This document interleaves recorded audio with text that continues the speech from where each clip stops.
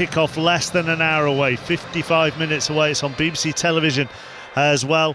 And as ever, via the iPlayer and the BBC Sport website, you can watch it with the 5 Live coverage as well. Everything all synced up, so you get our team with the pictures on the BBC. Let's head back to Wimbledon. Russell Fuller watching the Brits in action.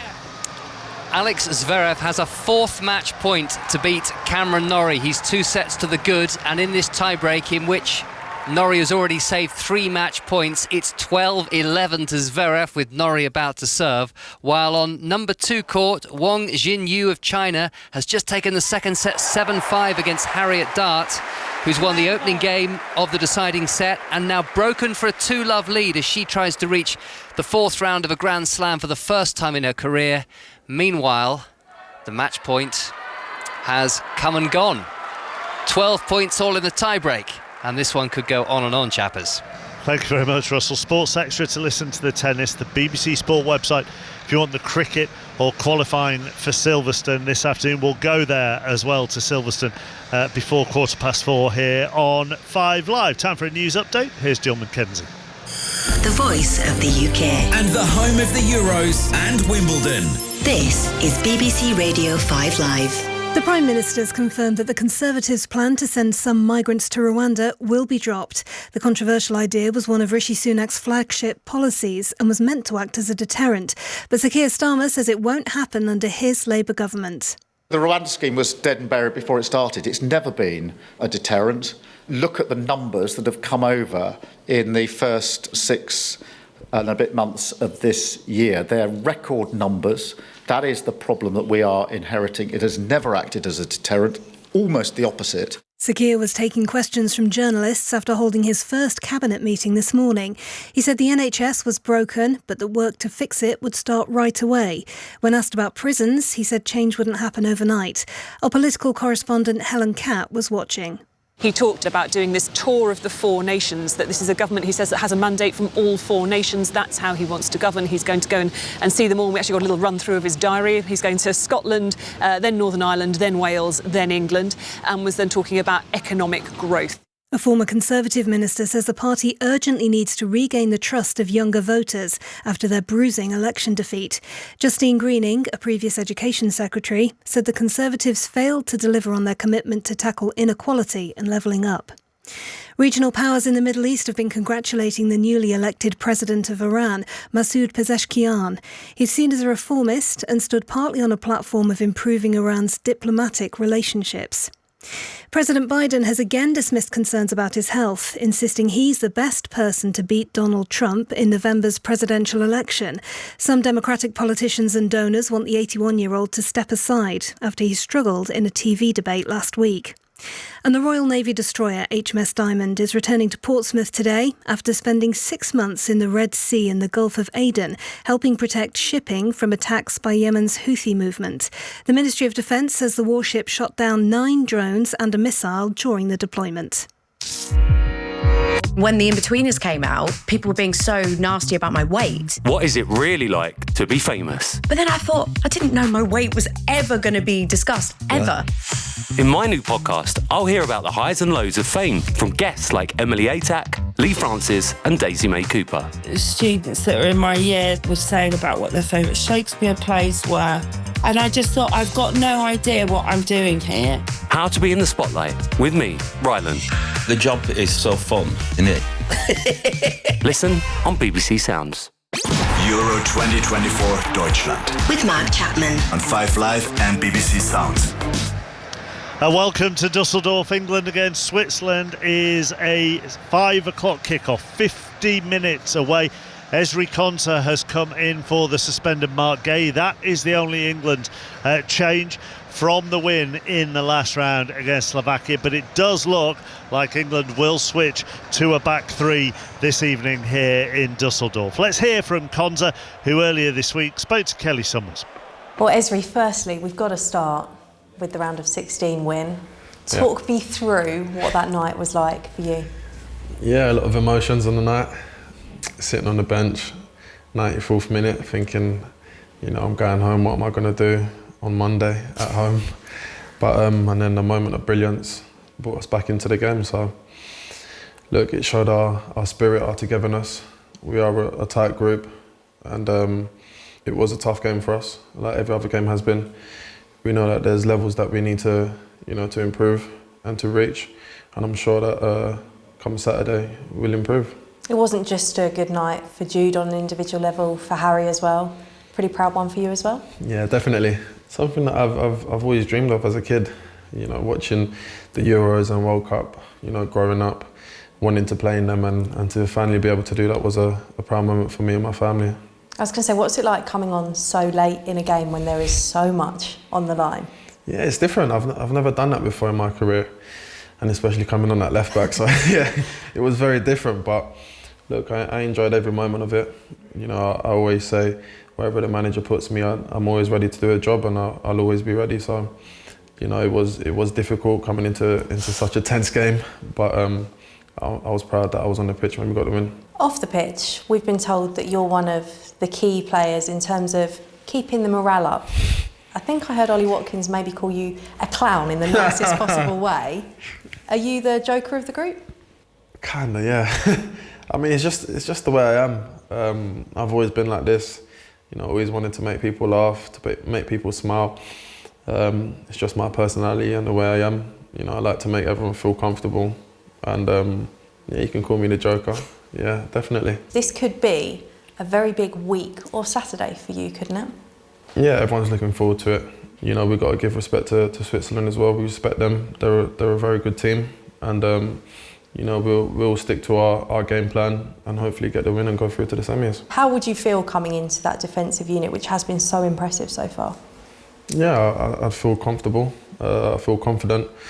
I'm always confident in myself and in what I can do in the back four. So, like you said, we've defended really well. If I do play, I'll make sure I do a job. There was a stat doing the rounds, I think it was the beginning of April, where you'd got the highest or best tackle rate in the whole of Europe's top 5 leagues. How would you describe yourself as a defender? I love a 1v1 battle. I played right back last season, and whatever winger I came across, I always back myself in defending 1v1 situations, and I like to say I'm comfortable on the ball, very confident. So hopefully you guys can see that. Ezri Konsa talking to Kelly Summers. John Murray, actually, before we come back on to Konsa, I don't know if you're watching the Swiss manager at the moment, Murat Yakin, who is on a sort of tour of the ground at the moment. He's right in the far right-hand corner, just going behind that warm-up net, applauding and waving to the crowd. He looks like a very relaxed man at the moment. He's on our monitor as well in front of us. He's going around the whole of the Swiss support at the moment, thanking them. Yeah, well, he's got a bit of style, hasn't he, Murat Yakin? Do you mean he's got a lovely head of hair? He certainly has. Silvery grey, sweeps to one side. He is a silver fox. He's got a touch of the debonair about him, I would say. And yeah, this is an interesting move, isn't it, to see him go out there and he's whipping them up. That's the noise you can hear in the background. He's blowing them kisses. He's got a black T-shirt on, white trainers. There's lots of clapping going on, thumbs up. So that's part of the PR battle. What a difference a tournament makes, really. He had a vote of confidence from the Swiss FA back in November, did Yakin, and as we'll hear from Johan Giroud a little bit later on when we talk to him, changed his number 2 and that changed things really for him. But he's orchestrated the crowd at the moment. That's that. He's giving the old wobbly hands, then up goes the noise and the cheers. He's walking around behind the goal now, applauding again. It's a little bit, had a few good performances, have we? Let's milk it a little bit. What was it Pat Nevin said? I listened to the Football Daily. Pat Nevin said if Murat Yakin was a bar of Toblerone, he'd eat himself. Which I thought was hilarious. Well, case in point. Well, Matt's not having it. But you're not having that. I really like that. I don't mind it, but like you say, it's not offensive. No. But it's a kind of let's go out and do a solo walk, and it's not. It's quite lengthy, isn't it? He's taking his time and he's wishing it, and good luck to him. They're playing well, so you make the most of it. Well, he's coming here now. He's walking around just in front of the corner flag, waving to the crowd. There he is, waving again. He's now walking down the side of the pitch. There are lots of Swiss fans there as well, with their red flags with the white crosses on. He's just running his fingers through that hair now, and up he comes. He looks like Gary Player coming up the 18th at St Andrews. That's John Murray alongside the celebration police of Matthew Upson and Izzy Christiansen. Back to Russell at Wimbledon. All over for Cameron Norrie. He saved 5 match points, but not a 6th against Alex Zverev, who has won that third set tiebreak 17-15 to complete a straight sets victory and take his place in the 4th round. Hoping to join him, Harriet Dart. She's never been in the last 16 of a Grand Slam before, but in the deciding set against Wang Xinyu of China, she finds herself 3-1 up. This is where we could do with Joe Hart with us, because he must have a shampoo deal, Yakin, that Joe would be able to advise us on, really. But anyhow, let's go back to Ezri Konsa. What are the challenges for him then this afternoon? Coping with the fact you're being dropped into a knockout game in this situation. Possibly, we'll have to wait and see how the back 3 or 4 line up. But it could possibly be in a bit of a left-sided position, which he can cope with. He's played with it before, and I think listening to him, he appears to be very kind of simple in the way he's thinking. He's got a lot of self-belief, which is hugely important, and it's just battling with those issues almost, just clearing your head, knowing that you're good enough to play at this level, which he is, and just really believing it. Once you get into the game, it all kind of goes away, but it's that hour beforehand or the thoughts beforehand or the night before, just making sure it doesn't unsettle you. I think that's a big battle when you come in at this stage. And we're talking here as well, aren't we, with Ezri Konsa, about another player who's come from quite a long way off to starting in a match like this at a quarter-final. You know, he only got his first call into the squad last November, won his first caps in March, and if you remember, he started both of those games at right back against Brazil and Belgium. But I think he's one who very much Gareth Southgate, one of Gareth Southgate's former clubs, Aston Villa, you know, he obviously likes the cut of his jib. Yeah. Well, he mentioned there to Kelly about being seen as the joker, or the one that makes everybody feel comfortable, and every squad needs those, don't they? And but the other thing with that is, if you then are brought in and play, presumably there's an element of you actually being more relaxed about it because you're already in the thick of it within the squad.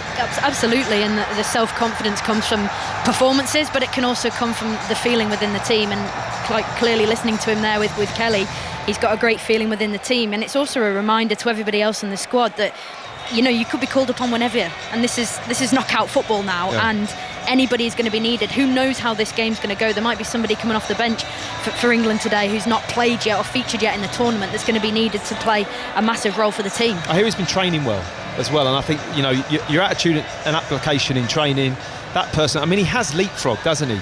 Dunk, Gomez to a degree maybe, but you know, it is Gareth Southgate has really favoured him and as the next person in after Gehi, and you know, it's up to him to show that. I mean, he's made a great call with Gehi because he had a really good tournament, but now it's Konsa's turn to come in and show that he's capable of putting in a top performance. When we talk about someone training well, are we talking about them looking sharp? Is that kind of what we're... I think what John said as well, your personality, your character, how much you talk, because using your voice, when you come into a group and you're not starting all the time, if you want to train and just go through the motions and be kind of insular, that's quite a natural reaction, because you don't back yourself to think, well, I'm not, I'm nowhere near the team, I'll just get through training. And whereas if you come in with a big personality and really start to order people about and be very vocal and train at a high level, I think that really sticks in the manager's mind. Both teams out and warming up. Just one final thing on Konsa as well, from both of you really, and it applies to Kyle Walker as well, whichever the two of them are either side of John Stote. Does it help that they've played full-back as well? Yeah, I think so. If if we had £1 for every time if England feature in a back three tonight, we'd be rather rich. But I think that having the freedom of John Stones in the centre of that back three gives the two of them, Ezri Konsa and Kyle Walker, licence to go and do what they're exceptional at, which is 1v1 defending, because they can go out, work the channels, and know they've got security behind them to free up the space inside the box. It's interesting he mentioned that, Konsa. He mentioned the 1v1 and almost like bring it on. Perhaps he thought, Gareth might be listening and they might just seal the deal. But to have that mindset, any centre-back playing in a full-back position can only make you better. It can highlight weaknesses so you can work on them. And I think from his interview, he really embraces that 1v1 challenge. Okay, Matt, for the moment, Izzy for the moment, thank you very much. Let's talk a little bit more about the Swiss, shall we? In a moment, we'll hear from the former Swiss and Arsenal defender Johan Giroud. First, though, here is the man with the lovely hair. Here is Murat Yakin on who he feels will kick off this tie as favourites. When you see the squad from England and the squad from my team, the value from England is much bigger than our team. And now let's play the game. It's an open game. We are in a good situation. We play good and good results. We have a good spirit in the team. We played against Germany. We were good. We played against Italy, also a big team. And why not? We can beat England in a good mood now. And let's see. It's a good challenge. And my team is ready to have this big fight against big England. Johan, thank you very much for doing this. How impressed have you been by Switzerland so far? First of all, thank you for having me.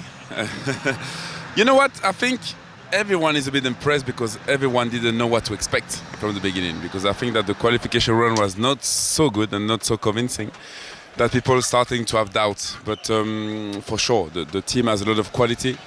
We can name the name of Akanji, of Xhaka, of Jan Sommer, of Mbolo, so players with a lot of experience, and this team is being playing together for a while now. So I don't think I'm surprised of the quality of the team chemistry.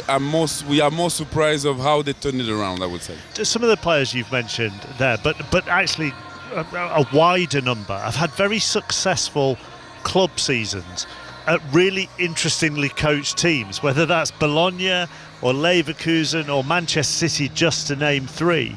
Do you think the national team has benefited from that? Yeah, that's a great point. I think you benefit from the confidence as well of winning title, but you benefit of the methodology of Thiago Motta, of Mikel Arteta, and of Pep Guardiola. So, if you can mix all those three ingredients together, I think you're going to have a great mix. But I think what we should not forget as well is that, yes, you have Akanji from City and you have Granit Xhaka from Leverkusen, but you have three players from Bologna. Yeah. So those three players bring you that kind of stability, and they know each other, so it's easier for them to find themselves on the pitch. How important as well was the switch sort of at the start of this year or earlier this year to a new number two, to a new assistant manager here at Switzerland? How big a deal was that for this group of players? I think that's a minor compared to what I would say after, but of course, when things don't go well, you're always trying to find a solution. And I think that maybe he gave the team some fresh air, with a new energy. He's a very close friend of the manager as well,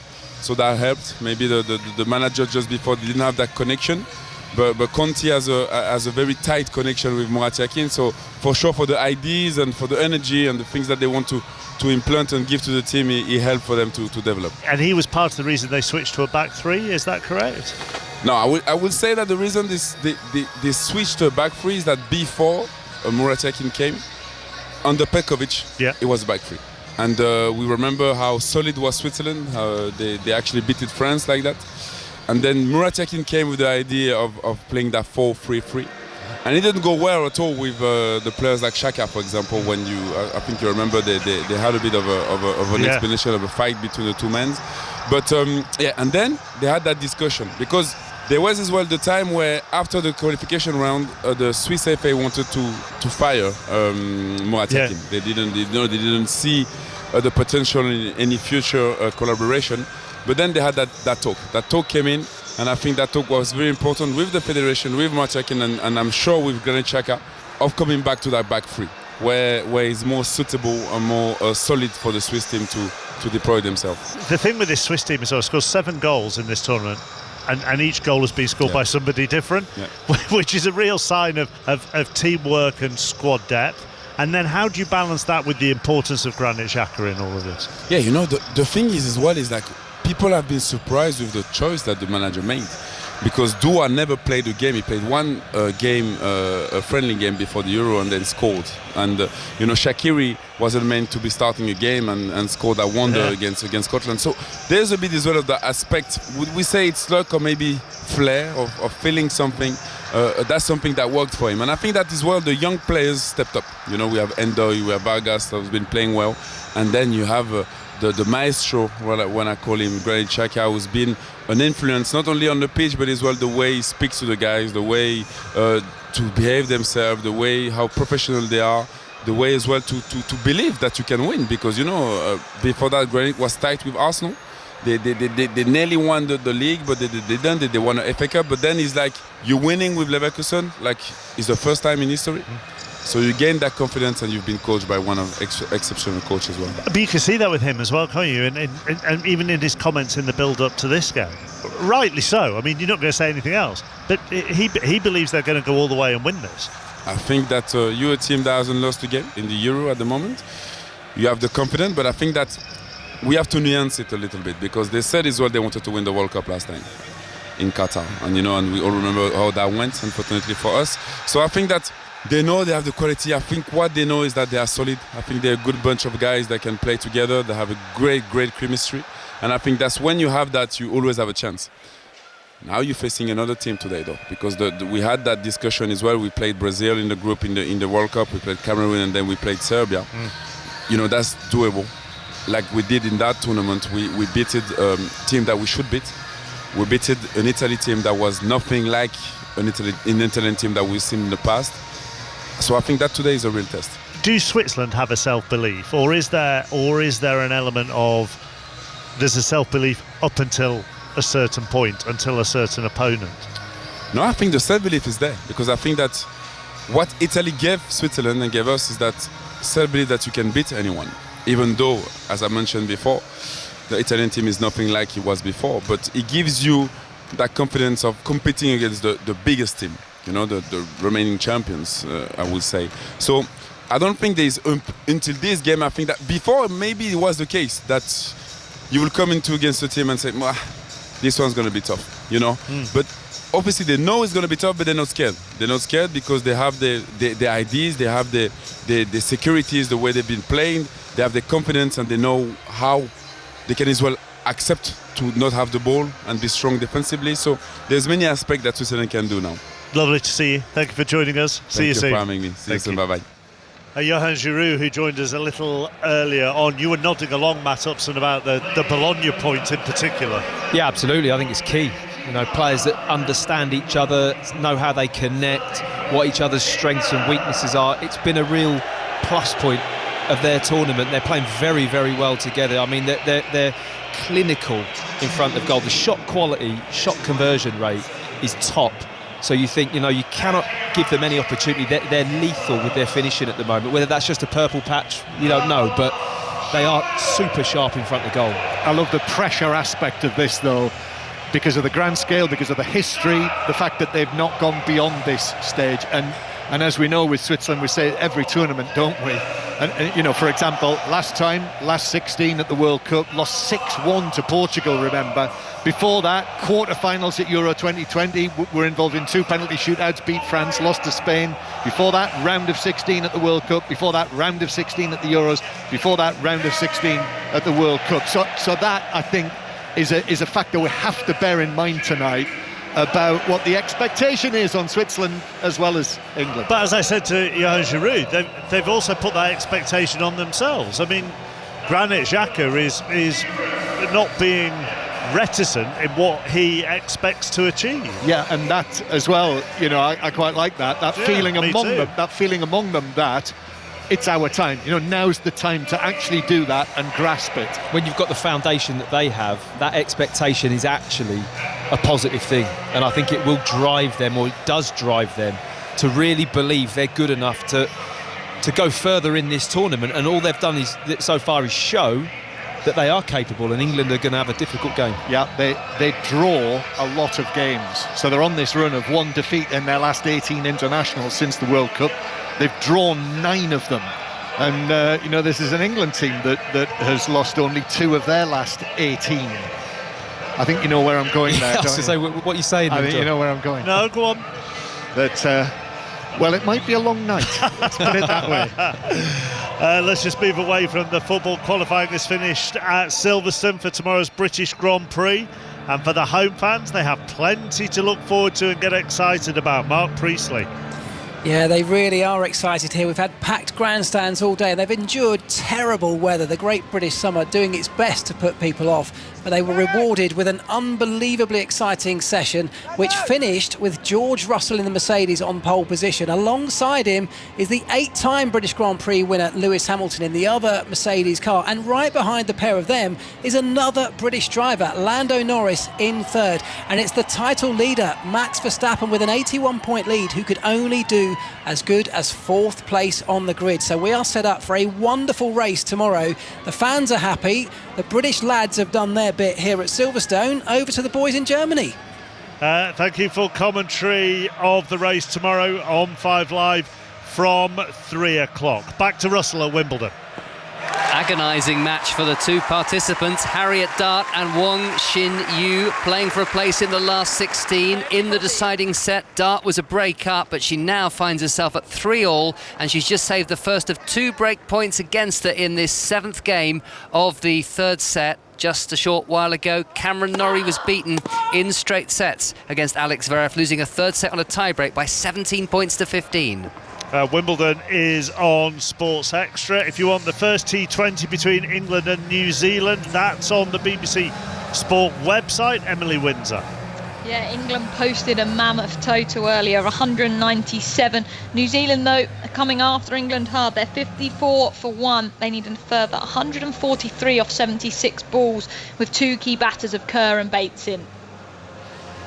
As I say, BBC Sport website to listen to that. England's men's rugby union side were beaten 16-15 by New Zealand this morning. Australia beat Wales 25-16. It's currently South Africa 10, Ireland 8, and City of Troy won the day's feature race at Epsom, the Coral Eclipse. We are just under half an hour away from kick-off here in Dusseldorf. Both teams continuing to warm up on the pitch down below us. And for Gareth Southgate, it's his 100th game in charge. I'm conscious that getting the job is one thing. I want to do the job successfully. Dyer against Ospina. He scores! England have won the penalty shootout for the first time at a World Cup. We've actually won one. Remember where you were. Remember where you were. Trippier with the free kick. Over, it's in! It's in! Kieran Trippier has given England the lead in the 5th minute. What a start for England. Chance here. It's scored. It's 2-1 to Croatia. Mandzukic from the angle. England didn't clear it. The players have had an incredible togetherness and spirit, which I think has brought so many parts of our country together. The long wait is over. Into the final of a major tournament for the first time in 55 years. Donnarumma saves. England missed 3 consecutive penalties in the shootout.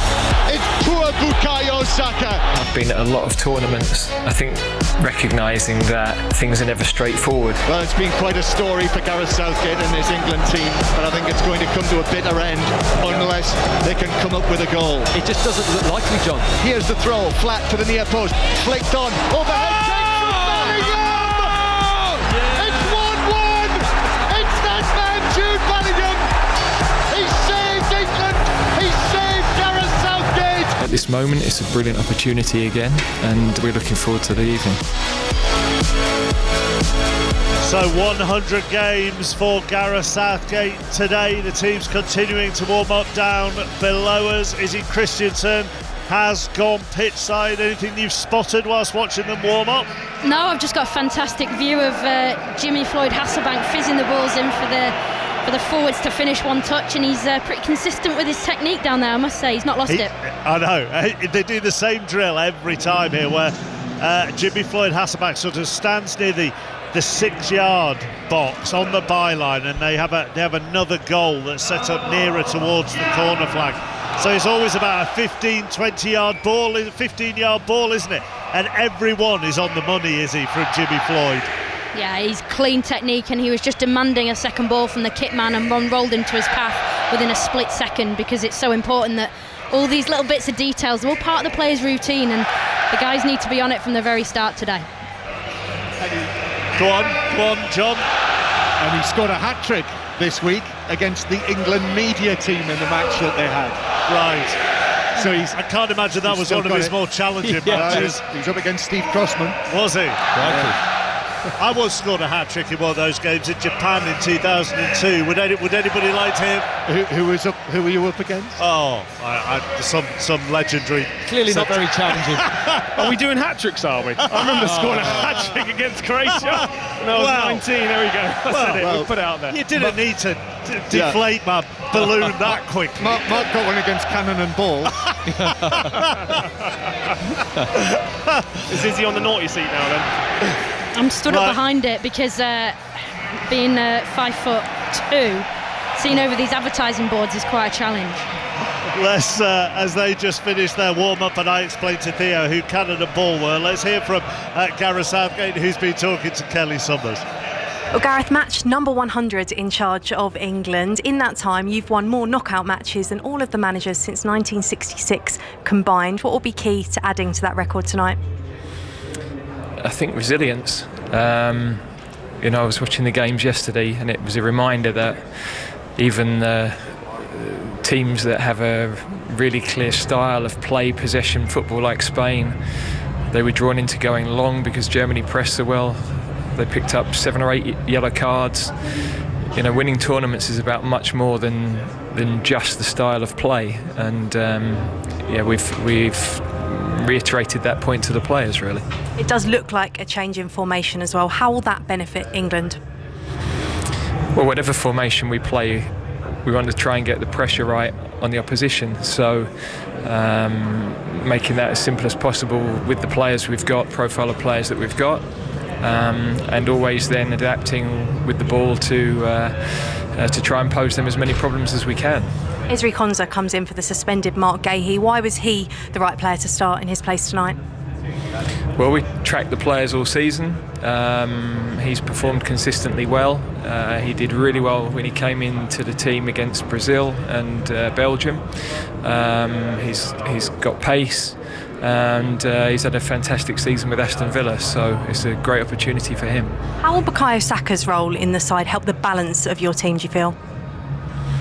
Well, he is a player that works diligently for the team.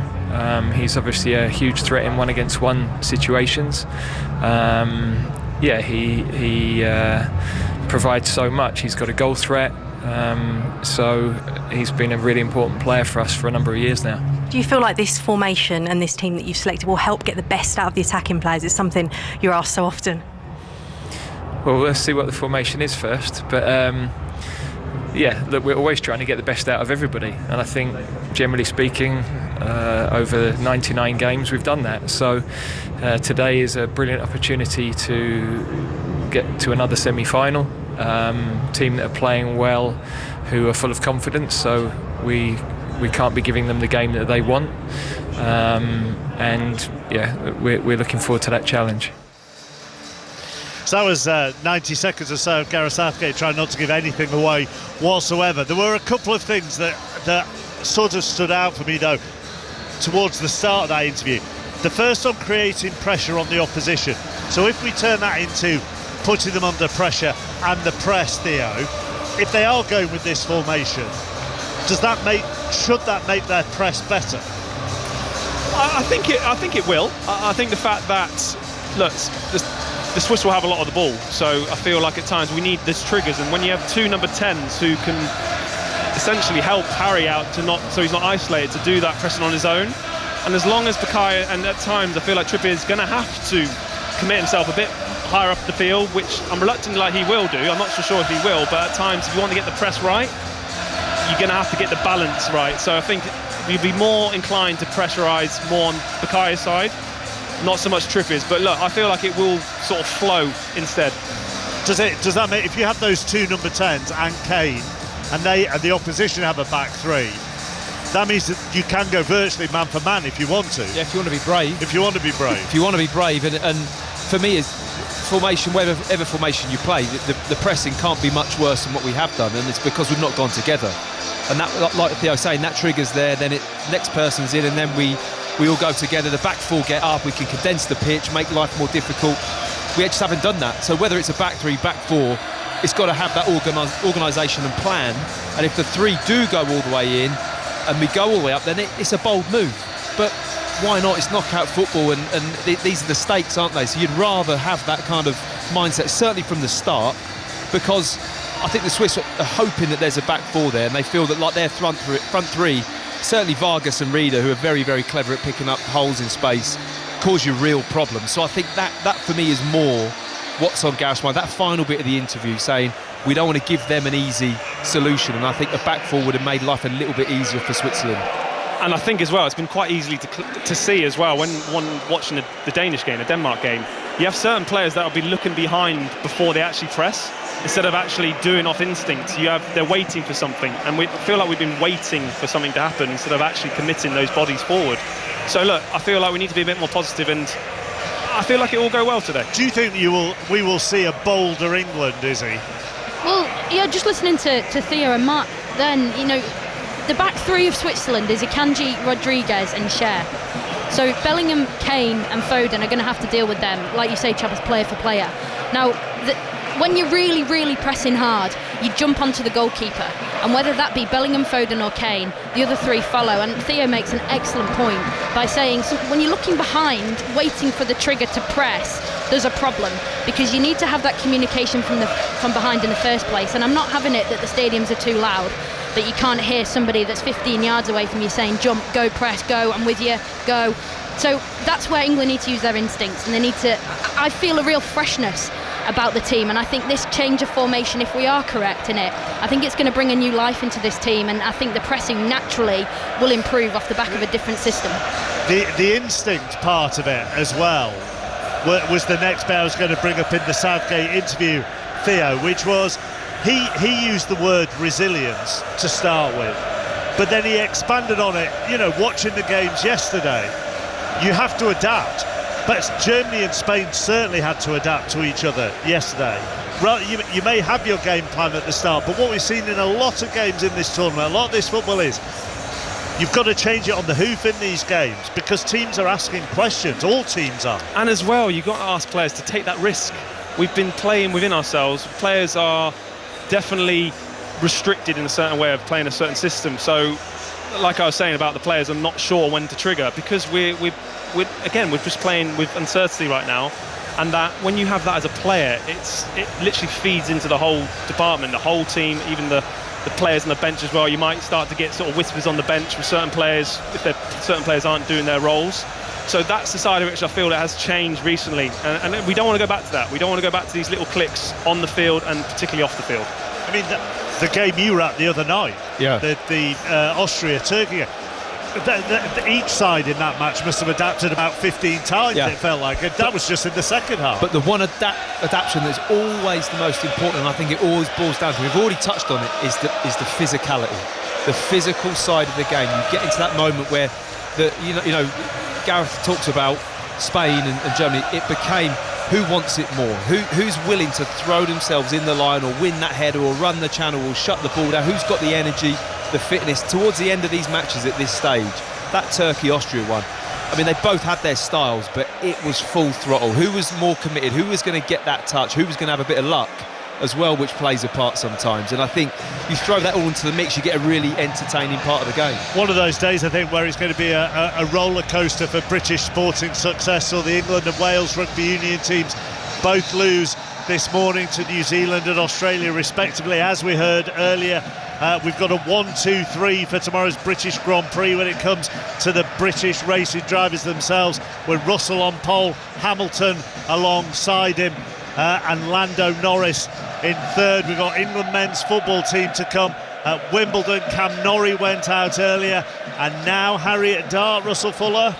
Also out, Omen's not great. She led the deciding set 3-love against Wang Xinyu, but the Chinese has won 6 games in a row to deny Dart a first ever place in the last 16 of a Grand Slam. Thank you. Let's just hear from one of the England players pre-match, Phil Foden. A few moments ago on the touchline, he spoke to Kelly Summers about this supposed change in formation. Yeah, we changed formation to match what they do, to try and get pressure up the field and try and retain the ball. So yeah, let's see if it works, and yeah, looking forward to it. How will that affect your role within the side? Because it looks like you'll be playing a slightly different position. Yeah, for me it'll be more centrally, staying more inside. What I prefer anyway, I like to be in there. So yeah, I think it'll suit me a little bit better today. I was going to say, will that bring out the best in you and potentially some of England's other players?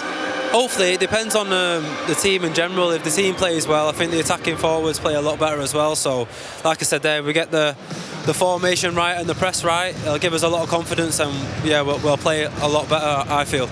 You said just now that you're doing it to match up Switzerland's formation. They do play a back three. It's something England have said they've struggled with earlier in this tournament. Are you confident that what you've done in training is going to help you be able to break them down? Yeah, extremely confident. Like I said, we've worked hard on it, and in training it's been working really well. So yeah, I'm looking forward today to put the practice into work, and yeah, hopefully we can get rewards from it. You spoke earlier this week and you actually said you feel sorry for the manager with some of the criticism he's getting. It's his 100th match in charge of England tonight. Do you and the players want to win for him? Yeah, I feel like a little bit. We want to win just for him, for the big occasion that it is. So yeah, definitely we want to win for him. Well, best of luck tonight, Phil. Thank you very much. Phil Foden with Kelly Summers a little earlier on. I mean, the other thing in all of this, Izzy, in talking about back threes and formations and so on and so forth, and yes, players taking responsibility, but you also have to be well drilled, don't you? And yeah. Switzerland are well drilled. They know what they're doing. They know when to step out and when to drop in. Yeah, absolutely. They've really perfected the art of this system. And England, I think they're doing the right thing, and I can almost feel a sense of excitement from Phil Foden there in the way that he's speaking to Kelly about that role, and he was very quick to say, I prefer it inside anyway, as in his positioning, coming inside. And John Murray, master tactician, said to me earlier about if Foden does play in that role off the right-hand side, he's going to be in his preferred position that he plays for Manchester City, coming in that inside. And how many times did we see him score a goal, shaping it into the far corner for Manchester City at the back end of last season? So you can feel it, and I think that the pressing is everything, and the way they take enthusiasm and confidence from how they set up, that they'll be galvanised, and I can sort of feel a sense of almost excitement for them that they've changed formation and they're ready to be released. I mean, Izzy, you hit the nail on the head there, because the fact that you said about players enjoying it, it felt like he enjoyed actually doing an interview for a change, to be honest, as well. And when you have players that enjoy themselves outside of the football side of it as well, but let alone on the football field, it literally feeds into the team. So for me, it's really refreshing to hear Phil Foden speak really honestly and openly about how he's going to play today, because he's not going to overcomplicate it. He knows his job, he knows his role. And not just him, I'm pretty sure the whole the rest of the team do now. So I feel like it's really refreshing to see the fact that he's going to enjoy today, because we haven't enjoyed watching England at this moment in time, but now I feel like we're going to enjoy watching it today. I mean, the question is, man for man, if England turn up and play to their potential, we have better players than Switzerland, you feel, and that's not a disrespect to them. They're very, very good, but I just feel that they have. They've put together 10, 8, 9, 10 good performances with this system. They've made it their own. They've worked it. Their system they know inside out. Will that be a factor in this game? I mean, if England don't turn up individually, it won't be as glaring. Do you know what I mean? Because we won't play well. I hope we do, and I hope the players turn up and give a good account of themselves. But the ability to have had 9 or 10 games and had that kind of run, like John said, only lost one out of the last 18. They've got a real belief that they're hard to beat and they know what they're doing, and the manager's got them in that place. And whether or not that would be the defining factor in this game, it would be interesting to see. Definitely, as well. I spoke to Johan Giroud before this game, and the conversation we had was, yes, we have the best individuals in this tournament. We should be winning, but the problem is, the Swiss right now, they have the best team. Austria, they have the best team. And that's the difference. We haven't got the best team. Absolutely. At the moment. We've got individuals. That's way more powerful. Exactly. So you look at Bayern Leverkusen win the league. they weren't the superstars, but they were a team. They were together on and off the field. And I feel like now there's a difference in this England setup, especially when you're down there and you see them close up front. It's really interesting to see. I also think, just go back to the brave point that you've all talked about, and who's going to be brave and attacking on the front foot. There are slight differences, even with how you've written them down, Matt, on your pad, the formations, in that Switzerland's front three are likely to be a bit wider than the sort of two who are behind Harry Kane. So it's how brave those wide players are compared to how brave Bellingham and Foden are, isn't it? And also what balance that gives them. So I think it's interesting that Foden and Bellingham are starting, to be honest. I think it'd be interesting if you were to remove one and put Tony in and have Kane and Tony. You quite like the idea of that. I really like that idea, and I mean that might seem harsh on two of our most creative top players, but for the benefit of the balance of the team, how is this going to work with those two central and Kane central and Rice and Mainu? It can be congested. When I look at Vargas, Reader, how Vargas plays especially, I think he keeps a lovely bit of width. The wing-backs going beyond, he'll come inside in moments, but they have a lovely balance to their team. It's a great debate about this England team, isn't it? No one's wrong in their team. Like, even you could drop Jude Bellingham back for Kobe Mainu and put on someone like an Anthony Gordon, because I was talking about that player's got to make those runs in behind to create the space. He could be that player.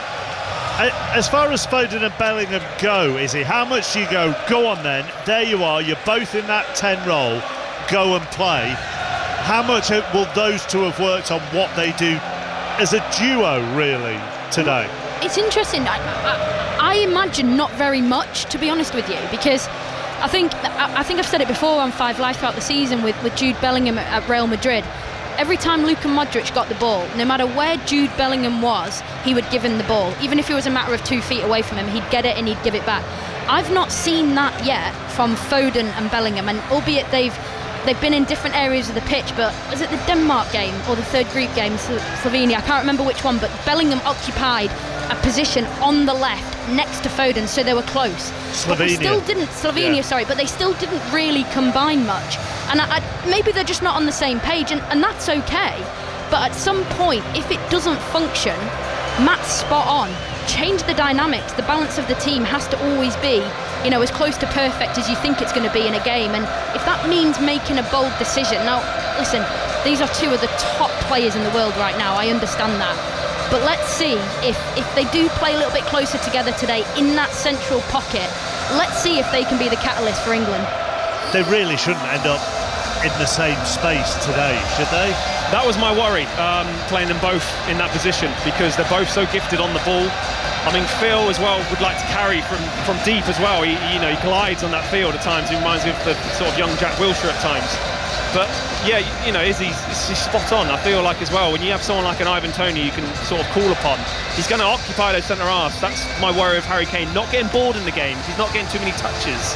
It's not to come in and be a third number 10. Yeah, but then are you taking away one of the real strengths of Harry Kane?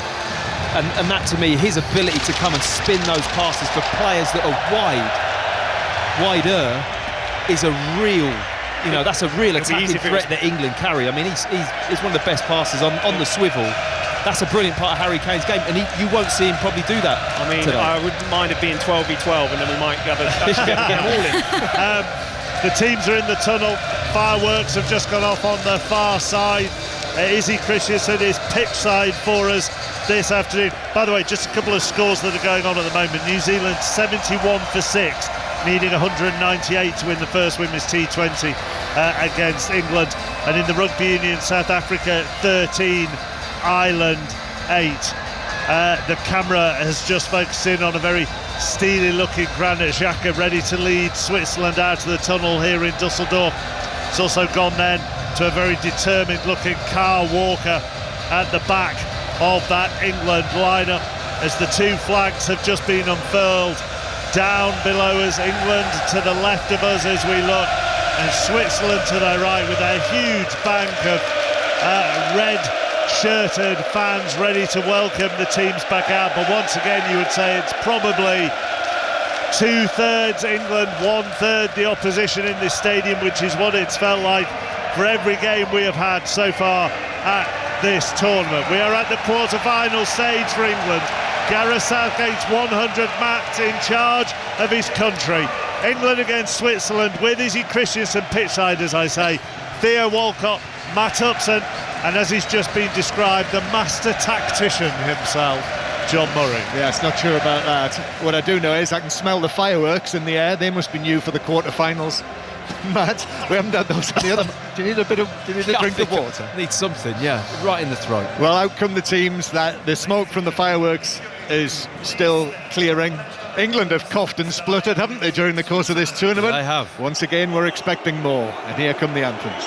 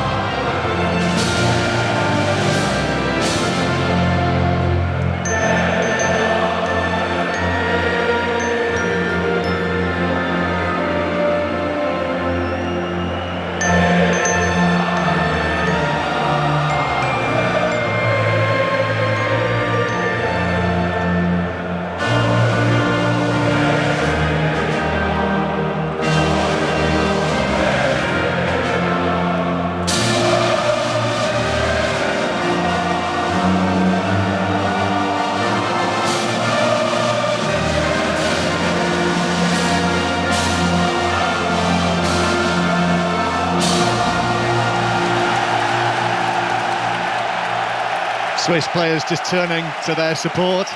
There's a banner in there that says, God save the cheese. So from God save the cheese to God save the king.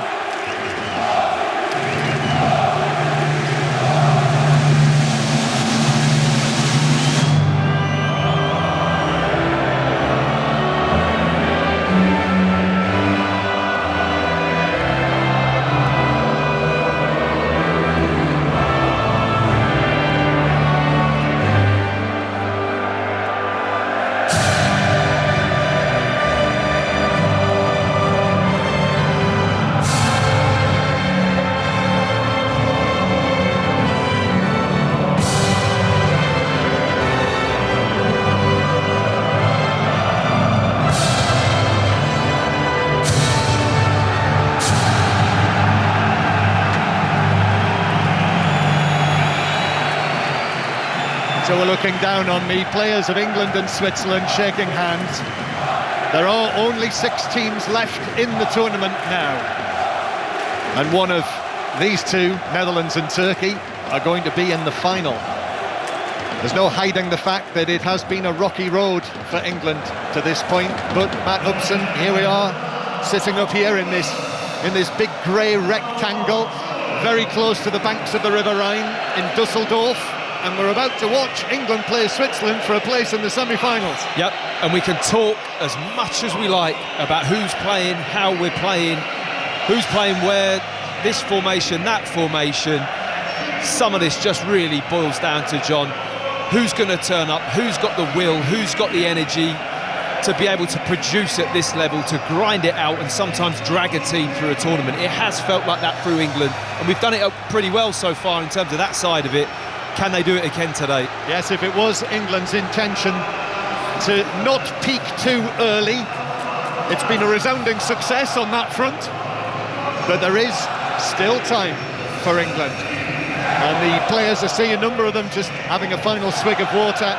Harry Kane just exchanging pennants with Granit Xhaka, former Tottenham and former Arsenal.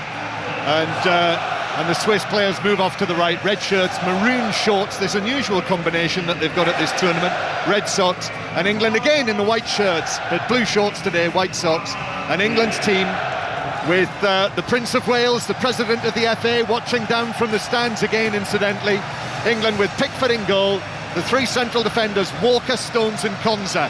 So Ezri Konsa, his first competitive start in that back line. The Aston Villa man in for the suspended Mark Gay.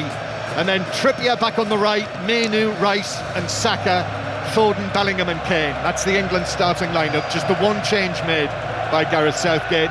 And the Swiss, the same as they started when they knocked out the holders Italy in the round of 16. So the experienced Sommer in goal, the Inter goalkeeper, share of Newcastle, Akanji of Manchester City, and Rodriguez, the three central defenders, and Doy on the right, Abisher on the left, Freuler and Xhaka in midfield. So that's that Bologna combination.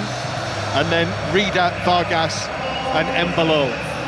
You're just watching down, Matt, and I'm just wondering whether it might be actually... I'm looking at Kieran Trippier on the left-hand side of the pitch. Yep, I think it's a back four with Concert and Stones, Walker as right back, and Kieran Trippier in the left-back position.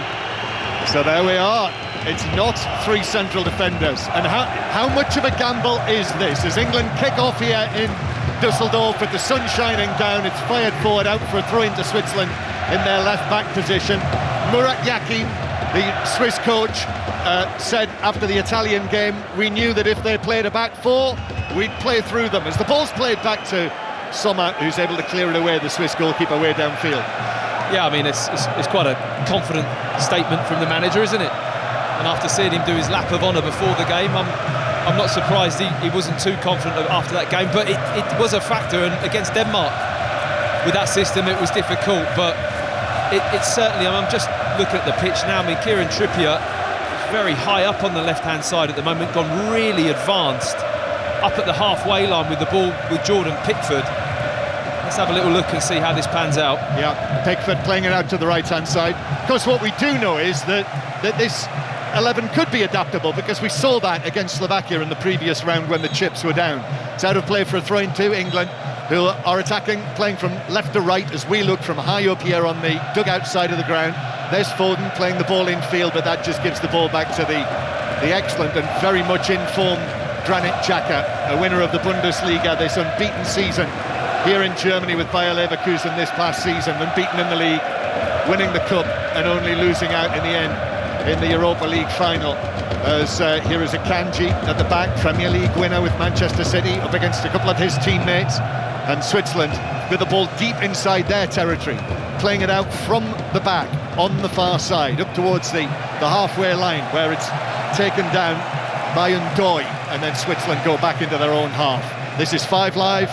We're also on the BBC World Service. Listen via BBC Sounds as well if you're on the move on this Saturday night. As Switzerland now with Rodriguez, his dark hair tied back behind his head, and he just knocks the ball in field. Does the Torino captain, although he's out of contract now, Rodriguez, and then across it goes to Fabian Schär, and the Newcastle man in his orange boots has his ball charged down by Bellingham, and it loops out of play on the halfway line. Let me tell you as well that this match today is live on BBC One if you're on the way home. Watch via the iPlayer, and as well you will be able to continue to listen to the 5 Live commentary via the iPlayer. Just look out for Euros Extra, and it's all synced up there together. That's the case for any live BBC TV match at this Euro 2024. Switzerland playing the ball out towards the left-hand side, where Abisher, slightly behind him, came off his chest, and so it's a throw into England down the right. Yeah, we look pretty fresh at the moment in terms of getting after the ball. It's been a bit of a rocky start in terms of possession.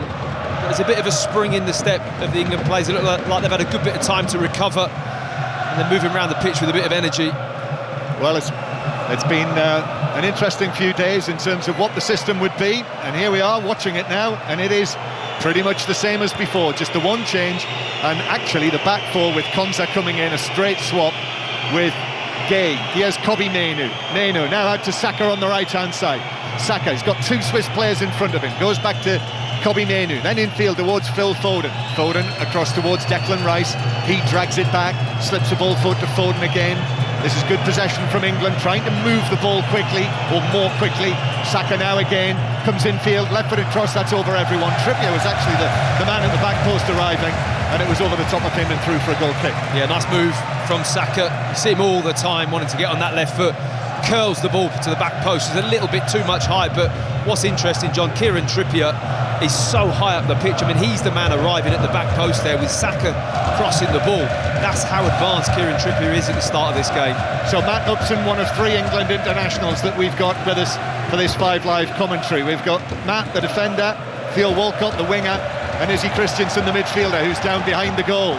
that England are defending, and they have to defend now because it's played out to Abisher on the left-hand side. Walker slips, Abisher plays it in towards the edge of the area. An attempted flick is cut out by Konsa, who went with him, and England clear it out via a deflection for a throw. That's top play from Konsa. Really good defensive start to the game. Wasn't easy, it was on for the Swiss player just to flick the ball back, but I think Konsa got himself in a really good position, just blocked it with his feet as he tried to kind of Cruyff the ball back to an oncoming midfield player arriving on the edge of the box. It was good position from Konsa. Let's bring in Theo Walcott as well after all the talk before the game about the system. Theo, what do you think now? To be honest, it's quite interesting. Going to keep the Swiss guessing, I feel, because we can sort of interchange. And you know, I'm looking at Bukayo Saka particularly because he's been a bit deeper than Kobbie Mainoo and Declan Rice at times in a defensive sort of structure. But I feel like we still are playing a 3, but it's a bit disjointed if you're thinking of Trippier's high and wide. It's very odd to see, isn't it, Matt? It is, and because Trippier's on the left, but Trippier's position is of a wing-back. So it's interesting that he's kept Trippier on the left-hand side. It's completely thrown us. Played Saka on the right, and it could well be, at the moment, it does look like a back 3, but Kieran Trippier is playing left wing most of the time. He's that advanced up that side that you feel he is just dropping those 3 centre-backs in, with Saka on the right still, keeping him in that position. Yeah, right at the moment, very much a back 3, with Trippier almost as in the advanced left wing. So the ball with John Stones. Here is Konsa towards the left-hand side. And then back towards John Stones again, winning his 77th cap, John Stones, which takes him level with the great Terry Butcher, a good friend of ours on BBC Radio. Mainoo playing the ball infield towards Rice, and then Bellingham out to Trippier on the left-hand side, then Bellingham, scorer of 2 goals at the tournament. Bellingham, lovely ball to Saka, but rather kicked up at him. Saka was able to chest it down though, and then back to Walker with the ball in, which is cleared away, but the offside flag was up. It was swept away on the volley, the half volley by Akanji, but the flag was up. And free kick to the Swiss. Yeah, lovely weighted pass from Jude Bellingham. Saka just goes a fraction too early, but the weighted pass was lovely. It skipped on up in the air, and we've looked quite bright actually when being on the ball. And what I like a couple of times, it's been delivered really quickly. There's a bit more purpose to our play with the ball. Kyle Walker especially a couple of times just looking to put the ball in early and just put the Swiss defence under pressure. Switzerland playing it out from the back. Here's the captain, Xhaka, who plays it back towards the edge of the penalty area. They had to be sharp there, and Doy, who's kept his place in the team, and Doy, so the Swiss are unchanged, as Vidma, who was suspended for the match against Italy, is not back in the team, is on the bench. Rodriguez plays it forward, cleared away by Walker, but only back to the Swiss. Now centre field, it's Abisher who moves into that position. They are very fluid, this Swiss side, this Swiss team. Like England, have won 2 and drawn 2 at the Euros. Now on the right-hand side, and Doy takes on Trippier, and Doy's ball across is cleared away by Mainoo, just arriving back there in the nick of time on the edge of the 6-yard box, left-footed out for a throw. Well, that's a little taster of what a powerhouse Ndoye is. I watched him play more central down the middle. I think it was a game earlier on in the tournament. He absolutely shrugged off and left the centre-back with pace for dead. I mean, scored against Germany. That's right, and he just showed there to Kieran Trippier. He faces you up 1v1. Not only has he got that sharpness of movement, Theo, but he's got the strength as well. It was a nice move from him, wasn't it? Really interesting to see that really just made me smile then, because I know it was against England, but it was an old school winger sort of movement. He's gone on the outside instead of the inverted wingers who like to come inside. He just said, I'm going to get at you straight away. Next time he gets the ball, Trippier's going to drop off him. You're asking the question of the fullback at times, and it's really good to see. He's got great pace and power. Akanji just knocking the ball forward towards Xhaka on the halfway line, then back to Akanji, and to his right to Fabian Schär, who goes for the long crossfield pass out towards the left-hand side. Vargas is there, is able to get it down. Walker goes tight. Vargas taking on Walker, right-footed cross, headed away by Konsa, did well, but it's come out to the Swiss. Ball on the right-hand side, back towards Freuler, inside the area, then back out towards the right flank. In comes the cross, that's headed away by John Stones on the edge of the 6-yard box. Harry Kane is back there, and then Xhaka is able to get a touch on that, and the Italian referee, Daniele Orsato, says, play on. Daniele Orsato might be his last match before retirement in this quarter-final. And you can tell already, the movement, the way that the Swiss are playing, this is very much out of the playbook that we've seen from them at the tournament. Do you know what's really fascinating to see as well? I've had the pleasure of playing with Granit Xhaka on the ball now, and he's a dictator. He dictates the sort of the time. Look how calm he's on the ball right now. Look, there's no pressure on the ball, and that's the problem right now. England are going to have to put pressure on him because he's going to control the midfield, and that's where it's going to be won today. Yeah, England sitting off Granit Xhaka, who was 15 yards inside the England half. The ball came to a stop. He put his foot on it, then moved it back towards the halfway line, and the Swiss in possession with Freuler, the Nottingham Forest man, who is one of the Bologna players on loan this season. Then into Embolo inside the area, Rice in with a challenge. Embolo still might be able to get it across, which he does, but he slipped as he crossed it, and it went straight behind for a goal kick. And just the ball banging into the advertising hoardings behind the goal, defended by Jordan Pickford, which is very close to where you're sitting, Izzy Christiansen. Yeah, and the national anthem, by the way, it gave me goosebumps. What a noise. It was electric. And then I'm feeling, from the lower tier just behind me, a bit of angst, because I think the fans are figuring out the formation just as much as we are up there in the commentary box. Have you figured it out yet, Izzy? Absolutely not. I've got a rubbish view, to be honest with you. Here is Foden near the edge of the area, just heading it down for Trippier. Then back towards Rice. Had to stretch for that, Declan Rice. Then back to Mainu, and now it's the Swiss who have dropped back behind the ball, and it's England in possession with Kyle Walker. Walker to the right-hand side to Bukayo Saka. Again, they've got two men on him. Walker, Rice makes himself available, and then England go back towards Stones and Konza on the halfway line. Konza seems to have settled well, Matt. Yeah, cracking header as well a moment ago. Really good delivery from Vargas into the box, and Konza getting his head on it. I've got to say, the two Swiss wide men have been absolutely superb, with Ndoye on the right-hand side and Vargas. They've really shown how much quality they have and the speed and change of direction. They look in razor-sharp condition. They're going to be a problem today. The Swiss have moved the ball about lovely when they've had it. Yeah, right now the Swiss have dropped very much back into 5-4-1 with Ebischer in the left-back position, the left wing-back position, and England still with the ball with Phil Foden over there on the far side. Phil Foden, who we've seen glimpses, flashes of what he might be capable of doing. I was like Theo Walcott. I like the way that he sounded before the start of the match, but here's John Stones playing it to the left-hand side to Konza, and they'll go all the way back to Jordan Pickford. John, it was quite fascinating to see when Konza had time with the ball. Jude Bellingham made a run. Sorry. Pickford playing it up towards the halfway line, back to Theo in a moment, but Bellingham receives that and just glides out towards the far side. Harry Kane comes deep. Kane, like Bellingham, 2 goals now at the tournament. Bellingham's crossfield pass to Saka. Saka takes on and beats Ebischer, but there are 2 men there in front of him as well, so Walker has to join in. Then back to Saka, who's looking to come in field. A touch from Kane, then Foden, control from him. Rice back to the left-hand side, that's where Bellingham is now. Bellingham back centrally towards Foden. Square from him to Mainu.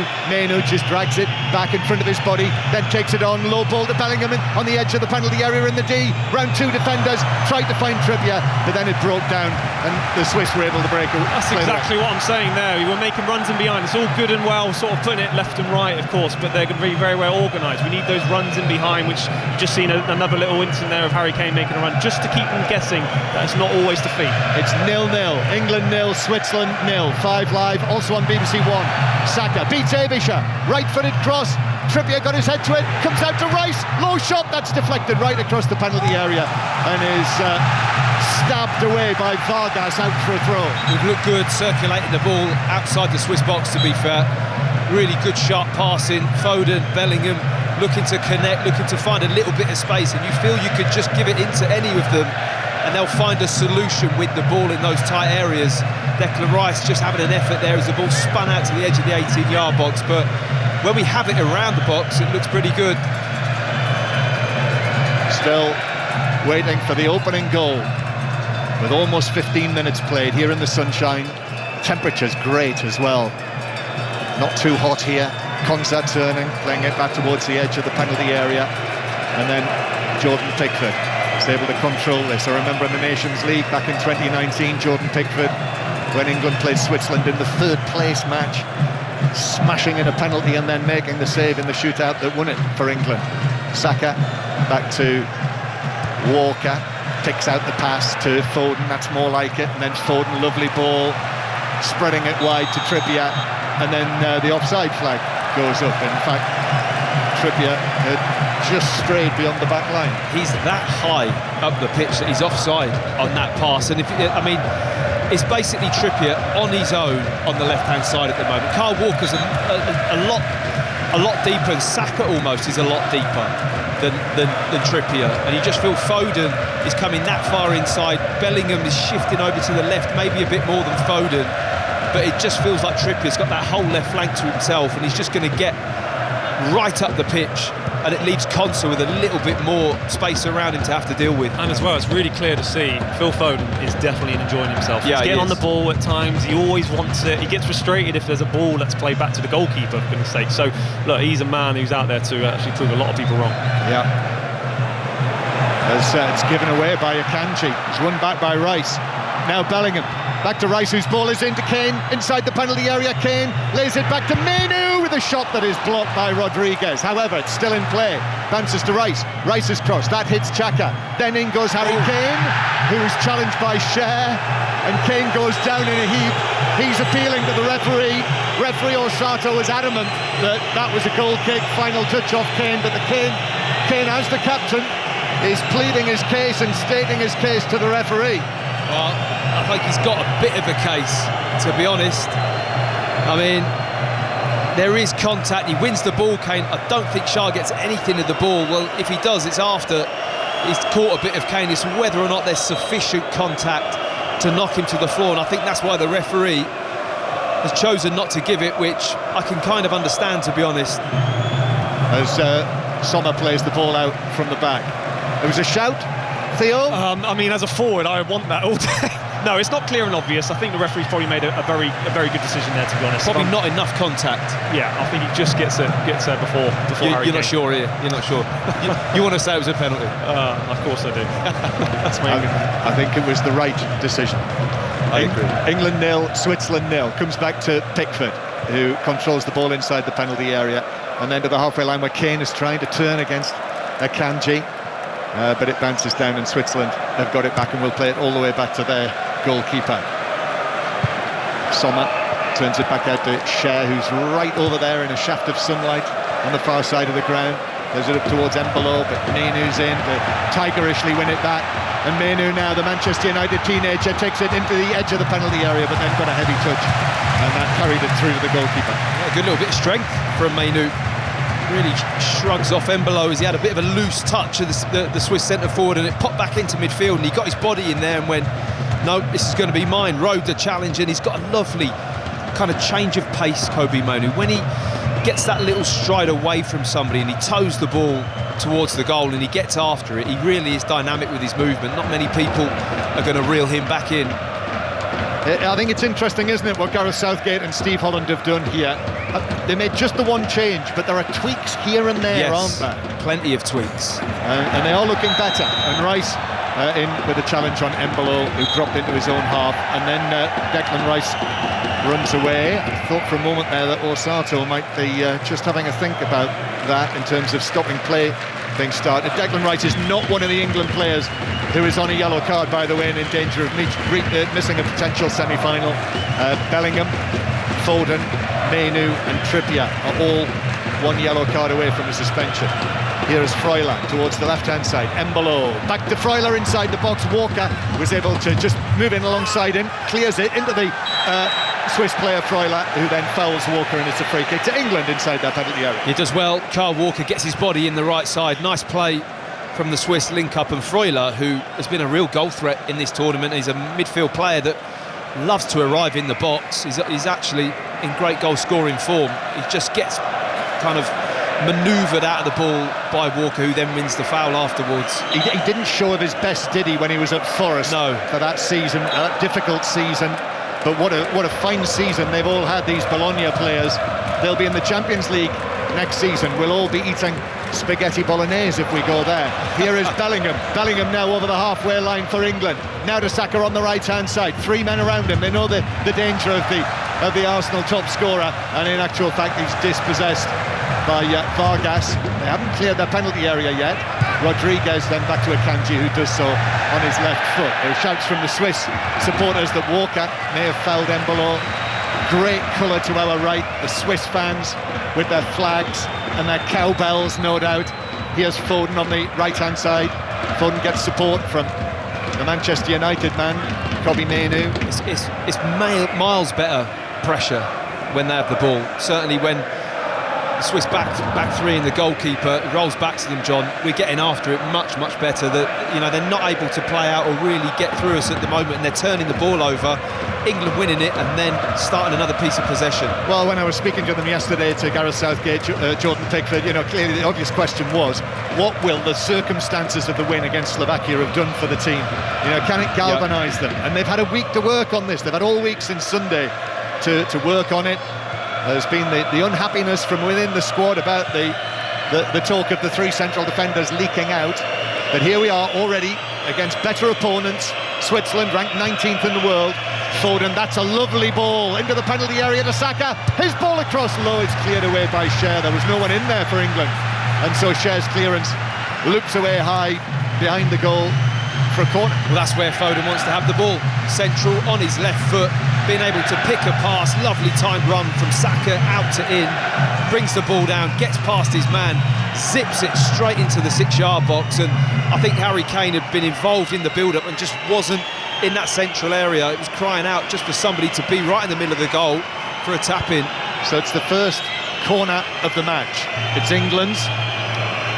Ezri Konsa, I notice, new in the team, is just putting himself into a position near the goalkeeper. So Trippier will take this. It's a deep one. It's over Bellingham. Kane gets his head to it, but well wide of goal. He got that all wrong with the timing and just headed it rather meekly back across goal, and it dropped out for a goal kick. Yeah, I think doing a couple of little practice attempts now. Just one of those when you duff your golf swing, John, and then you kind of then do another one just to show that you can swing it properly. It was one of those from Harry Kane. Just got it all wrong. Not that I duff a golf swing that often. Not at all. That's like me heading the ball though. That was. Goodness me, I've never headed it in my life. Yeah, come England. That's a poor clearance from Sommer from the goal kick, and Foden has picked out Bellingham. Bellingham controls it, left side of the penalty area. Bellingham goes for the byline, pulls it back. Xhaka was there, very calm, very cool. Just to control it, just to kill it, and then it's played out to Embolo, but Ezri Konsa was able to out-muscle him, although Embolo is not best pleased with that. No free kick though, given by the Italian referee. Brilliant from Rice though, John. I mean, Konsa does well, use his body to put Embolo off, but Declan Rice, the instinct, it's just looked a far better England performance in terms of snappiness, getting after the ball. Declan Rice showing that there, his usual self, dropping back in. The moment he has a loose touch, he's in there to take the ball off the toe of the centre forward, and England go again, and we're starting to build a little bit of kind of pressure and momentum on the Swiss back three, certainly. Yep, England 0, Switzerland 0. I hope you're enjoying it with us on 5 Live. It's on BBC One if you're on your way home, if you've just got in your car, and you can actually continue to listen to us via the iPlayer, Red Button, BBC Sport website and app.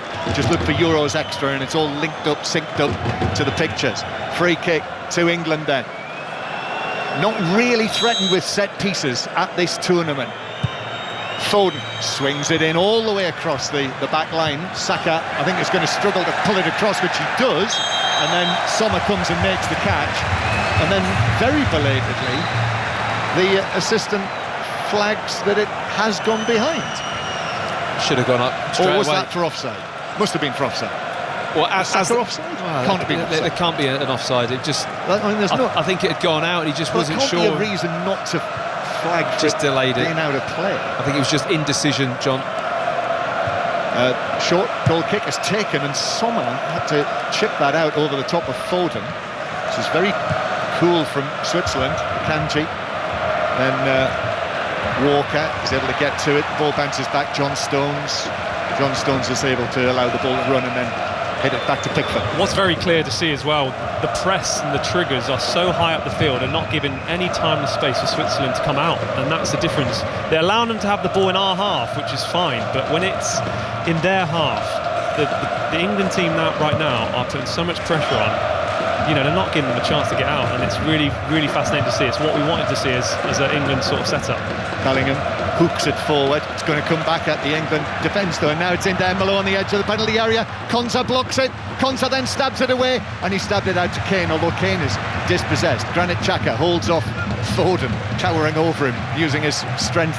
Granit Xhaka, who we should add has been an injury doubt, Granit Xhaka, because of an adductor injury that he has. So I do wonder whether he's been able to play a full part in training this week. Xhaka in possession though, Embolo, now here is Varga, and then Varga with a pass behind the defence. Stones just got there first, and his deflection took it back to Pickford, who cleared to the halfway line. I mean, that is lovely from Varga, it really is. I've been hugely impressed with him this tournament. He looks a top player. Just flicks the ball with the outside of his boot. I don't even know how he saw the pass, but he knew the space that was going to hurt England, and he just fed it in there for a runner that very nearly got on the end of it. He's such a clever player. Yeah, he scored that super goal, didn't he, against Italy, the clincher. Vargas of Augsburg plays his football here in Germany.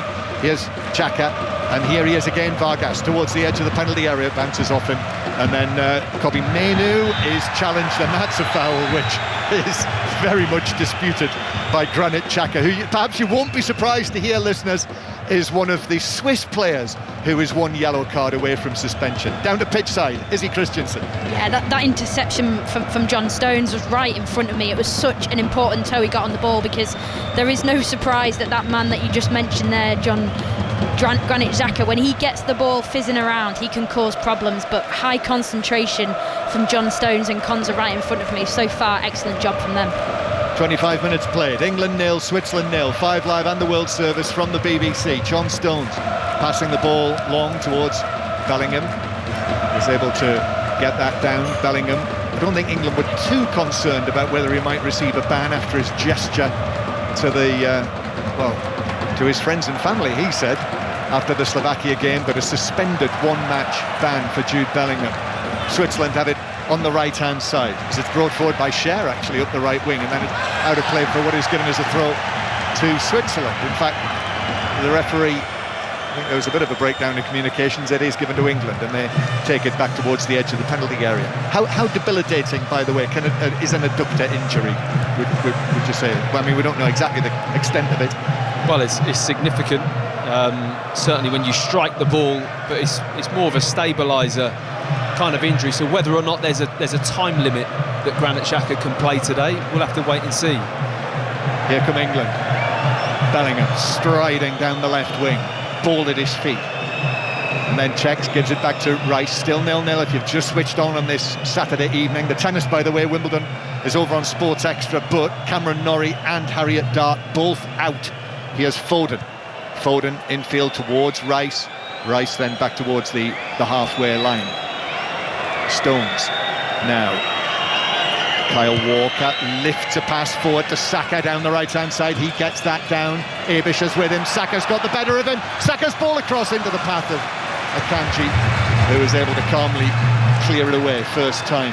Again, Saka posing problems, asking questions of the left-hand side of this Swiss defence. Yeah, great pressure again though. As soon as the Swiss get the ball back, they're getting frustrated. England so high up on the press, not allowing them any space at all, but it's classic Saka. Just comes into him, he uses his body to roll Abish. Can't do anything about it because he gets the wrong side of him, and if he touches, he'll clip his heel. He's going to go down for a penalty. He had to kind of back off, and again, they do defend that 6-yard box well. They've got those 3 centre-halves to Swiss, and normally Akanji's just in the right place at the right time. Throw-in taken by Switzerland, but Walker just steps in, heads it forward. Comes back to Rodriguez, who couldn't keep the ball in. It's a throw-in to England, which will be brought back even though Switzerland were bringing the ball away. Saka's very like Foden, I feel, Matt, at this tournament, in that we've seen flashes, glimpses. They've both had the ball in the net when it's been ruled out for offside. But both of them today more promising? They've just both started the game far better, as you'd expect Saka and Foden to play. Foden just looked happy as on the right-hand side and central. Bellingham's kind of taken a more left-sided role slightly, but they're both in that central role. which really does suit Phil Foden, and you're seeing better things from him. Bellingham bursting forward, but Akanji was up to head it away. Now here's Saka on the right-hand side. Back it comes Mainu, Foden, then to Bellingham. Very congested in there on the edge of the area. Bellingham finds some space on the right-hand side, peels away, and then curls it in. And Xhaka at close quarters actually just heads it down behind and out for another corner to England on the right. I mean, do you think it's quite difficult to know for Switzerland how to deal with them? I think that they're still figuring this game out. We're talking about England, but this is very different for them as well, Theo. Yeah, they're asking questions consistently, England. You know, the fact that we're seeing Bukayo Saka going in behind as much as I've ever seen him in this whole tournament and the way he plays. He's a player who likes it to feet, he likes to get out his players, but he's always asking the question to the fullback, which is now allowing him space to obviously get the ball at feet right now. The referee, this corner for England, Kieran Trippier just using the front of the shirt to wipe his brow. The referee's just telling Ezri Konsa to behave himself. He's standing in front of Sommer, and it's taken short by England. Back to Saka. Now Kobbie Mainoo. Square from him to Walker. I think this is going to break down for England. Foden goes back to Walker, who's got to be careful here, which he is, and actually from the set piece, from the corner, just a couple of slightly misplaced passes, and it was back with Pickford, who fires it forward. Saka's going to do well to keep that in. And then Trippier might have been fouled. No, the referee says play on after the challenge on him from Rieder. And now Freuler for Switzerland. But Trippier comes across, and Switzerland have to just go back halfway inside their own half. I mean, they just need to get the ball a little bit quicker to Ndoye and Vargas, really, Switzerland, if they're going to get at England. Both of them have started very brightly, but Ndoye especially hasn't seen a lot of the ball in the last 10 minutes or so, and he's just constantly hanging out on that right side of the pitch, with Trippier's back in that left-back position at the moment with one eye on him. But I think the width for them is so key. There's Rodriguez on the left-hand side. I just heard the familiar rattle of the cowbells in the background in amongst the Swiss fans. They're attacking, and it's with Ebischer, who goes infield to Akanji just in front of the centre circle. You listen to cowbells a lot, do you, John? Well, I'm familiar. I've got agricultural roots. Here's Embolo, lays it off, ball into the edge of the area, just rattles around, and it's cleared away towards the halfway line. It would have been a great atmosphere. One thing I did at this tournament was actually walk from the centre of Dusseldorf to this stadium, which is about 3 miles along the River Rhine, and a lovely atmosphere between the supporters, I can imagine, today in the sunshine with all of the cowbells. Right, you didn't do that. You did that today? No, I didn't do it today. I did it ahead of the France-Belgium game. So that wasn't on Gary's schedule? Yes, Rodriguez with the cross goes all the way towards the far side. England have got to be careful here. In comes the cross to the near post. That's cleared away rather awkwardly by Konsa. Comes out to Bellingham, who gets the ball under control, and Bellingham now all on his own. Sets off on a run up the left-hand side, and then is leaned into by Cher, who knew that Bellingham was past him. That's a free kick, and it's a yellow card for Cher, who pointed himself as if to say, for me? Who, me? Me? Yeah. You probably did that at your time. Yeah, some stage. Absolutely. He just doesn't match the run. Really positive play from Jude Bellingham. He knocks it down the line, and Cher's having a moan up, but he doesn't make any effort to run alongside Jude Bellingham at all. He just wants to run across him, and he thinks he's being clever, that they're just going to collide. But I think the referee's got it spot on. He hasn't competed for the ball whatsoever. He just wants to block his run. Knocked him to the floor, and he's got his yellow card for it. And it's a silly move from Cher, because he doesn't really need to do that there, but he's put himself under pressure now. Yeah, it is. That's the first yellow card of this match, this Euro 2024 quarter-final. England 0, Switzerland 0. Switzerland, who've not beaten England since 1981.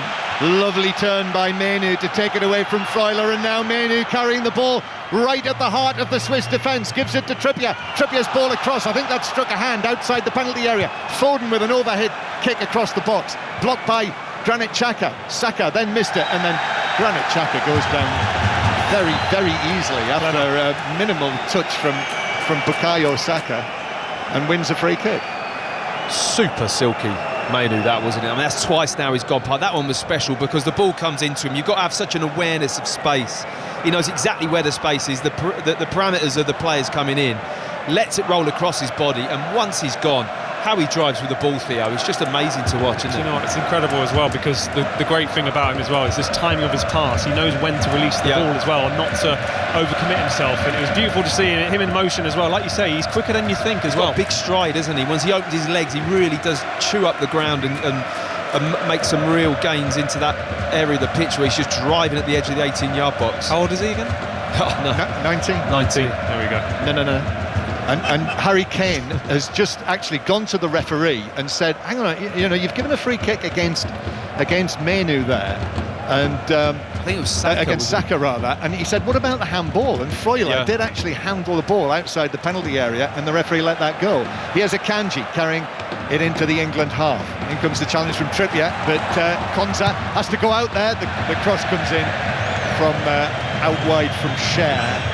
With Konza arriving, he's just actually landed it in amongst the England fans, straight in there. I thought it might have taken a deflection. It didn't. It's a goal kick, England. Well, we're limiting the Swiss play to scraps, really. They're struggling to get the ball into our box with any quality and build up any play. It's been very impressive from England in the last 15 minutes, John, I will say. Yes, but of course, what do you need to do in a knockout match? No, you do. When you're on top. You do, but it's, baby steps. Get the performance right, get the players feeling good, get the individual players performing at their best, which I think in the opening 35 minutes of this game, England have done that, and then where's it going to take you? Well, Switzerland are waiting for England to make a mistake as well. We can't let them play into their hand. They don't create much. They've always play off sort of scraps and mistakes, I felt in this tournament watching them. But yeah, England right now are really hindering the Swiss right now. Yeah, they have scored 7 goals at the tournament, which makes them one of the leading scorers. Scored in every match. Knocked out Italy. Drew with Germany, but did draw with Scotland, the 1 point that Scotland got in the group. Rice bringing it forward. Trippier now with the first time pass. He was looking for the run of Bellingham, but it was just intercepted by Cher. So there might be some spaces here at the back for Switzerland, but no, Konza's able to step forward, does well. Then gives it to Bellingham, who's still out on the left-hand side. Bellingham rolls in field, beats his man. Still Bellingham now powerfully across the field from left to right. Then rolls the pass to Saka. Saka's left-footed ball into the area. It's allowed to run by Bellingham, but it just deflected off his leg as it went, I think, through his legs and through to the goalkeeper. Well, every now and then you just see a silky move from Jude Bellingham. They just pop up in the game, and that was one of a little kind of Maradona turn, then a scoop of the foot, a step out. I mean, I don't even know. I can't describe what it was. All I know is it was good. And then he offloads the ball. I mean, he's just such a surge of energy, isn't he, when he does that? And then he needs a minute or so just to settle down, regather, so he can go again, John. And it reminded me of a Zidane. That sort of Zidane would glide with the ball. He's got that upper body, isn't he? That just able to move, and he's so smooth with it. Yes. You went all Ron manager there, didn't you? I did. Here is Freuler to Granit Xhaka. It's still 0-0. England 0, Switzerland 0. And actually, despite all of this promising play, I look at my list of goal-scoring chances for either side. Yeah. I haven't made one. There's not a list. There is no list. Null. Switzerland with it on the right-hand side. So they are proving to be quite well matched, and they do carry a threat. We can see that from the Swiss, that's for sure. Embolo slips, unfortunately for him, so Stones back to Saka, and then Walker inside the box, didn't clear it and is being forced to take it away into the full-back position, which he does now launch it high into the air, and it drops out of play on the halfway line next to some Swiss supporters down there in the old style tracksuit tops, red with the white trim and Swiss written across the back. Throwing to Rodriguez, and then back to Akanji, who takes it into his own half. Half-time is fast approaching. We're in the 38th minute. It's flown by. It has. Akanji, then up towards Embolo. 7,000 England fans officially inside the ground here, but the red and white flags are draped in every section of the ground, apart from where all of that splash of red is over the 2 tiers, with sun shining on them there. I mean, the 2 players, in terms of Konza and Mainu, the more inexperienced level, have been excellent in this first half. Kobe Mainu, in the middle of the park, has been absolutely brilliant in out of possession, and Konza's been very solid as well. Excellent from Foden there, but it breaks down on the halfway line. Embolo, then to Freuler. Freuler just allowing the ball to roll across to his right. He's got Ndoye out there on the right-hand side, and Ndoye now up against Trippier, takes him on. Then Rice comes across and forces Ndoye. Forces the error, just knocks it past Rice, but straight through for a goal kick. 0-0. It's going to need that on that side this afternoon. It's going to need Declan Rice. As soon as Ndoye faces Trippier up one-on-one, he has to get himself across there like he just did then, because he's such a handful physically that it's very difficult to stop for Kieran Trippier. He just needs that support over there. They've clocked that though, haven't they? They are aware of that. I think so, yeah. So it is goalless, and Pickford will take this goal kick. It's a long one, looking for Harry Kane, lands on his back as he leans into Rodriguez, and the ball bounces to Akanji, who gives it back to goalkeeper Sommer. So Akanji now in possession. What an excellent signing he's been for Manchester City for only £15 million, remember, part of the treble winners last season, and that further success this season. And Akanji receives it again and walks it out of the penalty area, but Harry Kane just arrives in front of him. So out to the right hand side to Cher, playing in the same part of the pitch as his Newcastle United teammate Kieran Trippier, who actually for the time being has dropped back. Trippier on the left hand side, Shaw on the bench again, long pass forward this time for Embolo to chase, but Walker gets there first. Now Saka back to Kyle Walker, who's got space. Pickford wants it, so Walker with his right foot just knocks it back into the penalty area, and then Pickford out towards the left-hand side to Ezri Konsa, winning his 6th cap for England. Oh, Rice almost slips. That could have been big trouble, but he was able to recover and give it to Menu. And now Kyle Walker is over the halfway line and moving infield, then through the middle to Phil Foden with his back to goal, back to his Manchester City teammate Walker. Rice allows it to run over there towards the left-hand side. Then it comes back to Walker, who hits a high pass to Rice, who didn't have much chance with that, but was able to head it back to Ezri Konsa. Into the last 5 minutes of the first half, and still it's 0-0, and still neither goalkeeper has been extended. Stones in front of his own penalty area, then back to Jordan Pickford. Konsa just backs away and then returns the ball to Pickford, who will pass it out to Menu, and then Menu back to Pickford, who side foots it back into the left full-back position. Still in their defensive third. Konsa actually goes for the long pass up towards Harry Kane, who's beaten easily in the air by Akanji. Rice, though, plays it to the left-hand side to Bellingham. Now Rice, and then back it goes into the back line again. What England have done, though, we talked, didn't we, about the space for Bellingham and Foden, and the two of them have very much found their own space here, with Foden mainly on the right-hand side. And Bellingham happy to be on the left and work that channel when he needs to, and pick up the areas on the far left side of the pitch now on the ball, and it suits. It's actually working well. They're keeping that distance apart so that they're not overcrowded and making life easy for the Swiss midfield just to deal with them. So, still waiting for the first attempt on target. England have had 3, according to the facts and figures here. Switzerland have had 1. And it is 0-0. Konsa. Here is Foden, who is actually over towards the left-hand side for once in this game, and Bellingham's more central. Rice. Now John Stones again. Stones, who had his knee very heavily strapped after the Slovakia game, but is okay to continue this run of starting all of the matches in Gareth Southgate's 4 tournaments. Quarter-finals or beyond in all 4 of them. No other England manager's done that. Here's Saka now. He's able to find a position to shoot, but that bounces away off Cher to the halfway line and out of play for a throw-in to England. Yes, Gareth Southgate just appearing down below us in that cream short-sleeved shirt, his 100th match as the England manager. It is quite a milestone, that. Only the 3rd man to do it. If they don't do it tonight, almost certainly the end of the road, or he'll have become the first man to take a team to 3 semi-finals as the England manager. And right now, it does very much have the feel that this could go all the way. Rice picks out the pass to Kyle Walker. Menu comes short, but there's John Stones on the halfway line again, and Stones through to Foden, arms whirling, first time back, pass to Rice, now via Konsa to Trippier on the left flank.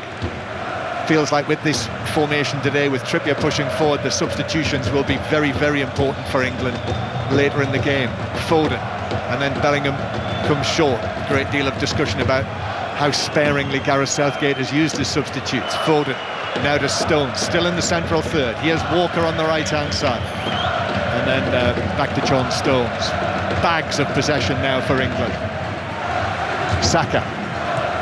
The pace and the intensity isn't quite there at the moment. He's moving the ball quickly. Here's a man who can do that. Foden helps it onto his left to Rice, but then Rice is forced to check back. Does the full 360 degrees. Walker, Switzerland just sitting off England. Saka now on the right-hand side, 2 men with him. Saka takes on Abishat, takes him on again into the box, puts it across. Minu with a chance, but in comes the sliding block, which put it wide by Xhaka. It's a corner to England, and he fell rather awkwardly there, Granit Xhaka, but I think he's okay. His teammates helping him back to his feet. Yeah, Abish is in trouble when he gets one-on-one with Saka. I mean, it wasn't really on for Saka to go on the outside. There was 2 players in that area, but such as how Switzerland have been doubling up on him, I think he just thought, I'll give it a crack. And he knocks it round, he manages to get his body in, roll round the outside of him, and he actually gets the wrong side. It's half a foul from Abish, and he doesn't give a penalty away, but for me, he really does lean on Saka there. He's trying to get the ball back across the goal. It was a nice piece of play from him. Big breath from Foden. Then in comes the corner, too close to the goalkeeper. A left-footed in-swinger from Phil Foden.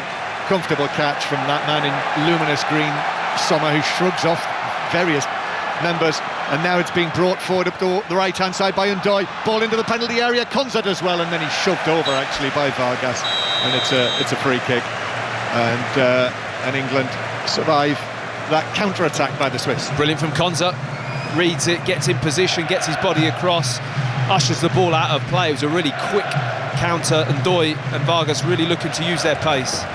And that is it, that's the half-time whistle. Just looking down there, Gareth Southgate and the ever suave Murat Yakin, who's got his glasses on at the moment, even they look suave, disappears down next to Gareth Southgate, and the players head off the field. So half-time, no attempts on target, much more promising by England, certainly plenty to discuss in terms of the way that they've played it, with the system, etc.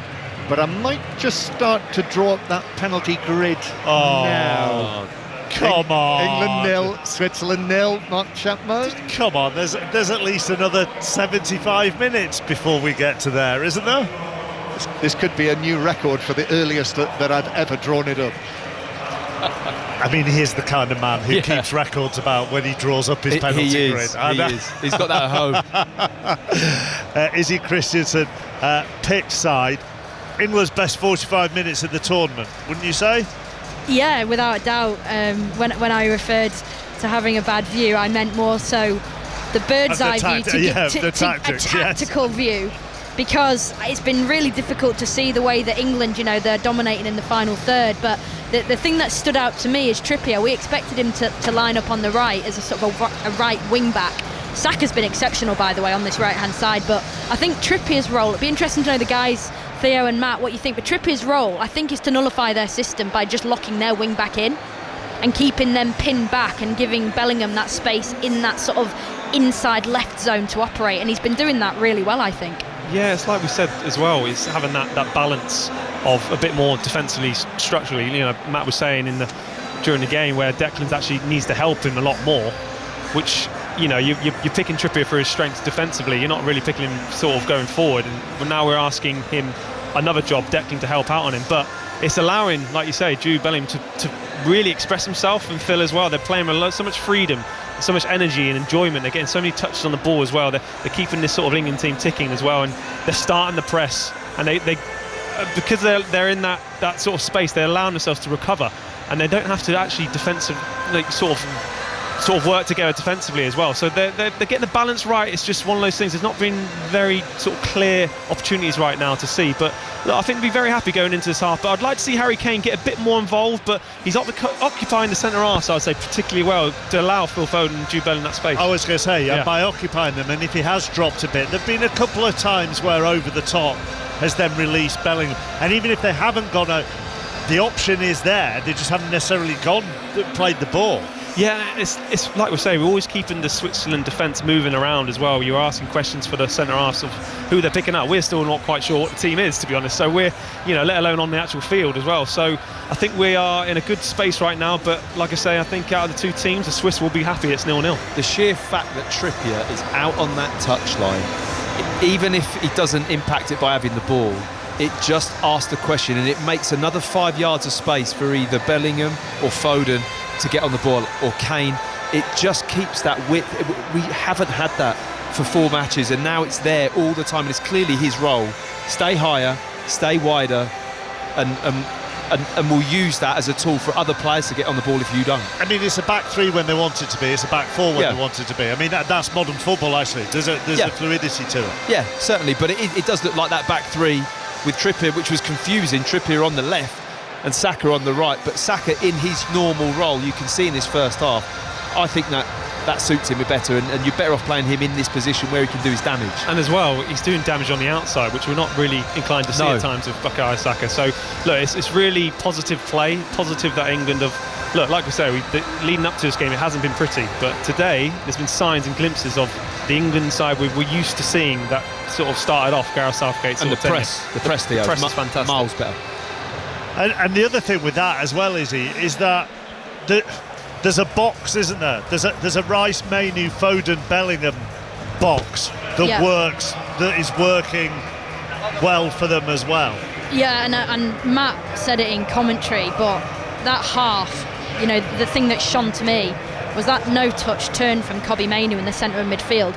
That you speak about space chappers, and we speak about formations until the cows come home, but space wins you games, and Kobbie Mainoo's awareness of space in the middle of the park, he's not touched the ball, but he's let the ball run across his body, and he's taken out the whole Swiss midfield with just his body movement. It's just incredible, and he's been so good at reading the play, Kobbie Mainoo, inside that box, and it gives Declan Rice, like you say, the freedom to sort of go and support Trippier if needed, because that is a number 6's role. When your fullback's in trouble or 1v1, you get out there, you close the space, you shut off the inside areas for their winger to stop them coming inside. But much more positive. I agree with the guys, but I think we need to start turning the screw a little bit and being a bit braver and going, right, we're going to be ruthless here, and we're going to be the ones to open up the scoring. Yeah, the amazing thing about Mainoo there is he's got the ability, such a young age. You can't do that if you haven't got the awareness. Like that 360 picture, he's scanning all the time. Without the head movement, you can't do that, or you make the wrong choice and you lose the ball in a key area. So it is a little bit risky, but it's not when you've got the awareness of what he has naturally. His head is constantly moving. He knows where it is. He knows the weight of the pass. He adjusts his body, the shape, everything, and it's so smooth, and he's got that big stride that he drives out. Once he goes past the players, he really is attacking the back three or back four, and he's been brilliant in that half. I thought it was a really top performance from him. Goalless at the break though. England 0, Switzerland 0. Second half on the way. We'll also nip to Wimbledon, which is on Sports Extra for you this afternoon, and round up all the rest of the day's sport too. But first of all, the latest news with Jill McKenzie. The voice of the UK. And the home of the Euros and Wimbledon. This is BBC Radio 5 Live. Sir Keir Starmer says Labour has a clear mandate to govern for all 4 corners of the United Kingdom after the party's landslide victory in the general election. But the Prime Minister also said he wanted to do politics differently and warned that changing the country was not an overnight exercise. He held his first cabinet meeting today, then spoke to journalists. Our political editor Chris Mason was there. I thought the Prime Minister seemed relaxed, seemed comfortable in his own skin and comfortable in the, if you like, the skin of government. And then clearly a Prime Minister determined to outwardly demonstrate that he's getting on with it straight away. Cabinet meetings don't happen very often on a Saturday. News conferences for folk like me to go along and ask Prime Ministers questions in Downing Street don't happen on a Saturday very often either. So again, clearly a desire to show a determination to get on with things. They're wanting to demonstrate that sense of pace. The former Chancellor Jeremy Hunt has ruled himself out of the Conservative leadership race. Rishi Sunak said he'd stay in charge of the party until the process is in place for electing his successor, but there's already speculation about when that might be. The former Home Secretary Suella Braverman has refused to confirm whether she'd stand. President Biden says he won't drop out of the US presidential race, despite pressure from some senior Democrats and donors. The 81-year-old's had to defend his poor performance in a TV debate last week, where he struggled to finish sentences. World leaders have congratulated Masoud Pezeshkian on winning the presidential election in Iran. The presidents of China and Russia say they hope to build closer ties with the country. The former heart surgeon was the only reformist allowed to stand in yesterday's vote. And a 27-year-old man's been arrested on suspicion of attempted murder after a car mounted the pavement and hit 4 people. It happened yesterday afternoon in Walsall. West Midlands police say 2 men in their 20s were taken to hospital with serious injuries. BBC Radio 5 Live. The home of Formula One. It's one of the great sporting occasions. This is the British Grand Prix. It's all eyes to the lights and foot to the floor as we go racing in Silverstone for the British Grand Prix. Silverstone Circuit, this is the place to be on a Sunday afternoon. The fans are going absolutely crazy for this. Listen to live coverage of every lap. This Sunday from 3 on 5 Live. And BBC Sounds. Euro 2024 Deutschland. With Mark Chapman. On 5 Live and BBC Sounds. And George Russell will start on pole for the British Grand Prix tomorrow. Lewis Hamilton will start alongside him on the front row. And Lando Norris in his McLaren is third. So that makes it the first time in the history of the British Grand Prix, and actually for the first time anywhere since 1968, that the front 3 positions on the grid will be filled by British drivers. Here is Russell. Oh, George, I'm so pleased for you. That looked like it meant a lot. Yeah, it meant a huge amount. Kind of dreamt of this pole position here in Silverstone at the start of this year, and the qualifying session was so difficult. I was on the verge of getting knocked out of Q1, on the verge of getting knocked out of Q2, lacking a bit of confidence, and then Q3, as soon as I went around the first corner, I sort of thought I've got this, and unbelievable to see Lewis and I as well, P1 and P2, and also Lando and P3. I mean, they're special day. Pretty special, as you say. What can you do in front of this crowd who were cheering you on every step of the way? There's no reason why we can't win it. It's going to be a very difficult race because you've only got to look at this weather, and 1 minute's dry, 1 minute's wet. We've got to be alive to the situation, but we're in prime position to take it. Jenny Gow with the questions, racing full here on 5 Live tomorrow from 3 at Wimbledon. Today, defeat so far for Cam Norrie and Harriet Dart, with details of both those matches and everything else that's happened. Here's Russell Fuller.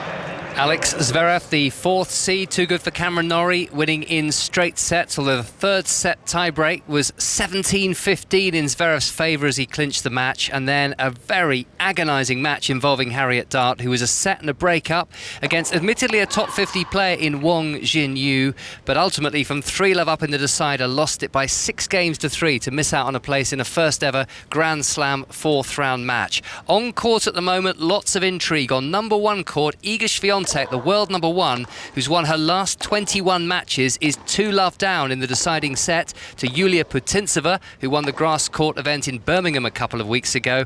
And on centre court, the runner-up of the last 2 years, Ons Jabeur, is going to need to win a 2nd set tie-break if she is to stay alive against last year's semi-finalist Elina Svitolina. That's having lost the first set by 6-1. Sports Extra if you want to listen to the tennis this afternoon. In the rugby union, today England's men beaten by New Zealand by 16 points to 15. Australia beat Wales 25-16. Deep into the second half in Pretoria, currently South Africa 20, Ireland 8. New Zealand's women's miserable tour so far in the cricket continues, beaten by 59 runs by England in the first T20 international.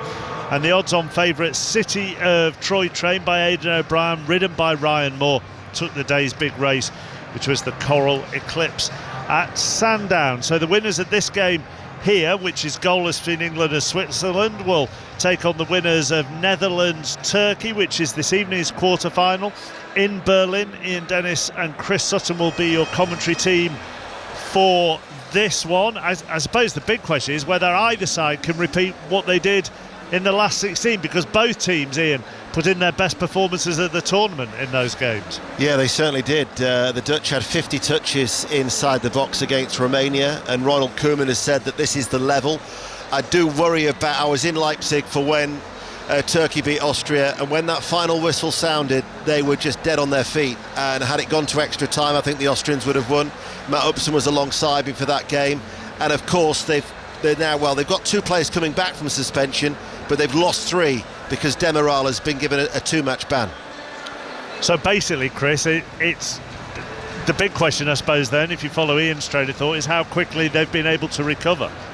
Yep, I do get that. They put so much into the win against Austria, but with the support they have, you talk about Çalhanoğlu, the captain, coming back into the team. I think they'll go again. They'll leave it out on the pitch. I think this is a game where both teams, they have attacking players. I think that the Dutch actually absolutely demolished Romania. They hit their strap, so I expect goals. I mean, I was at the game last night, absolutely dreary the French game was, getting over the line against Portugal. I don't see that being this type of game. I think the Turkish support has been phenomenal, and they'll be buoyed by their win against Austria, and they can go again against the Dutch, who will attack. Yeah, I mean, you can't see Turkey being anything other than entertaining, can you, on what we've seen so far? No, and even at the end of the game against Austria, that save from Gunnar, but they have that threat on the counter-attack. We're mentioning the left back, Kadioglu. I mean, he gets the team up the pitch. They've got young, talented players. Everybody talked about Gula. Yildiz on the other side, on the left-hand side, coming in on his right foot. They have talented players who, on any given day, can hurt the opposition. Hence, why I expect goals and this to be a really entertaining game. So Ian and Chris will bring you Netherlands against Turkey a little bit later on. That's an 8 o'clock kick-off. England already back out. Bukayo Saka and Phil Foden coming out, arms round each other's shoulders as they came out. Izzy, Chris, you said obviously they aren't going to make any changes, England. They're all out there. So, but what will be interesting, John Murray mentioned it in commentary, the bigger picture actually of just how the substitutes are used in this, because of how well they've played in that first half. So when they do come on, in what roles are these subs going to be? And also the left footer on the left, whether that then becomes an option later on in the half. Yeah, and I don't think we can expect any changes from Gareth Southgate within the next 15 minutes. I think he'll wait until at least beyond 60 minutes to see how the second half shapes up. But the thing that's standing out to me, England might need a bit of pace on the pitch, and Jared Bowen, Anthony Gordon perhaps, somebody to stretch the play and just be that spark to run in behind, because sometimes football's simple, just play long, runners beyond, and get bodies in the box.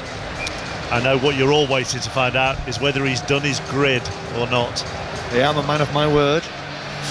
So we're ready for the start of the second half. England 0, Switzerland 0. England with Pickford in goal. For the most part, Walker, Stones and Konza as 3 central defenders, with Trippier pushing forward on the left, Saka on the right, Rice and Mainu in the middle, Foden, Bellingham and Kane.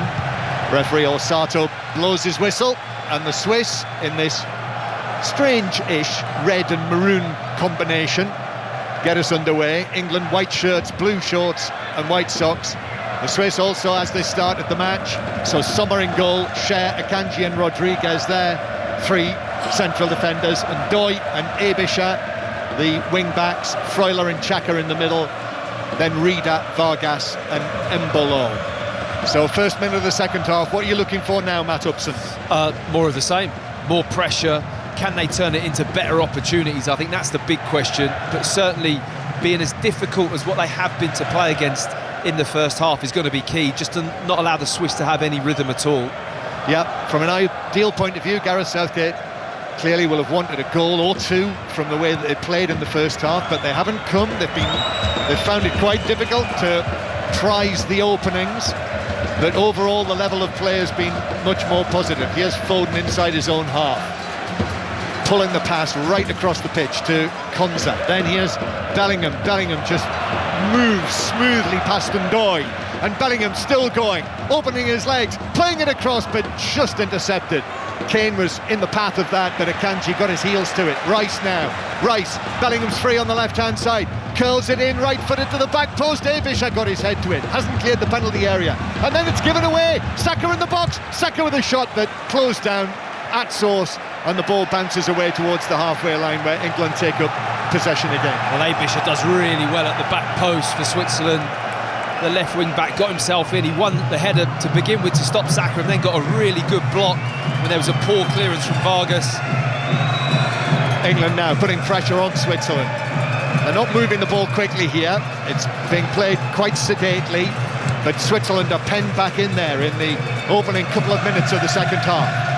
Saka uses Menu. England now attacking towards those noisy England fans that you can hear.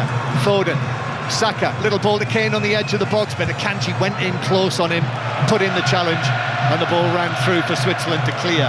But this is a good start as well to the second half from Gareth Southgate's side. Trippier plays the ball down the left for Rice to move onto it, and then in comes the challenge. Trippier tries to get there, but it's actually taken away by Ndoye and played forward and away to Embolo, and Embolo has shown too much of that to Kyle Walker, who's just able to run away with the ball. I think that's what we've done well in this game. The moment the Swiss have got the ball back, we really do kind of swarm it, apply pressure to the first touch, or not allow them to get hold of the ball, win it back, and then we're playing again. And at the moment, since the start of the second half, been really dominant.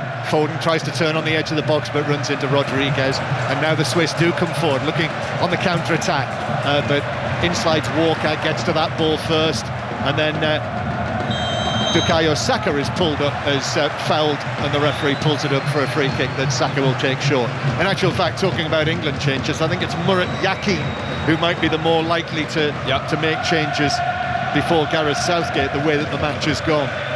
You're not a fan of the old red and maroon, John, are you? I'm not, actually. No, you've brought it a couple of times. Yeah, it's I find it a little bit garish.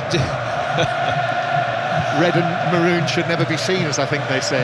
Walker, ball out towards the left-hand side, headed infield by Trippier, but it comes out to Sommer, who's able to scamper forward and gather it up. I'm not sure that the dashing Murat Yakin would be entirely approving of it either. Is that a Murray rule, or is that just, in general?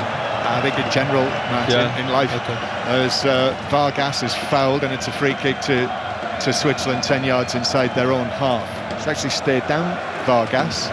Referee Osato just wanders across. It's Kyle Walker. Just caught him on the toe end or the ankle bone. Catches his ankle in mid-air though, so he wasn't planted on the ground, so it wasn't much force going through it, but he must have clipped, like you say, maybe the ankle bone or something, and he's still laying down on the floor as we speak. In fact, I think he just catches his toe, and as he swings through Vargas to hit the ball, it just opens his knee out a little bit. It just pulls it out. It's pretty unfortunate, actually, the way that just happened, and that won't be good news for the Swiss if he's got a bit of a knock, because he's a key player for them. Well, he's not received treatment. The Swiss medical people have waited on the side of the pitch, but he's carrying on. He's flexing his knee.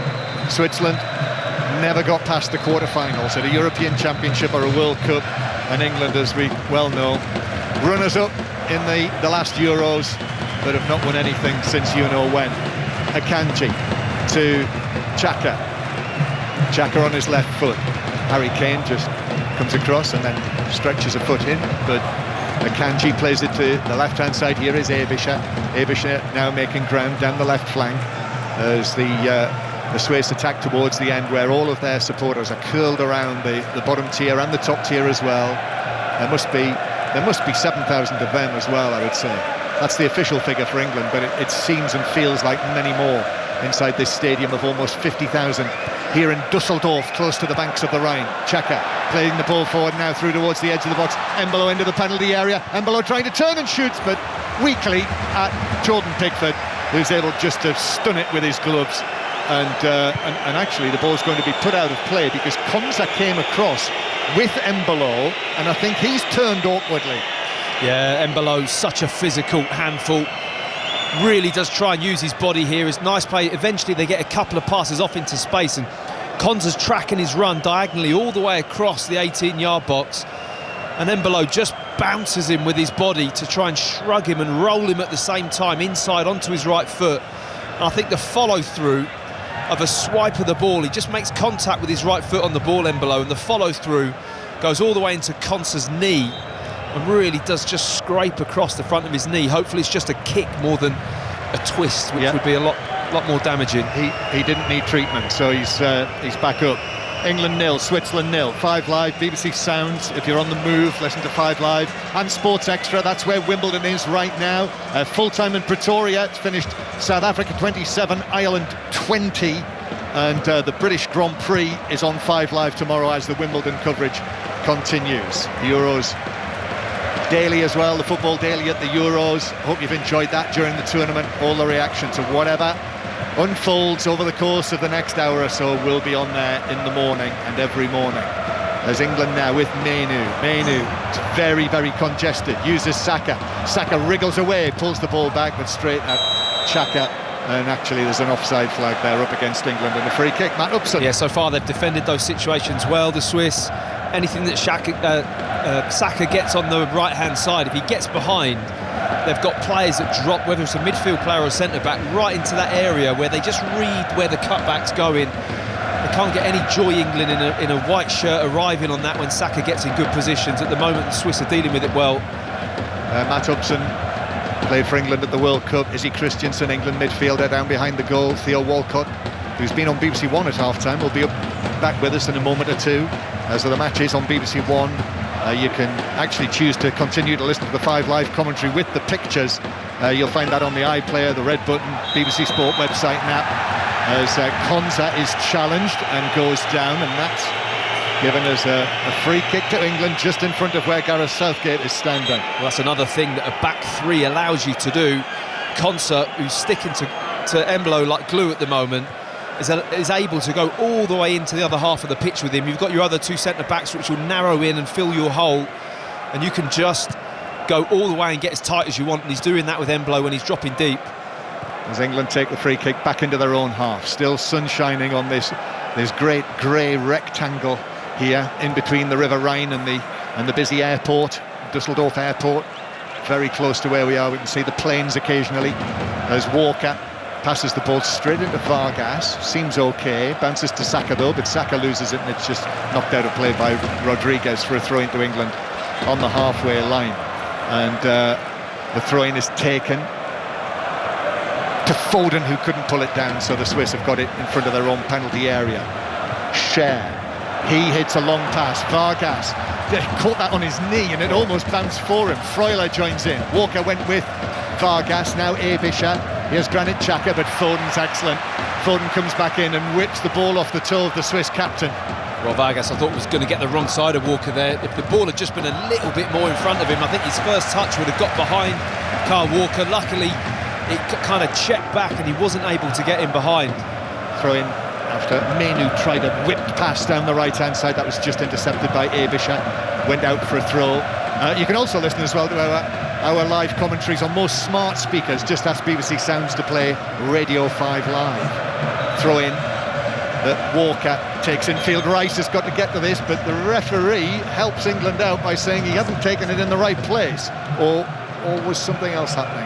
I think maybe he was talking to Granit Xhaka. Maybe so he just wasn't ready for the restart, possibly. I couldn't see too much wrong with that. Rice was struggling there, wasn't he? Yeah, he was. For a moment or two. So it is an England throw. England throw over there on the far side, in the shadows of the stand.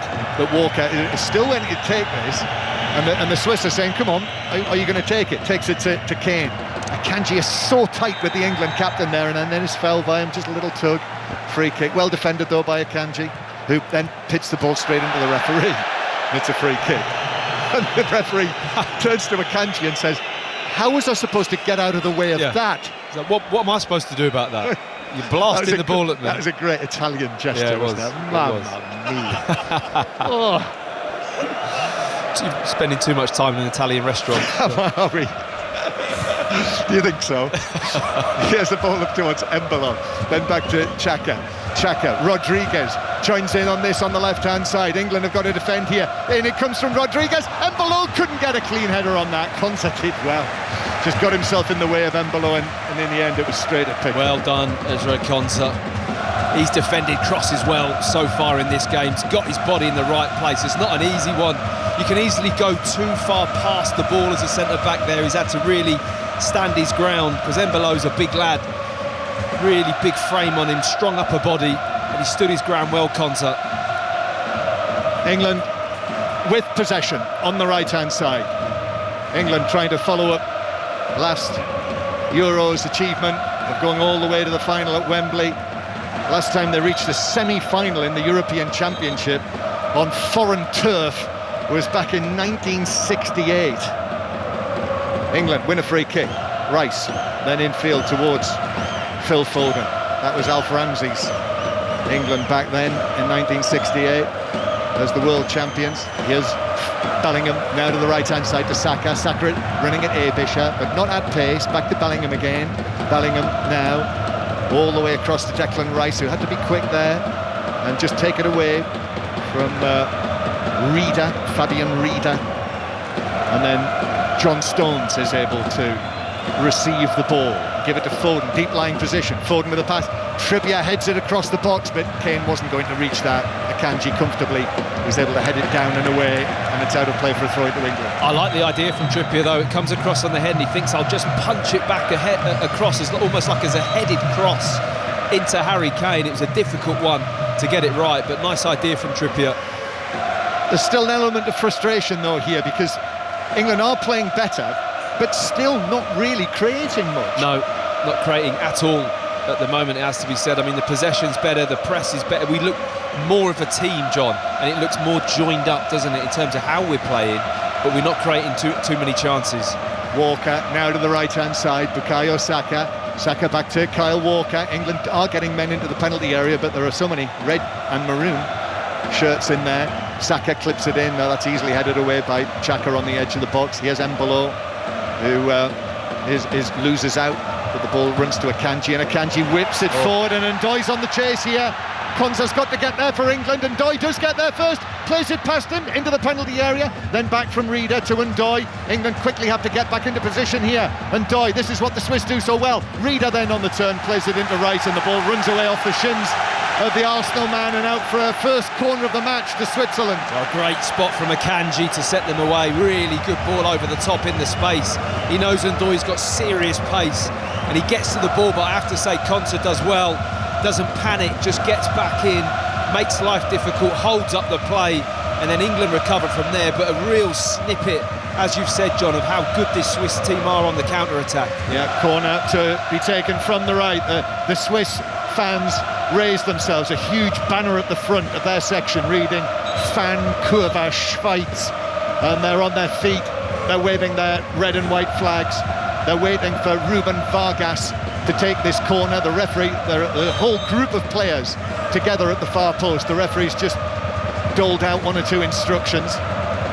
So Vargas to take this, right-footed outswinger. In fact, he does actually take it short to Reader, and then Reader back to Rodriguez. What have the Swiss got here?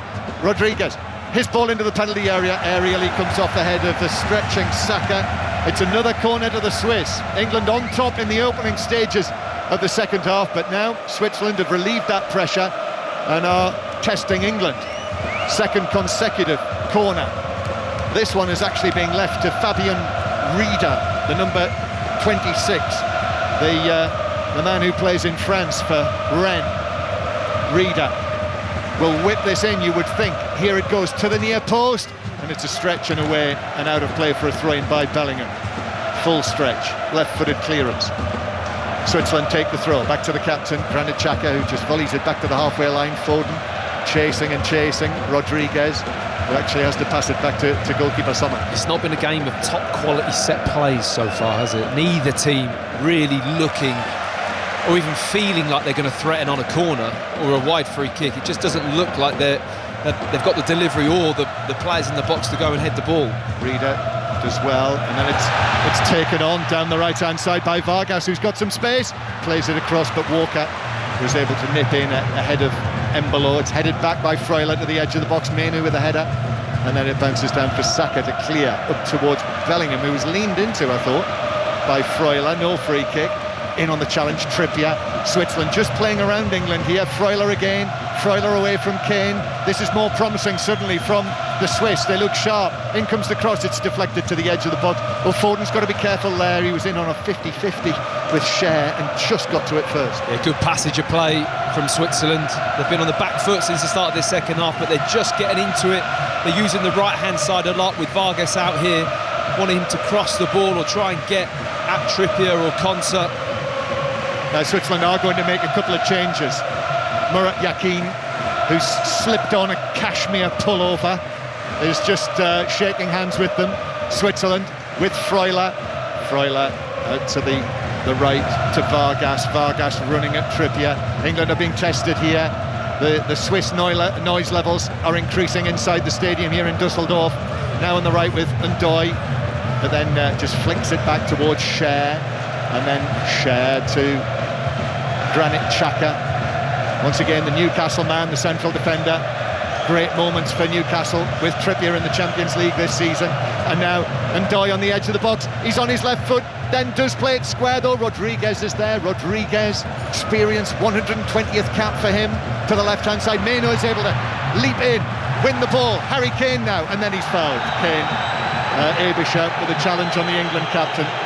Free kick to Gareth Southgate's side, 10 yards inside their own half. They very nearly got the shot off on goal they wanted to there, Switzerland. It just didn't quite pan out for them.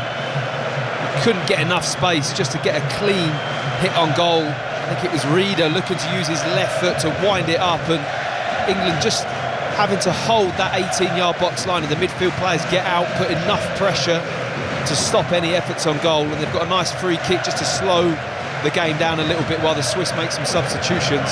Theo Walcott's back up with us. What are your thoughts, Theo, right now? Yeah, well, to be honest, I'm still breathing, actually trying to get up here, because there's a few steps, isn't there? There's quite a few. To be honest, there seems to be a pattern. I'm making my way back up here, but it seems the England team have started to get a bit more fatigued, a little bit more. Like the pressure doesn't seem to be as much at this moment in time. But look, there's still not very clear and obvious sort of chances. But England need to start getting hold of the ball again, start to get Phil Foden and Jude Bellingham into the game. Look, it's one of those situations that always happens in tournament football. At some stage, you're going to be put under pressure. And right now, Switzerland are putting England under pressure, and they're going to have to get out the other side right now. 5 Live, BBC Sounds, live from Dusseldorf, Wimbledon on Sports Extra. England 0, Switzerland 0. And Matt, Ruben Vargas has had to come off. He's been substituted, and Fabian Reeder as well, with Vidma and Zuba coming on. So maybe that was the result of that little problem that he had. I think you're right. I think that is the problem, and it's a shame because he just tweaked his knee. So England now come forward after Switzerland make the 2 changes. Trippier, Foden on the left-hand side. Foden's left-footed cross. Konsa trying to get there, but it bounces away from Bellingham. I beg your pardon. Bellingham stretching for it, and as he did so, it came off the defender, and that is an England corner. And Bellingham now trying to whip up the England fans behind the goal. The referee disagrees, I think. I think maybe the assistant has overruled that. Yeah. And it's a goal kick. Yeah. Well, there was a big reaction from Zuba, as if to say, it's not a corner, it's certainly a goal kick. He made a big reaction to the referee, and whether or not he saw something different, the referee, he clearly has, and just given a goal kick instead. Straight swaps as well, with Zuba coming into the Vargas position, number 14, and Vidma has come on the right, as I say. Vidma, who was suspended for the win against Italy in the round of 16. Let's go down pitch side again behind Jan Sommer's goal to Izzy Christiansen. Yeah, I had a fantastic view of that cross from Foden on that left-hand side. He's so intelligent, isn't he, Phil Foden? The dink ball to the back post, and Jude Bellingham was very, very close to getting on the end of that late third-man run that we saw in the first game when he arrived in the box. But England are turning the screw. You got to think they've got to score while they're on top. Yeah, and with that change, here's Granit Xhaka, 0-0. Xhaka playing it square. Rodriguez allows it to run across his body onto his left foot. Rodriguez's cross is headed away, a cross goal by Konsa. He hasn't cleared it yet, headed further away by Stones. Then the volley on the edge of the penalty area was snatched at really by Abisha, who puts his hands on his head. It really whizzed away high and wide by 5 or 6 yards. So it's a good left-footed cross from Rodriguez, though. Left side centre-back puts it in a dangerous area. Embolo's not attacking the ball. Konsa heads it up in the air, and then England have to get bodies out to put pressure on the volley from Abisha on the edge of the box, which did go harmlessly wide, but the Swiss certainly really trying to press in as well. Both teams are pretty much equal at the moment, John. It's really kind of a level playing field, isn't it? Could go either way, this. Yeah, really is tight. 0-0, and England in possession with Konsa. Slipped from Stones. Embolo was there with him, and Pickford now does clear long and left-footed. This is a right wrestling match between Kane and Akanji. Oh, it's a yellow card for Kane.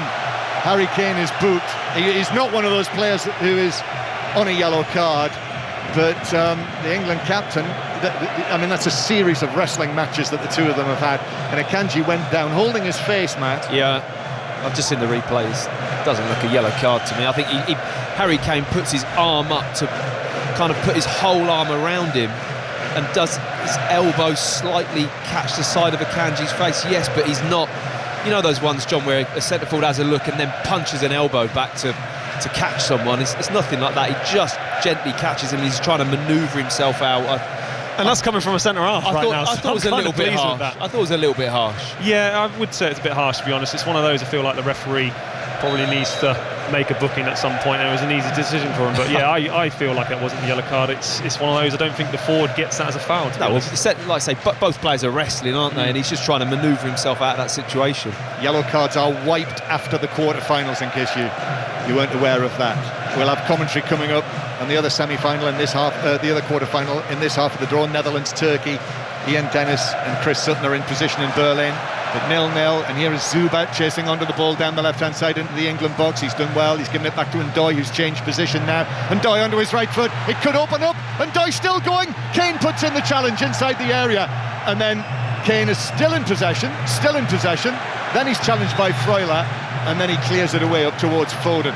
Well, they needed him there. I really thought it was going to open up for the opportunity to shoot for Ndoye. Well, England needed Declan Rice. That is a fantastic piece of defending from Declan Rice. I mean, to move his feet as quickly as what he did, Ndoye is super sharp. He just wanted to get half a yard in the pitch to unleash his right foot.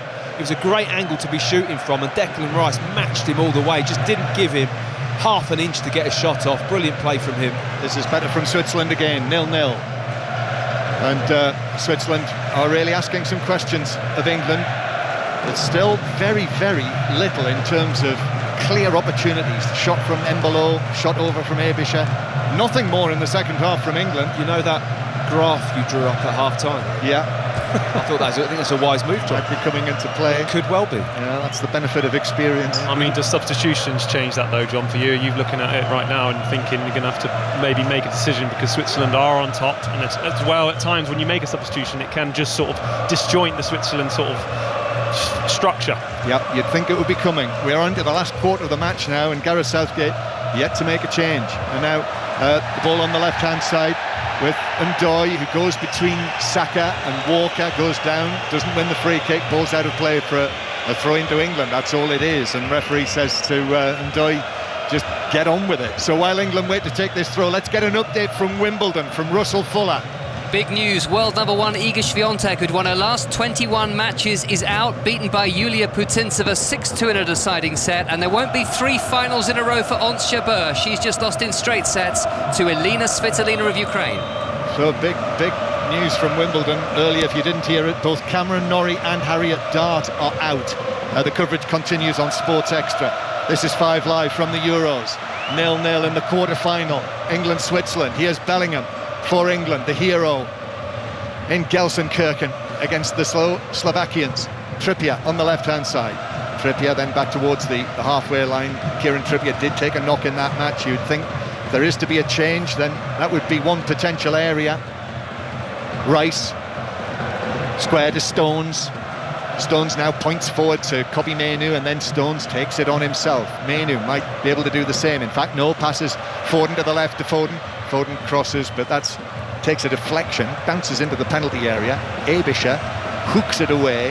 Then Bukayo Saka with Zuba, and then Saka, his ball in is right onto the chest of the former Arsenal man, Xhaka, who takes it down, and here is Zuba with the flowing black hair. Embolo then runs the ball. He thought it had bounced out of play. It had. It's a throw in to England halfway inside their own half.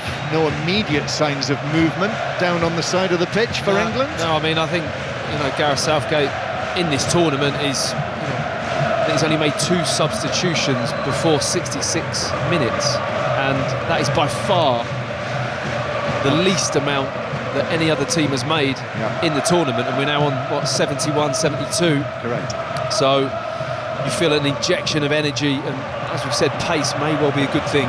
Walker might be a long way to go yet in this match. Walker then to Foden. Foden tries to pick out the pass to Trippier, stretching header away by Vidma, but Trippier is able to get round him and make sure that the ball goes out for an England throw. So we are into the last 20 minutes now. England, who were taken to extra time last Sunday, but have had so much recovery time. The winners of this will play either Netherlands or Turkey in Dortmund on Wednesday. Trippier down the line for Bellingham. Bellingham puts it back, he's up against Xhaka. Granit Xhaka goes one way, Bellingham dummies to cross. Xhaka sticks out a leg. Oh, Bellingham sticks up a foot, and Xhaka did lean down into that. Yeah. And referee Osato says just goal kick with Bellingham on a yellow card. Yeah, which is exactly why the referee hasn't got a yellow card out, because he realised that Xhaka did stoop low to head the ball and Bellingham had no clues there. He doesn't actually catch him in the face with his boot. It's more... Actually, I don't even think he does catch him in the face with the boot. Catch him at all. And however, Granit Xhaka does make a lot of that. I think some referees would have jumped in there. They would. I mean, look, Granit Xhaka's using all of his experience. He understands now, right now, England are starting to get back on top of the game. He just wants to slow it down. I mean, he was isolated on his own there with Jude Bellingham, and he just calmly just sort of ushered him towards the centre, sort of the corner flag. But yeah, he managed to win the foul for his team to start the process again. 5 Live, BBC Sounds, England 0, Switzerland 0. This match is on BBC One if you're on the way home after a summer Saturday out. And on BBC Sounds you can rewind, pause the commentary and go back and listen again. If you go to the stations and schedules box, go back and listen to the drama of the Slovakia match. I think it took me 2 days to recover from that, never mind England. It's bonkers, wasn't it? Yeah. Switzerland on the left-hand side with Ebischer. Granit Xhaka's available, he's always available, the Bayer Leverkusen man. Then Freuler, back to Xhaka. England have had to drop back again. Ebischer. They're on the walk forward here, Switzerland. Quite ponderous. Akanji, I've seen him hit one from distance before. Instead he goes out to the right-hand side, where it's slipped forward into the penalty area to Ndoye's ball across is turned in! 1-0 Switzerland! The ball across came off Declan Rice, and that meant that it was perfect for Embolo to slide in from close range. England are behind here in the quarter-final, and we've got just 15 minutes to play. England 0, Switzerland 1. Well, you just had the feeling that there was going to be either a mistake or a ricochet or a piece of luck. The way this game has gone, it's just been deadlocked with two teams, same formation, similar system, having a go at each other. And this is that moment. It's a cross into the box. It's a really nice slip pass. The ball comes in, but it goes through the legs of Konza, I think, and then another touch off of John Stones just takes the pace off the ball. And for once, Embolo is in a position where he gets the wrong side of Kyle Walker, and he just has a simple touch of the ball into the back post. It's 3 yards out that he taps the ball in from, but the ricochet from Stones just takes the pace off it and diverts the ball bang into the right place for him to touch it home. And Doy's been asking that all game as well. He's been putting the ball into a space to ask his forward to attack it.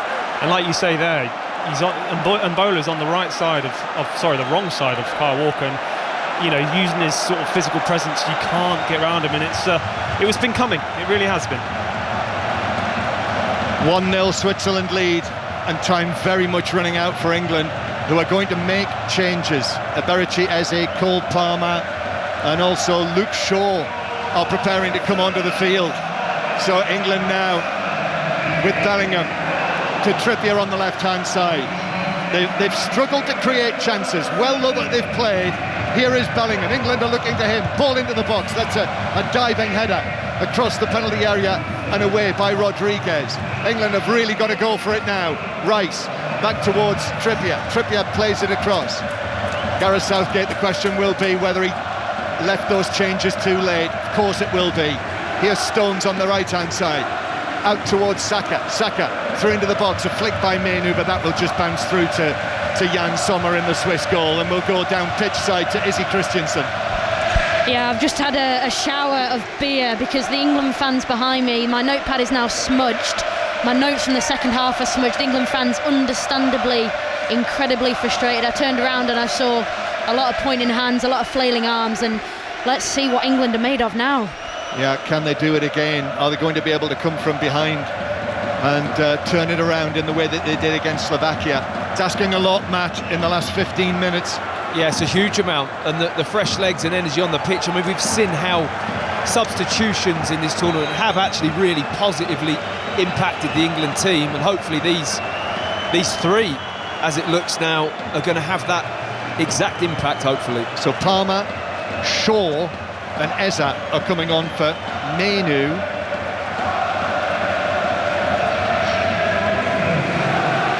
Trippier, and also the third one is Jude Bellingham. There we are. That's an interesting one. He's looking over. He is looking over, or is it?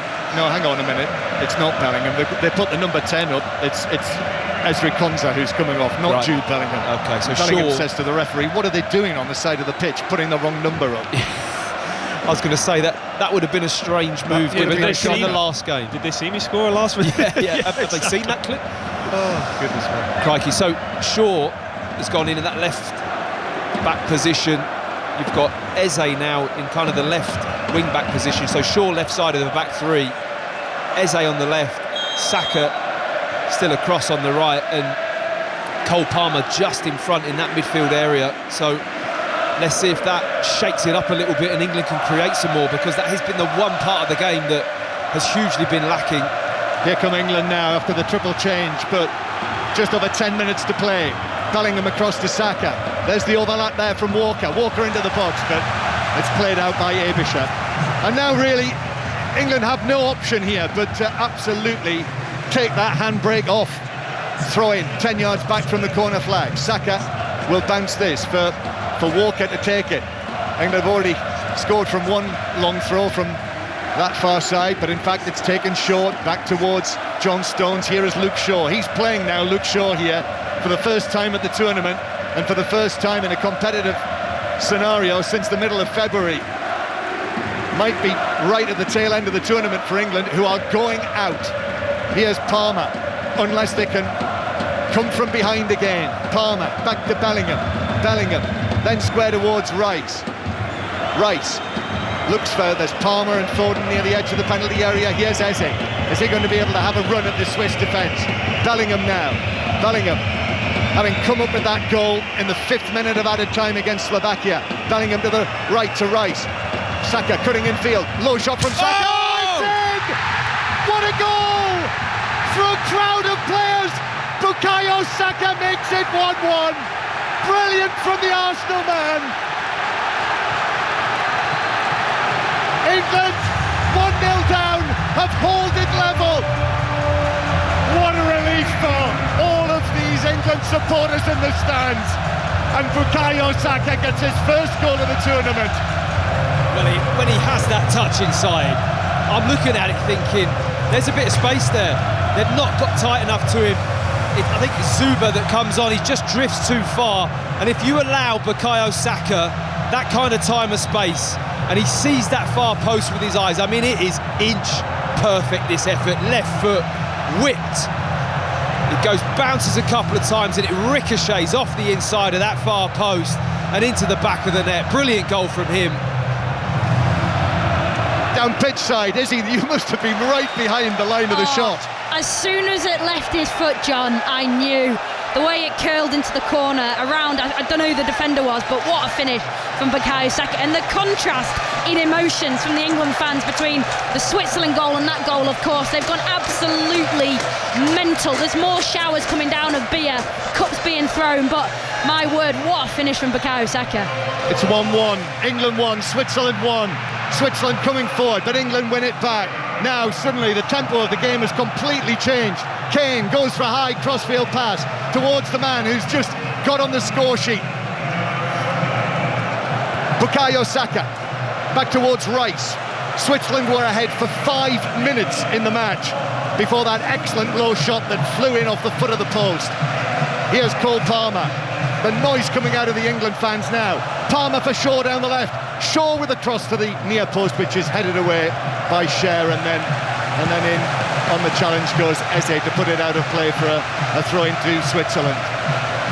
I mean, I don't know what you think, Matt, but surely the thing for England here is to carry on with the momentum, use the crowd. Well, that's the thing. You get the goal and you don't now want to drop off. You've got to be picturing, because, I mean, don't you sense a change of gear when we're behind? It shouldn't be in that way. It should be able to still have that purpose, whether we're drawing, winning, losing, but we go behind like that and all of a sudden there's a shift of gear, a body language change. You can see it in the players. It's really frustrating to see it because we've got it in us, and it's just like you say, it's doing it from the starting block. I mean, I've just got off the seat, by the way, because I pretty much fell. I'm still quite excited to see that goal, but yeah, he's on the ball again right now. Here is Saka again on the right-hand side, the Arsenal top scorer, comes in field again, and then this time plays it in, little glance, Kane shot on the turn, that's blocked by a defender. Xhaka very coolly turns it, plays it away to Embolo, the Swiss scorer, who's put under pressure by Stones, a little foul, and a free kick to Switzerland. And Xhaka wants to take this quickly, which he does through the middle, and Luke Shaw is able to come across and get his head to it. And now England play it out towards the left-hand side, but Eze won't reach that, and it's out of play next to Gareth Southgate, who, again, it looked as though perhaps that was it for England. Gareth Southgate at the tournament, but they responded quickly this time. Yeah, how cool was Granit Xhaka in possession a moment ago. He really is calm and collected, and I just think that, keeping Saka on that right-hand side has been a really good decision from Gareth Southgate. It'd been easy to... Could have taken him off. It could have taken him off, but he could also have put him onto the left to start with, because he gives that balance of a left footer in that wing-back position, which you think would make more sense, but he's been a constant threat and then rewarded with that goal coming inside the pitch on his left foot, and he's been a real danger man. Yeah, how many times we've seen him do that for Arsenal, and indeed for England. For Bukayo Saka, that's his 12th goal for England. And incidentally, not wishing to tempt fate, in the previous 8 matches in which he scored for England, England have always won. The shot timed at 116.2 kilometres per hour. Here is Zuba for Switzerland. We've now got 5 minutes to play. 1-1. Rodriguez with the cross. Embolo's trying to get there. That's headed away. Headed away well by Luke Shaw, and he's headed it out to Cole Palmer, and the Chelsea man brings it forward now. He's being pulled back there by Vidman, and then eventually the whistle comes, and it's a yellow card for Vidman. England have already taken the free kick, but referee Orsato says, no, come on, you've got to take it back. I was in the process of booking Vidman. Yeah, he made the decision to book him, which I think was the right one. It was quite a cynical foul. It was subtle, the foul he made on Palmer, but he just grabs hold of his arm and his wrist almost and drags him backwards and stops him making progress. It was a good spot from the referee. 1-1. 5 Live BBC Sounds with extra time now beckoning. Netherlands-Turkey from 8 o'clock BST. Wimbledon's on Sports Extra for now. Here's Bellingham. Luke Shaw into the action for the first time for months. Palmer wants it. Shaw gives it to Palmer, and then Shaw back to John Stones. Kyle Walker receives the ball quite centrally, Walker, and just taps it back to Declan Rice. Now John Stones again in the centre circle. This is gripping stuff here at the Euros in the quarter-final, the final minutes of normal time. Declan Rice, Phil Foden's pass to Palmer. The Swiss retreat again, deep lying positions. Luke Shaw allows the ball to run and then just taps it down the line. Foden tries to give it back to Luke Shaw. Shaw, the man who scored the England goal in the final at the previous Euros, remember. Rice, Eza's been leaned into by Akanji. He's drawn Akanji out of the penalty area. Foden gives it back to Eza, and now Declan Rice.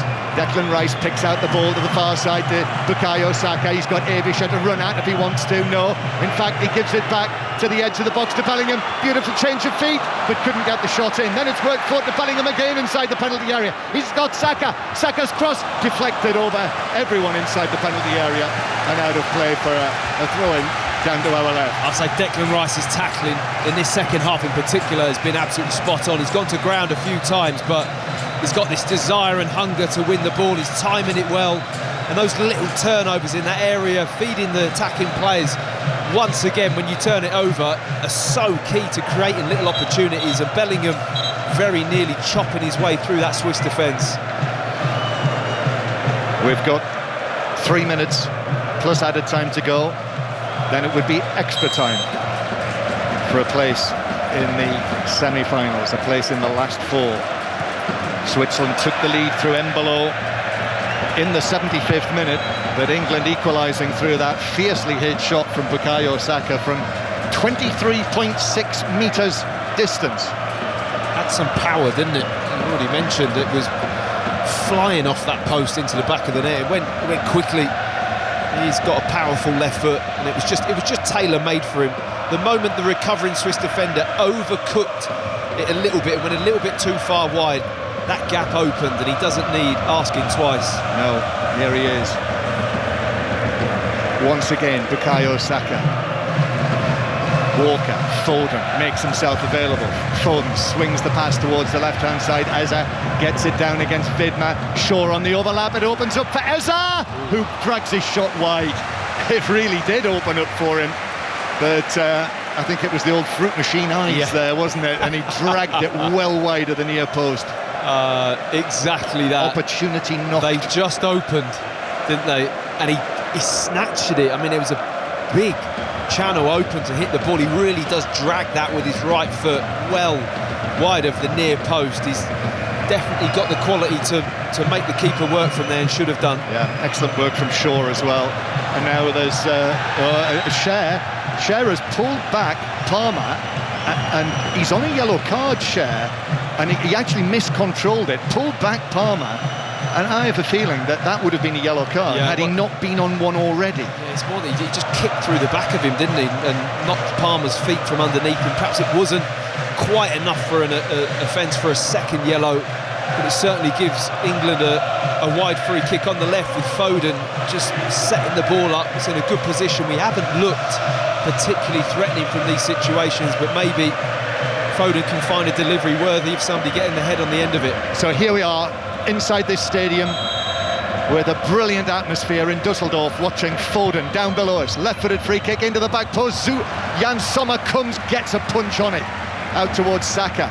England putting pressure on here. Palmer's ball in, that's headed away by Akanji. England players were going down in the box. England have committed men forward, and they could be off on the counter-attack, Switzerland.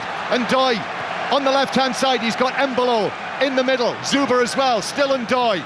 Saka gets back, and Ndoye goes for goal and gets right underneath that and skies it right across the penalty area, and it lands at the point where the Swiss supporters meet the neutrals. It's a bit like a golf swing again, isn't it? It was a little bit one of them, more in time. But I felt the pass there from Zuber was so poor out to Ndoye. It just took all the pace off the pass. It was a counter. He needed to really zip it into him, and they would have been in a much better position. But it starts from Granit Xhaka again, John. The coolness this guy has got in possession, lovely little touches and awareness of passes. He's been superb in this second half. 3 minutes to go before extra time. 3 minutes of added time.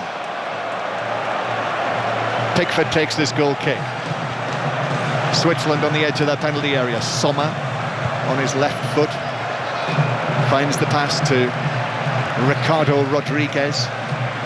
Now here is Granit Xhaka again with Jude Bellingham putting pressure on him. Akanji gives it back to Xhaka, so Bellingham drops back. Zuber, Freuler. Now here's Ebischer again. Ball out on the left-hand side. Ricardo Rodriguez is still out there. Ricardo Rodriguez, who can play in the full-back position, so it's not unfamiliar territory by any means. Then Xhaka, it's allowed to run by Freuler. Rodriguez, back to Ebischer. And now Xhaka again. Akanji is available. We're into the second minute of 3 of added time. Another goal now will probably win it. And it is hit in low into the England penalty area, but then John Stones gets his foot right behind that after Cher's ball in to drive it out of play near the halfway line. It wasn't a bad ball in, actually. No. If any player he wanted to hit someone's feet there, but an England player just dropped in front of him. It was a decent ball into the box. I mean, it's all about concentration now, John, isn't it? Knowing your position, those tiny little adjustments, changing the angle, understanding where the ball needs to go or wants to go. That is going to be key. Tense moments here as Switzerland are in possession inside the England half. Foden goes across there. Saka is there as well with Ebischer, and then Ebischer back towards Granit Xhaka, the man who orchestrates this Swiss side. Akanji, the Manchester City man, strides forward and gives it out. There's lots of space here on the right-hand side for Cher. Cher with the cross to the back post. It's missed by two players. Zuba then hacks at it and slices it high across the 6-yard box and behind. That was an escape for England. Big escape. And it's Mbolo in the way, really. Brilliant delivery. Super cross into the box. And I think the head of Mbolo takes it off the attacking player. I can't see who it is. Oh, it's Ndoye, isn't it, coming in behind him. He just skims off Mbolo's head. He's just got to get out of the way. And Ndoye's there with a free diving header at the back post. I mean, it was too much time and space for the cross coming into the box, which really caught England out.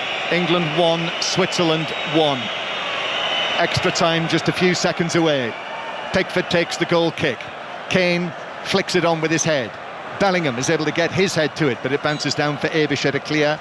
And there is the whistle from referee Osato. He points to the halfway line, and England take into extra time for a second consecutive match in the knockout stages here at Euro 2024. It looked as though Breel Embolo might have fired Switzerland through with that late goal in the 75th minute, but England responded well with an excellent equaliser from Bukayo Saka. And so England 1, Switzerland 1, extra time coming. Here's Mark Chapman. Thank you very much. Everybody's made the point, is he actually, in commentary about why it sort of takes England to go a goal down to find some more of the urgency? Yeah, I have got no idea why, but it's almost like they go into desperation mode, and the systems and what we spent ages talking about pre-game goes out the window, and it just becomes a sort of a free-for-all, do or die. And if you can you're not going to create that type of chaos from the off in a football match.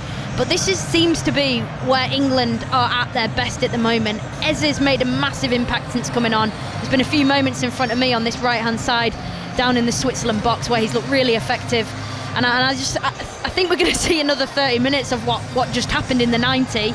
And John's grid might well come into play.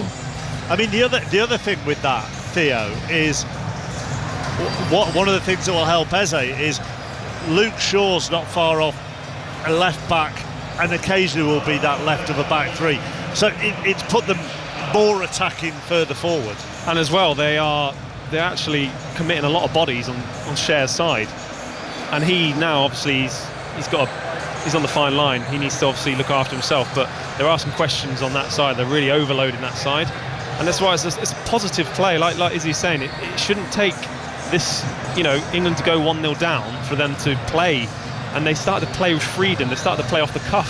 They started to play like they were playing in the park with their kids again. It felt like they've done what they've, that's become professional football in the first place. They're doing what their strengths are.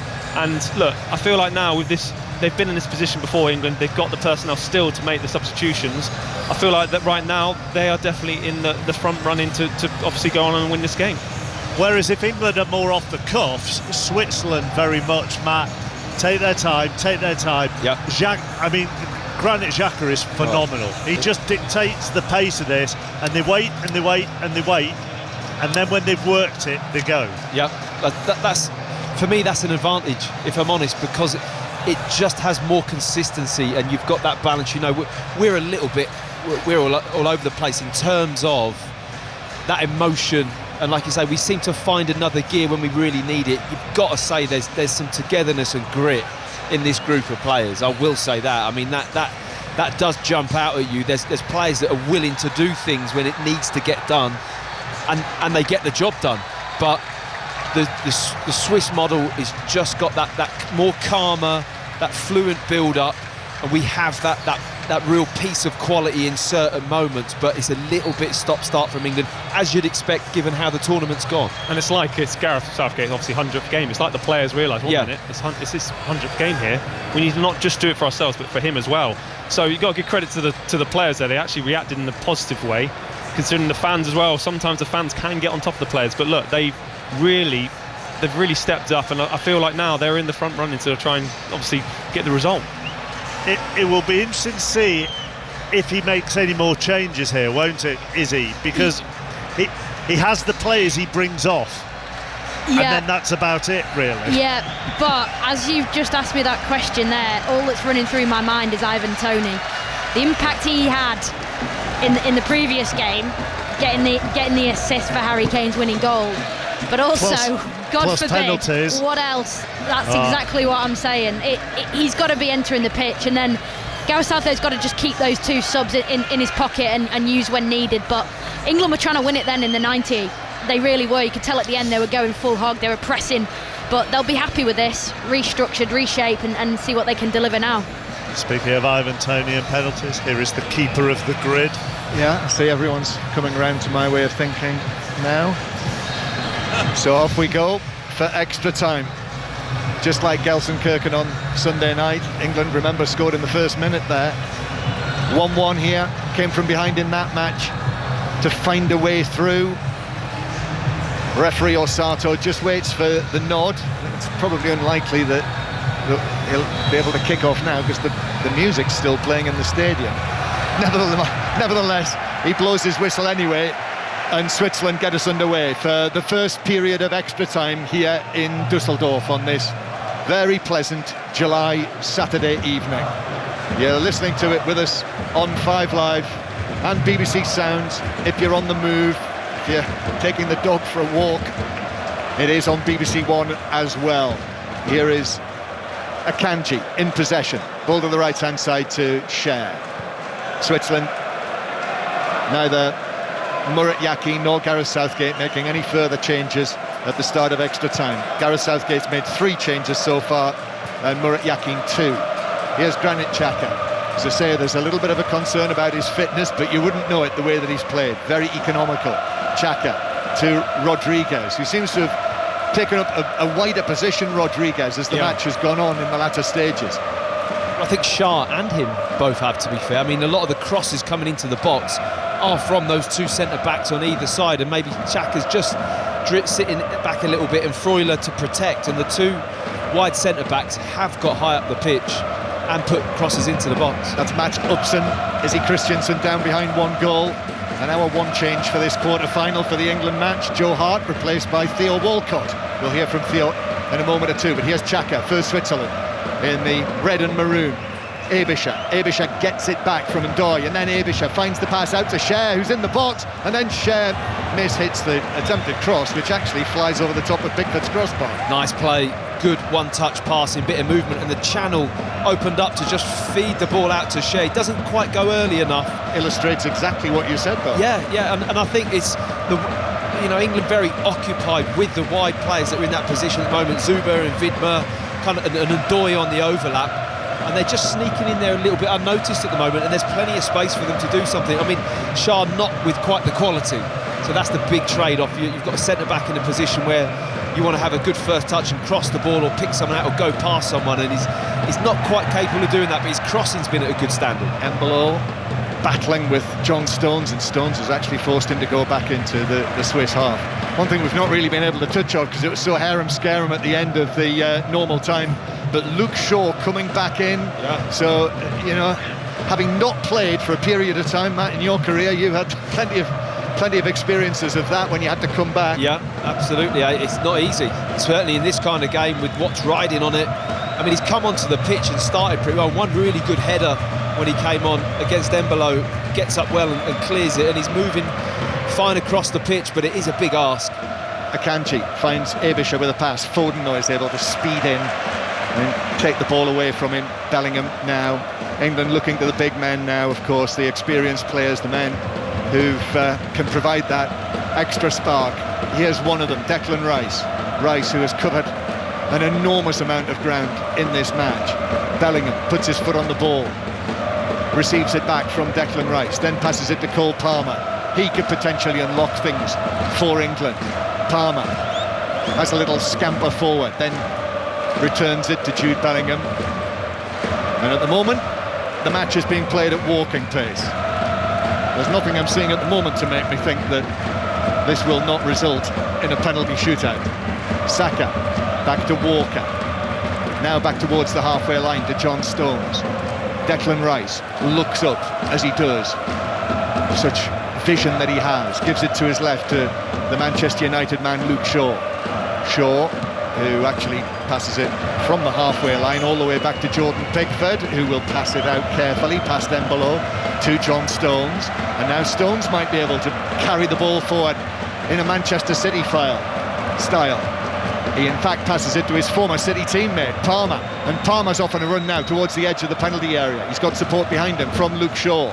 You'd think that the balance would look so much better with Shaw on the field now for England, the genuine left back. Palmer gets it from Bellingham. Now here's Eza on the left-hand side. Eza's cross, headed away by Rodriguez, comes out to Rice, has a look at this, and shoots and hits the outside of the post. With Sommer diving to his left. In fact, he's got a touch on that, Sommer. Yeah, it just came flying out. Save. I think it was a save. I mean, it made a thud like it had hit the post. Perhaps it hits his hand. Yeah, just wide of the post. Good save, actually. That is dipping into that far post. It's a brilliant save from Rice. It's an incredible save by the keeper, to be honest. And as well, we want to expect that more from Declan Rice, because there's now seems to be fatigue of playing into to Switzerland, because they're starting to switch off. And when one switches off, it can go to pot, really. The score's 1-1 in extra time in the quarter-final. Eza, out-swinging corner, headed away by Cher near the penalty spot. Carefully headed by Walker to Bukayo Saka. Saka, who under pressure from Zuba, is able to find the pass to Eza. Now Walker to Declan Rice.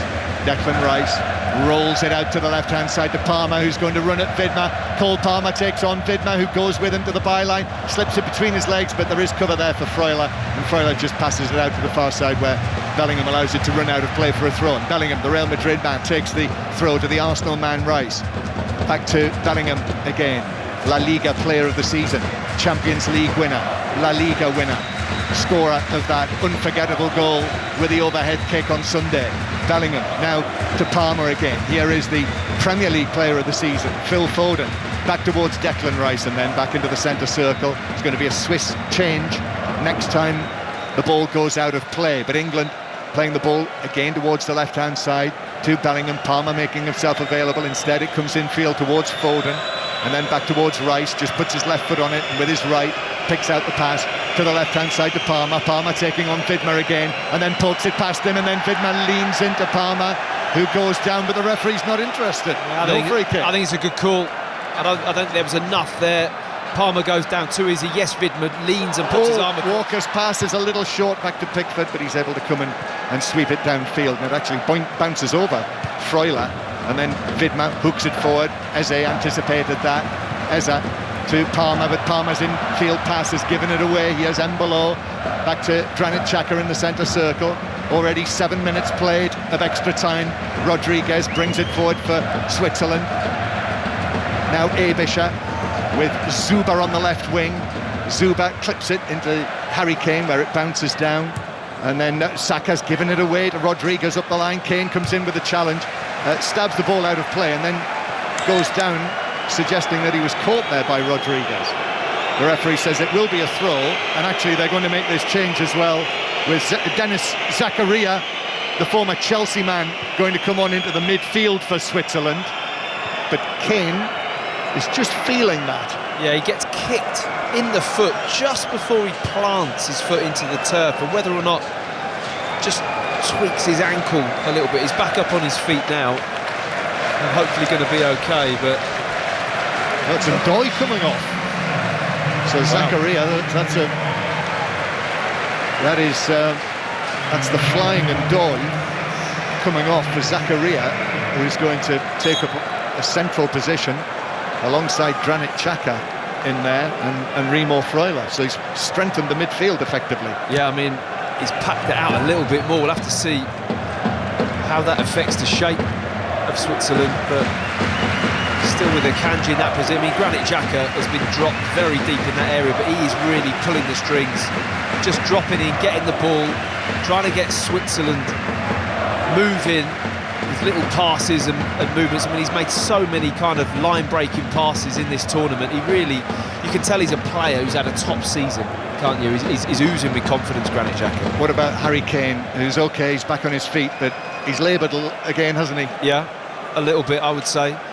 And I think it's going to be interesting to see when another substitute does happen, or if it happens, where that change is going to be and who it is. But potentially penalties. With penalties looming, and you start to think in your head about that now, and have to prepare not only for this part of the game, but also with those penalties as well. Here's Eza. Eza now takes on a couple of men. Then, with a burst into the Swiss half, it's Cher who's brought him down. It's a free kick. This is Fabian Cher on a yellow card. Yeah. Well, there's a strong case there for that to be a second booking. Well, he's starting to tot them up, isn't he? And it's a dangling leg as Eze drops his shoulder and goes behind him. He just stops and puts his leg backwards and trips him over.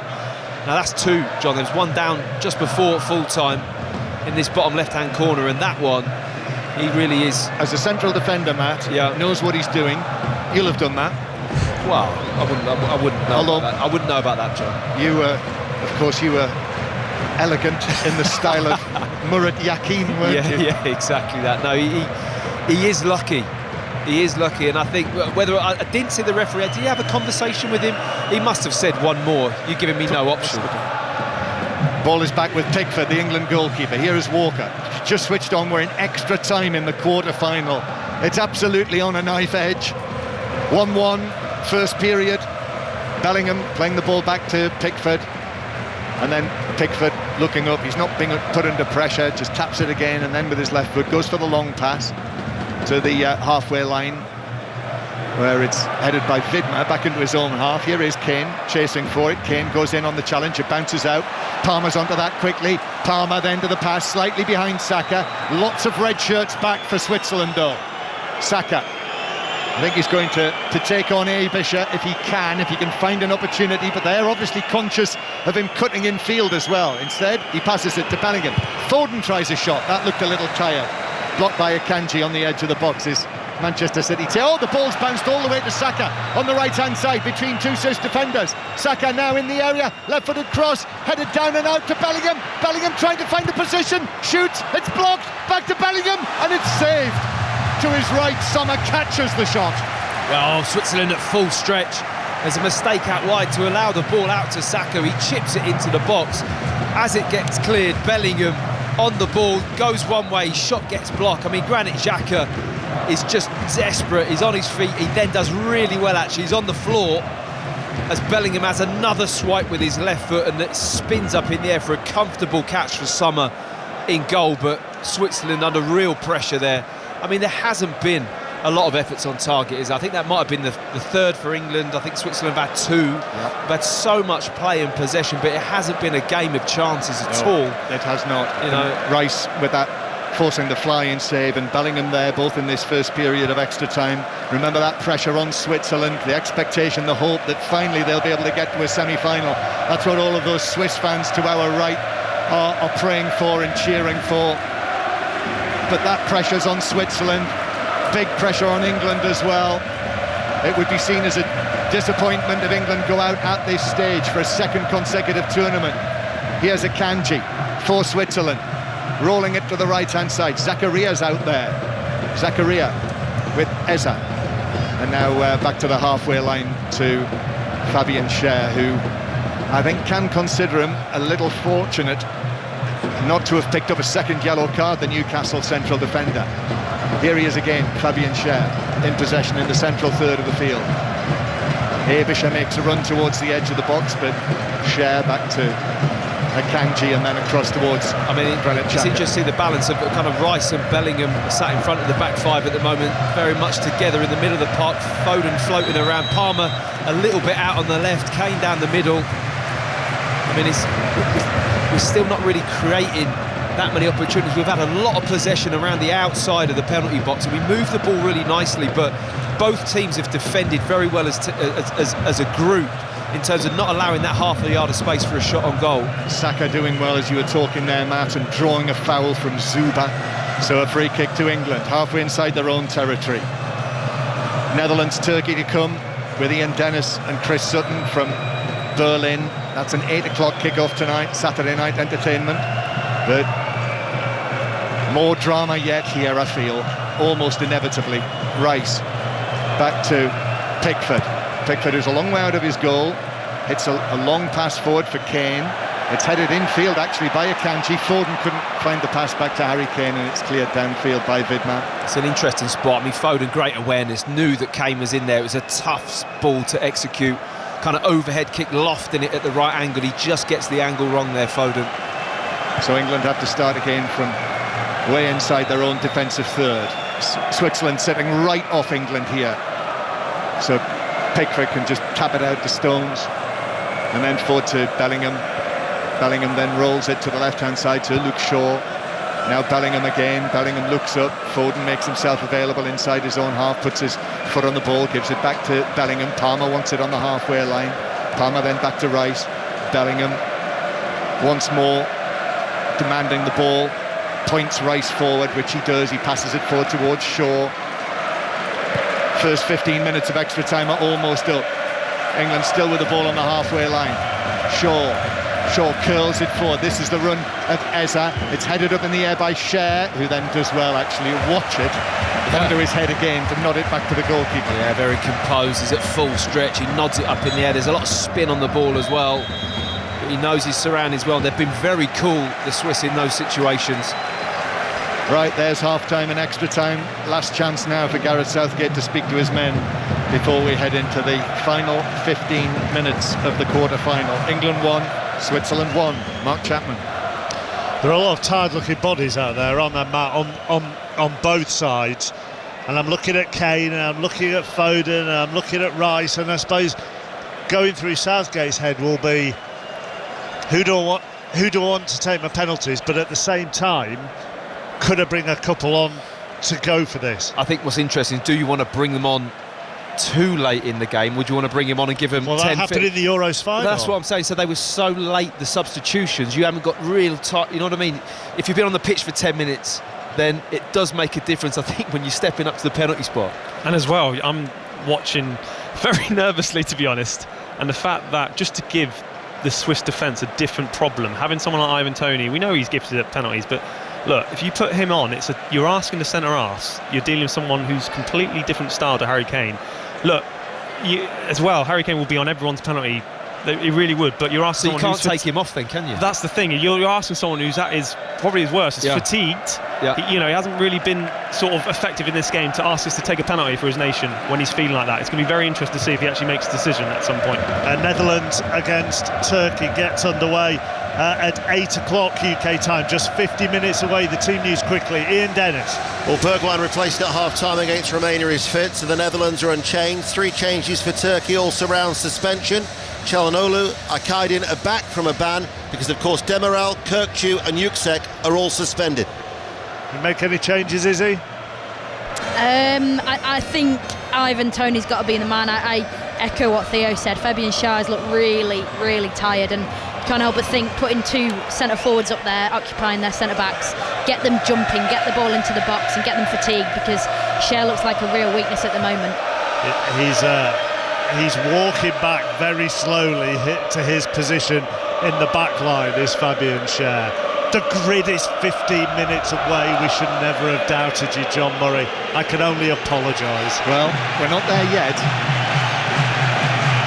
Jude Bellingham standing in the middle of the pitch, raising his arms, saying to England supporters, thousands and thousands all around the arena here in Dusseldorf, to try and see if they can lift England to victory before we get to the shootout. Neither of these teams in their history have got a very good record at penalties. We know about England, but Switzerland have lost 3 of their 4 at World Cup or European Championship finals. It's been a clash of heads involving Harry Kane, and the England captain is down holding the back of his head. Ricardo Rodriguez, I think it was, with a challenge, and Kane is he's rubbing the back of his head. It was Granit Xhaka actually, wasn't it? Yeah, it's a clash of heads actually. Catches him in the back. I mean, it wasn't too bad, but it's one of those that just stings a little bit, and he's just rubbing it off with his hand. He's had a few bumps like that in his time, I'm sure, Harry Kane. But for me, whether either team has got the appetite to take a bit of a risk here, John, or really throw something at this game for 5 or 6 minutes or so and just see if they can force the issue, or whether both are going to be happy just to go, you know what, we're going to have got the players to do that. But it's going to take a real effort. It's going to take the kind of bravery and be bold to have a go and try and win it without a penalty shootout. And I think that you could see a little bit of a stale 15 minutes here if we're not careful. England 1, Switzerland 1. 5 Live, BBC Sounds. It's on BBC One as well. You can match up the pictures to the 5 Live commentary. Just look for Euros Extra, red button, iPlayer, you'll find it. Switzerland, Akanji playing it to Widmer on the right-hand side, then Widmer goes back towards Fabian Schär. Across it goes, Schär, as he plays that pass, actually, he's hobbling, you know, he goes down and he feels his right leg, the Newcastle man. Switzerland with possession on the left-hand side. You'd think he'd have to come off, John, to be honest, the way he's moving. I don't know if there's a substitute lining up there. Well, actually, it's Shaqiri who they're waiting to bring. But he may shuffle it about. So what a story that would be. Perhaps he's thinking penalties as well there. Probably, yeah. Shaqiri, he would fancy it, wouldn't he? Yeah, he would. Here's Akanji, passing it forward to Granit Xhaka. Switzerland in possession, keeping the ball in the England half, and now attacking down the left-hand side with Rodriguez. Ricardo Rodriguez, 2 England men on him. It's won back by Walker and cleared away by Saka. Kane chases it. Akanji passes it to Granit Xhaka. Kane comes across. He looks as though he's hobbling a bit as well, Harry Kane, I have to say, as England have to drop onto the back foot again. It breaks for Zuber on the left-hand side. Walker trying to get back. Zuber with a left-footed cross. Widmer gets up with a header. It bounces into the back of Eze, and Eze actually comes down and is able to run the ball away. It just worked out perfectly, didn't it? The ball ricocheted between. It was really nicely done by Eze. Eze for Kane to chase. I'm not sure he's going to get there before he goes out of play, and actually he loses balance completely. Harry Kane collides with Gareth Southgate, and Kane falls into the England dugout, and I think he might have injured himself. I think he collided with the edge of the England dugout after bumping into Gareth Southgate. Well, that's bizarre. Gareth Southgate tries to keep him up on his feet, but the way he landed, there's a kind of set of blue boxes, looks like kind of ice or drinks boxes that are right by the bench. He lands on the top of one of those and then awkwardly stumbles to the floor. I think Gareth Southgate actually caught him, you know, as the two collided. He actually caught him and stopped Kane from perhaps doing more damage. You might have had a better view of that, Izzy. Yeah, well, Harry Kane and Akanji have gone in that duel down the channel, and the momentum's just taken them off the pitch, and Harry Kane was already struggling. I heard you just mention there, John, he's definitely got cramp, and I think he's okay from that collision off the pitch, but I think he's struggling with cramp, and he's lucky he went into his manager, not into a cool box, because that could have been painful. Oh, that he's coming off. Kane can't continue. If there's a penalty shootout, Harry Kane won't be involved in it. It's rather like Mbappe last night, isn't it? Yeah. And the change is made, and it's Ivan Toney who's taken the place of Harry Kane. Yeah, I think the cramp is just too much, and I don't think he hurt himself when he landed, when Gareth just caught him as he was falling into the bench. I think the cramp is quite extreme for Harry Kane, and he knows that A, you've got to run around on the pitch, or B, you don't want that with a penalty, Theo, surely. You're stepping up to a massive moment and your hamstrings cramping like that. It's quite... England with Palmer. Toney allows it to run. Palmer dummies as if to shoot. Switzerland have got men back. Foden crosses. Comes to Palmer. Then Eze's behind him. Eberici Eze just flicks it, the Crystal Palace man. Back to Rice. Then Palmer with a cross into the area. Cleared away by Rodriguez on the half volley. It's interesting to say, when Harry Kane came off, there was a bit of a cheer, I felt, from the England fans. It felt a bit odd, you know, considering what he's done for the country. But look, it was one of those things. More Ivan Toney, right? Okay. I think it was more. I think they quite liked the impact of Toney. I think that's how I read it. An interesting reaction, nevertheless. England 1, Switzerland 1. 10 minutes to go before penalties. Eze begins to move infield. Penalties have been a thread right through the professional life of Gareth Southgate. Rice. Across it goes towards Walker. England, who exited the last Euros in the final on penalties against Italy at Wembley. The Swiss went out of the last Euros on penalties against Spain. Rice. There's a lot of mental damage there. Yeah, and there's a lot of cagey sidewards passes at the moment is kind of developing into that 15 minutes of football where neither team wants to lose this game. England on the attack though. Rice to the left to Eza. Eza's ball across took a deflection. Xhaka has a look over his shoulder on the edge of the box and then passes it to little Shaqiri, who's come on to replace Embolo. And Shaqiri now, if he can find the pass, but he actually passes it behind terrible Zuma. pass. And Walker was able just to move in there, give it to Palmer.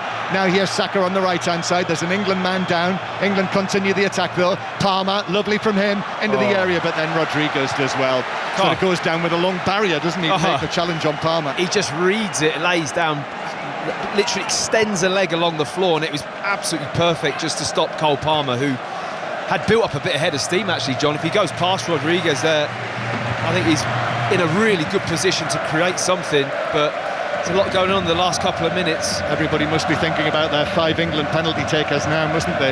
Tony, Palmer, Bellingham, Saka. Let's put Shaw in there. Maybe. Although I remember him hitting a not terribly convincing penalty somewhere in there. Was that in the Europa League final? Maybe. Trying to remember. Declan Rice? Yeah, Declan Rice, I think he'd be one. Pickford maybe, he takes a good penalty, doesn't he? Not a bad shot. Against Switzerland. I've seen it up and personal. It's not bad at all. 7 minutes to go before penalties. Still time to win this yet for either team and claim a place in the semi-finals. And it is Switzerland coming forward with Zuba. Here's Abisher on his right foot. Abisher slips it to Vidma. Vidma's shot is cleared away by Shaw and then volleyed away by Eza in the left back position. Eberici Eza. That's what I'm talking about. Abisher finds energy from a moment. I mean, he just all of a sudden went up a gear. It's not just the cowbells ringing, it's the alarm bells. Here's Abisher. Abisher out to the left-hand side. Then the cross from Rodriguez. A long way, all the way over to Schär. Schär goes for goal, but slices it high over the top of Pickford's net into the Swiss fans. Well, the moment I saw the number 22 on the back of the jersey lining that up, it gave me a little bit of comfort knowing how fatigued Fabian Schär is at the moment. It's a tough ball, it flicks and it's bouncing, it's on the half volley, it's not an easy one to execute, and he just lashes at that ball. Well, goes well over. I was just going to say, do England need to be thinking about another change? And actually, we see Trent Alexander-Arnold stepping out from underneath the roof of the England dugout. Theo. I mean, I've been seeing Jude Bellingham sort of stretch his hamstrings quite vigorously, to be honest, and I feel like that could well be the substitution, which would be a big call. England 1, Switzerland 1. 5 Live, BBC Sounds. We're on BBC One as well. Alan Shearer, Guy Mowbray just behind us. Here is Saka over there on the far side, challenged by Abisher. It's a throw-in for England. Are they going to make the change now? Yes, I think they are. Fourth official steps forward, the German Daniel Siebert. It's Foden. And it is actually Phil Foden, who you would have thought would have been a penalty taker. I would have said so, but I think they'll have obviously done the penalties in training, in camp. They'll know who the penalties are. They'll have been through that 2 or 3. I mean, it would be a big part of the preparation while you're in camp, these kind of situations. So they're fully aware of who wants one and who's really confident in having one and who they feel should be in that situation. And that's what it is, it's being confident, because you can't replicate this. No. We speak about it all the time. Penalties are just a flip of the coin, and it's something I don't want to see, because I've been in that position before. You know, I'm in memories from Euro 2012 actually, I think, when we played Italy. So that's sort of coming to my mind all of a sudden. So hopefully it's going to be the other way for us today. Trent Alexander-Arnold ran across and gave Jude Bellingham, I think it's one of those little pouches of energy. Pouches of energy. A pouch of energy serum. Energy serum. Goodness me. There you go. Dr. Upson strikes again. There you go. Right. Where has Alexander-Arnold gone? Right over on the far side, actually. Yeah. Here's Walker. Saka's on the left. He is. Yeah. And so this is it. We're into the last 5 minutes here in Dusseldorf. England 1, Switzerland 1. We're ready for the finale. Eza switches the ball onto his right foot, but Switzerland just dropping behind. And England now, the challenge is to try and find a way through. Alexander-Arnold with his delivery. It's a heavy first touch as it bounced up into his midriff.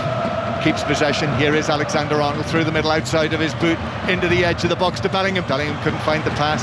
Walker didn't dive in there as it was bouncing to Little Shaqiri, the former Liverpool and Stoke City man, don't forget. And he passes it forward to Zuba, out there on the left. Zuba's crossfield pass.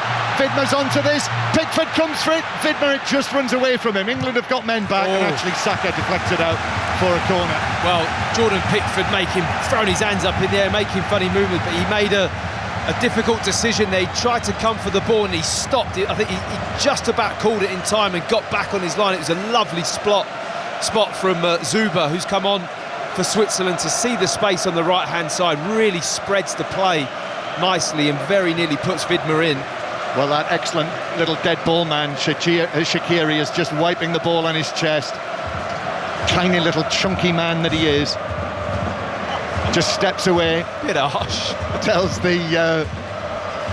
the steward to get out of the way. Shaqiri plays it out, it's at the post. Pickford came for it. It struck the post, and Pickford was scrambling there, and it bounced right across off the frame of the goal, out to the far side, and England get away with one. Incredible. Jordan Pickford gets away with one, because if that goes in, and it very nearly did, it was unbelievable effort from Shaqiri. He's in swing a left foot.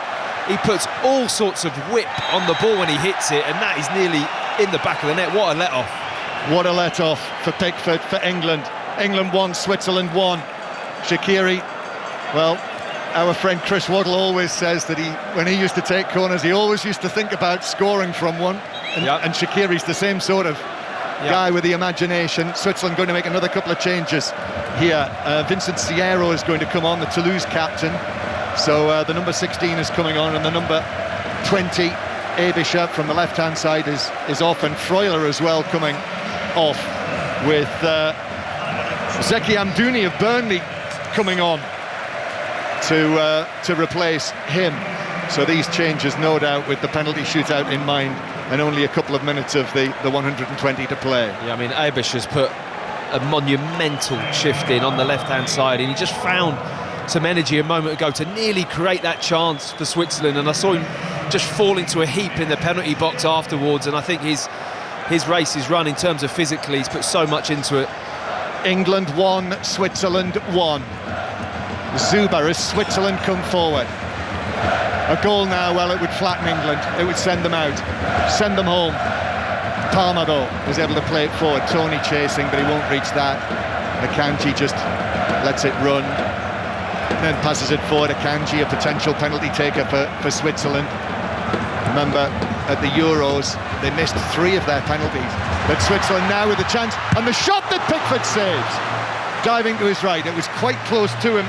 The effort from Amdouni, the first thing he's done since he's come onto the field, the Burnley man. Rodriguez with a cross, comes off Alexander-Arnold's head, and then on the stretch, the shot is high over the top of the crossbar from Vidmar and behind. Goal kick. Well, you have a feeling that could have gone anywhere. Jordan Pickford racing out of his goal, shouting at his back three, but it spins up in the air, and at full stretch, Vidmar, I mean, it does go quite high over the crossbar, but it could have gone anywhere. It was a nice hit from Amdouni just before as well. Controls it with his right foot, hits it with his left, it sits up nicely, and Pickford just palming the ball away to safety. But Switzerland having a real go before the end of this game. Penalties are approaching. 30 seconds of extra time to go. This would be the 4th penalty shootout in Gareth Southgate's 8 years as the manager, as the ball is headed back to Pickford by John Stones. England have won 2 of them under Southgate, but of course lost the one in the final against Italy, which was their last experience of a penalty shootout. Pickford, high and long downfield. Not sure there are going to be any further changes before the end of extra time for England. So what you see is what you get for the penalty shootout. 1 minute of added time. England have got to score now, otherwise face the penalty shootout. Saka on the attack to Eza. Eza now, Shaw on the overlap down the left-hand side. Shaw with a cross, clips it across. Tony couldn't get there, bounces out to Walker. Kyle Walker, late England pressure here, uses Alexander-Arnold, bounces up from him, plays it back to Walker. Walker beats his man, still Kyle Walker trying to work it across, but that's cleared away by Sierro. Comes out to England again. I make it 30 seconds to go. Bukayo Saka passes the ball straight into the back of Zakaria. And then it comes back to Saka. This will be the last attack. Eza England in possession. Stones stuns that ball with his right foot. Goes for the long pass forward towards Ivan Toney, who backs away, might have been shoved over by Zuber in the box, but the referee's not interested in that, and it's through for a goal kick, and I think that will be it. 1-1. Yeah, that will be just a tangle of feet, really. Toney backpedaling. There it is. The final whistle goes here in Dusseldorf. After extra time, England 1, Switzerland 1, and the place in the semi-finals will be decided on a penalty shootout. The fourth penalty shootout England have faced under Gareth Southgate's management. And what happens to him and his team, how he's going to be judged, is all going to be decided by what happens over the course of the next 15 minutes. Mark Chapman. Switzerland went for that a bit, didn't they? I mean, Switzerland were brave in extra time. And I'm not really quite sure what England were trying to do. No, it didn't have much punch. It hasn't had all game. That's been lacking. It's been lacking all game. While we can talk about the structure and we look more cohesive across the board, it hasn't had that edge to the performance to win it, which is hence the reason why we're here with a penalty shootout, and Switzerland carved some nice opportunities there and had a bit more movement, a better movement off the ball, you feel, certainly in wide areas and coming into the middle of the pitch. I just felt it was going to go this way. It only looked like one winner, though, didn't it? It really did. It really did. I think the Swiss as well, they've worked so hard tremendously. They're so hard to break down. And yeah, England would seem to have been happy with penalties. I mean, they made the substitutions. I feel like they got the better personnel to take these penalties right now. But look, you've got to give credit to the Swiss because they actually wanted to win that in that sort of 30 minutes. And that's something you don't really see. Particularly when you go to extra time, a lot of teams like to stand off and, like I say, take it all away. But look, it's one of those situations as a player, being in a situation, Matt, I don't know if you've been in this situation as well before, but it's something where someone has to miss, and that's the sad truth about this. When you're at your worst, like I said, you're so fatigued right now, asking to take a penalty. That's why you've got to be so confident. And like I say, these players right now, they would have practiced it, but they can't replicate this. But look, they're going to have to do a job, and they know what they do. They've been practicing all week, and they've just got to stick to the script. We're about to have the coin toss for which end this is going to be taken. Depending on how this goes, Izzy Christensen may have an unbelievable view of this penalty shootout, and she does. They will be in front of you, Izzy. Fantastic news, fantastic. This is now where the sport, this game becomes a team sport, and it's now an individual sport, because these players have got to find their focus and their feeling now that, players react differently in this situation. Some feed off the crowd and the noise, and some just want to cancel it all out and just go within themselves and just get that inner focus. So it'll be fascinating. That naughty seat's really good, isn't it, right now? That naughty seat, naughty chair is the best place. Yeah, all of a sudden, place to be. Matt and Thea, I bet you want to be down here. Jordan Pickford will definitely be feeding off that crowd behind Izzy. Everybody just started to make their way to the centre circle. You would expect, wouldn't you, Theo? The England players will have known before this went to extra time that if certain ones of them were on the field where they would be going, they probably even know where they are likely to place the kick here. Yeah, but it's easy saying that when you're in training, you're at the facilities behind closed doors and I'll take a penalty, but actually now put those players in that sort of situation, some may change their mind, which is fine. That's where you need to trust your teammates. If someone's feeling that confident and not actually part of that script, let them take it. So Cole Palmer is holding the ball at the moment. There's lots of pointing after they do the toss in who is doing what, but England are going first, and Cole Palmer is walking towards Izzy on the naughty chair.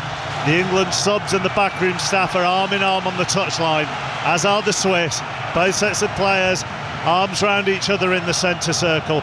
Cole Palmer, the first of possibly 10, and maybe more, maybe less, to make that long, lonely walk. John Murray. Well, Jan Sommer, the Inter goalkeeper, remember at the Euros how he saved from Mbappe when Switzerland knocked out the French, the world champions at the time, in a penalty shootout, but then themselves failed in the next round in a shootout. England,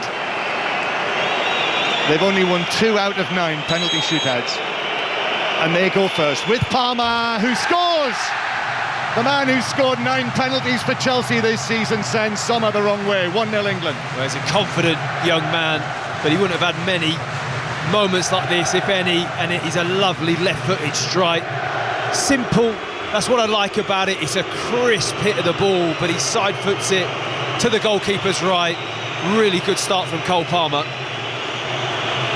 And it's going to be Manuel Akanji, the Manchester City man, who will take the first penalty for Switzerland. Akanji, who 3 years ago in that shootout against Spain had his penalty saved.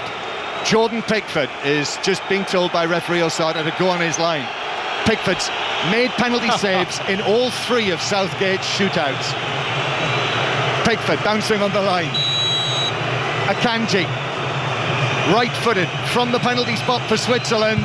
Pickford saves down to his left. And Switzerland, as Pickford salutes, puts his hand to his eyes, does a swagger of a walk. 1-0 England after 1 penalty each. Well, I wasn't confident in Akanji the way he addressed that ball.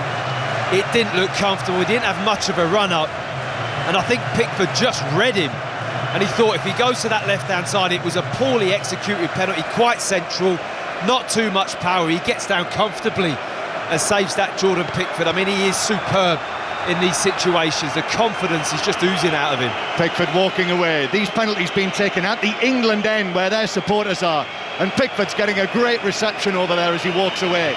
It's Jude Bellingham of Real Madrid next for England. Big strides back, then steps to his left.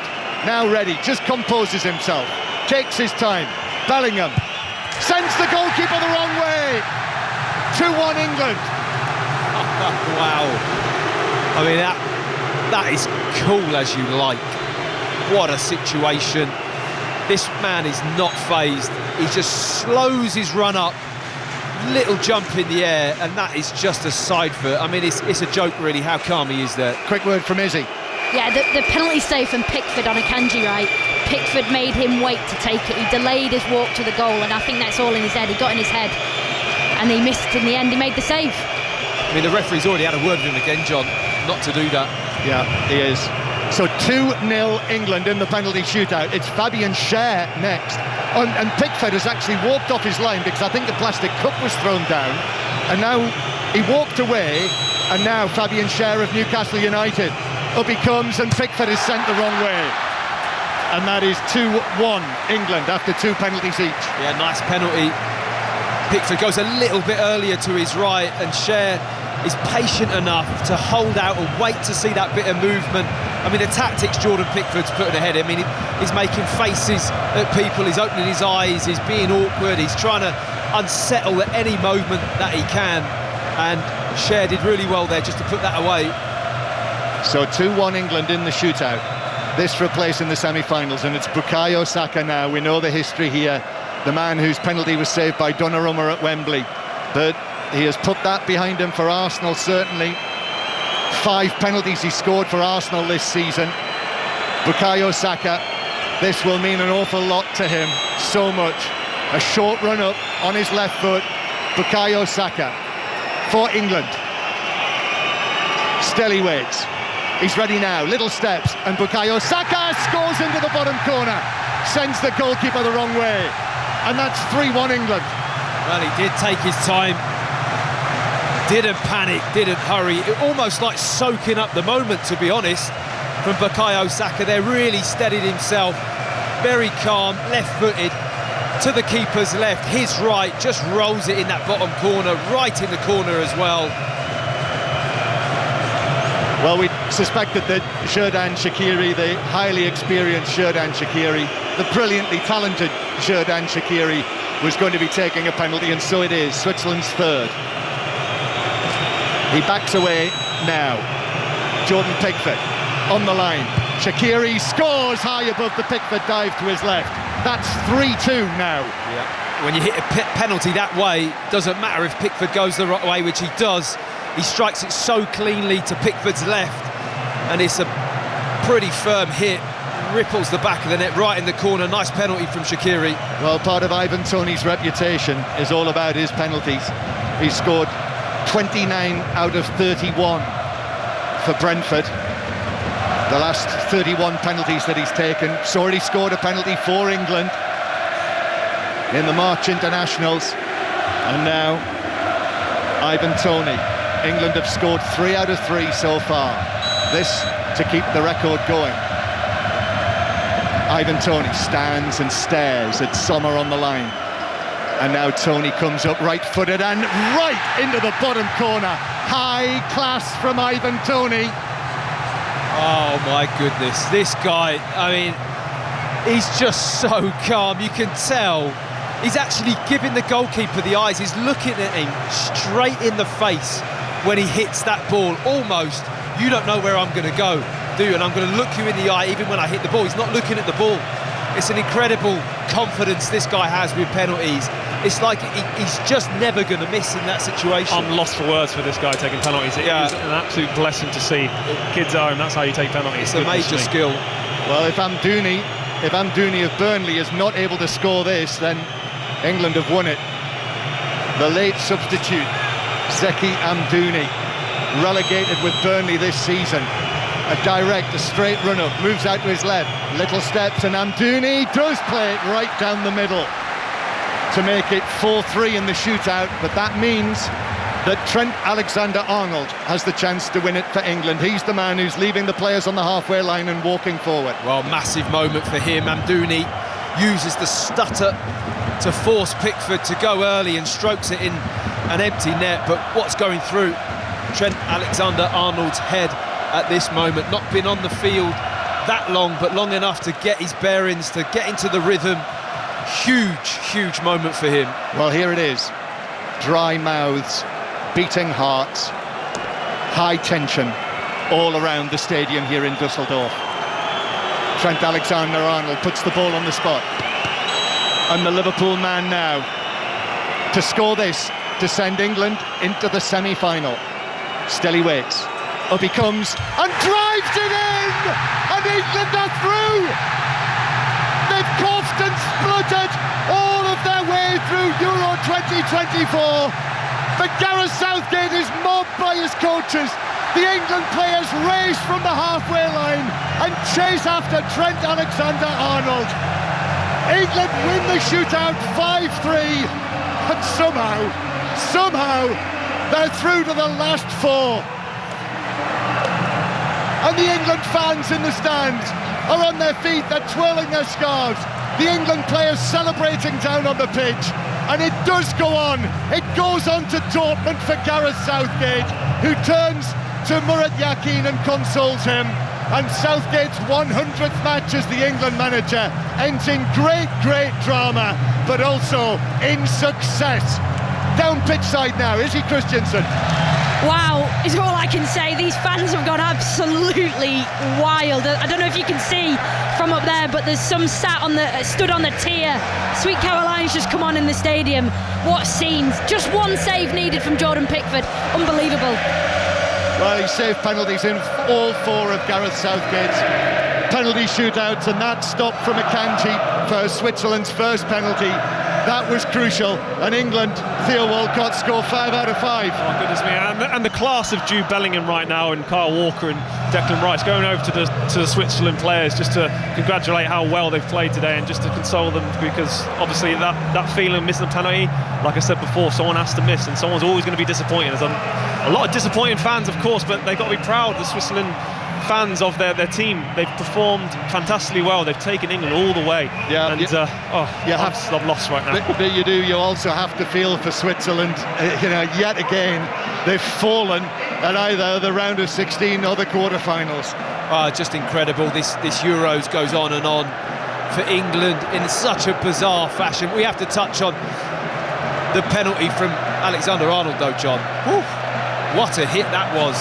Absolutely bad. We know how good his right foot is, but to stick it away like that in that moment takes a lot. So credit for him for stepping up and hitting such a good penalty. Well, we know that he's a great striker of the ball, and that was a great strike of the ball to win it for England. It's finished 1-1 after extra time, and England, for the 3rd time under Gareth Southgate, incidentally, win a penalty shootout. 5-3 the score. And that means that man down there in the cream shirt, the much maligned, much criticised Gareth Southgate, becomes the first man to steer England as the manager into 3 tournament semi-finals. So put that in your pipe and smoke it. Mark Chapman. Are you aiming that at me? I was aiming that widely. Right. Well, you better not be aiming I was that not at me. aiming it. It was smoke it, comma, Mark Chapman. I mean, you had a perfect view, Izzy, of 5 perfectly taken penalties. I mean, you also had to deal with idiots behind you throwing pint pots, but they were 5 perfectly taken penalties. They were absolutely beautiful. There was so much to take from each one, but the one that stuck out, apart from Alexander-Arnold's winning penalty, the class and the the craft on that shape that he put it into the far corner, but was Bukayo Saka's penalty. The smile on his face after he converted that, because you can't help but be reminded of Euro 2020 when he missed a penalty, and that smile to me hinted redemption for him on a personal level. It was an amazing moment, and I'm just watching the players in front of me now. There's so many different things to take from these celebrations, but Jimmy Floyd Hasselbank, who is the forwards coach for England, and Saka having a really warm embrace was lovely to see. And a bit of tension coming out of Alexander-Arnold, a little bit of anger, but I like that. He's been dropped, he comes in, he gets the winning penalty. That is part of being a team player. This is the first time that I would say at the final whistle at a game here, Matt, that there's been a real celebratory atmosphere between fans and players. Yeah, just watching Gareth Southgate now, that's very, very animated from Gareth Southgate. The players dancing on the edge of the penalty area and Gareth Southgate in front of them, really punching the air. There's a bit of feeling in that, Matt. There's a lot of stress and tension you feel that's been in the camp, and there's been some angry exchanges. There's been a bit of prickliness through comments, and understandably so. I think they feel more together because the performance was more joined together, wasn't it? Even though it wasn't, the attacking force that we know we're capable, the performance was more together, and then to win it in this fashion and have players like Izzy's just mentioned, Alexander-Arnold coming back in, getting on the pitch, scoring the winning penalty, it all adds to building something a little bit stronger each time. And we've had the luxury of doing that. We've got through the stages to this point to be in this position, and I think there's a bit of steam just being let off from the group. And as well, you've got to realise that the connections come back now with the support and the players. There's big moments that happen in tournament football where at times when you need everyone behind you. This moment right now, it was like the England fans sucked every goal for that penalty shootout there, and it was just really clear to see that there's only going to be one winner. And as well, when you visually watch Jordan Pickford doing the mind games, his walk was so delayed getting to the goal at every opportunity. It just really sort of disjointed the Switzerland sort of 5, didn't it, Izzy? You probably felt that a lot more than us up here. Yeah, absolutely. I was just going to come in on that because Jordan Pickford knew he had one chance from the referee where he could really, take the mickey with taking his time and playing all his mind games. And I don't know if he obviously meant it to be at Akanji, but he'd obviously chosen his moment. And I was watching Akanji walking over to put the ball down on the spot. Jordan Pickford started walking towards the goal, and then he turned back round again and walked another 10-15 metres back the other way just to get his drinks bottle, to get his towel, to delay tactics with the referee. And it worked once, and that is the one he saved, and that is where he knew he had one moment, and he had the backing of everybody else in his team to go and convert their penalties. It was a superb penalty strategy from England. I mean, I'm not surprised. He might have had a sip of one of those pints that was thrown as well, just to today even more. There's plenty on the back of my shirt, I tell you that. If you drained it, you might have a pint. I think when you put it in comparison to, if a goalkeeper's doing that, when you see Ivan Toney, he eyeballs the goalkeeper. He goes the other. Some players are like they don't want to make the eye contact and look the other way. He takes the penalty while he's looking at them. He's not looking at the ball.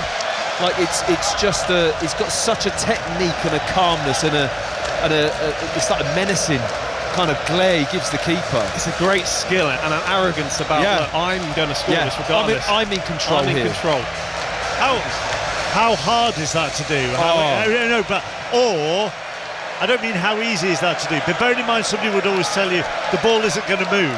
Yeah. So if you know where it is and you know your stride pattern, but it still goes against a little bit of your nature just to actually look at what you're about to kick. Absolutely, but it goes back to the point is that he's addressing the penalty as the psychology is more important than the technique, and he's true, because you can score anyway. You know, all these players are capable of scoring a penalty. It's the psychology behind it to know that you can be calm enough, and also he's got total eyes on the goalkeeper, so he can just tweak and adjust without really looking, depending on where the goalkeeper moves, which is why you see him hit it into an empty side of the net so often. And it's one of those as well. I've experienced players taking penalties when they've actually told the keeper, look, I want you to dive here, just so I can really hit it in the right spot.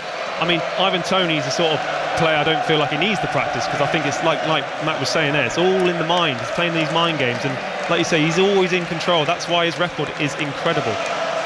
First time England has scored 5 from 5 in a shootout in a tournament. Another positive element. You know, they're all flowing off the tongue, chappers, aren't they? The positivity around this England win. I've just, the way the boards are set up, and it hasn't been officially announced, but the way the boards are set up, I'm guessing that Bukayo Saka won player of the match, which if you're going to give the player of the match, is he to the winning team, and he's getting lots of hugs there as well as he goes down. I know we talked about everything with the penalty with him as well, but he was England's main threat. Yeah, he was brilliant in the first half. Got to the byline a lot. Like Theo mentioned, he was going on the outside of his fullback and getting crosses in. He was causing problems, and then of course when his country needed him the most, he just delivers the most beautiful left-footed strike into that far corner. And I think as regards to Switzerland, Akanji and Xhaka were unbelievable, and you know, it's a real shame, you know, for Akanji after that performance. I mean, to be fair, all tournament Akanji has been exceptional, and obviously it was him that missed his penalty, but that's sport and that's football. But yeah, Bukayo Saka, just when his country needed him, and that little smile I saw on his face after that penalty conversion, it just felt like the world had been lifted. Not that he's played like that since the last Euros, but it just felt like England have turned a corner, and he's turned a corner, and you know, all of a sudden, like Matt said, wow, we've got to be up there now with being favourites for the tournament. He's still getting carried away.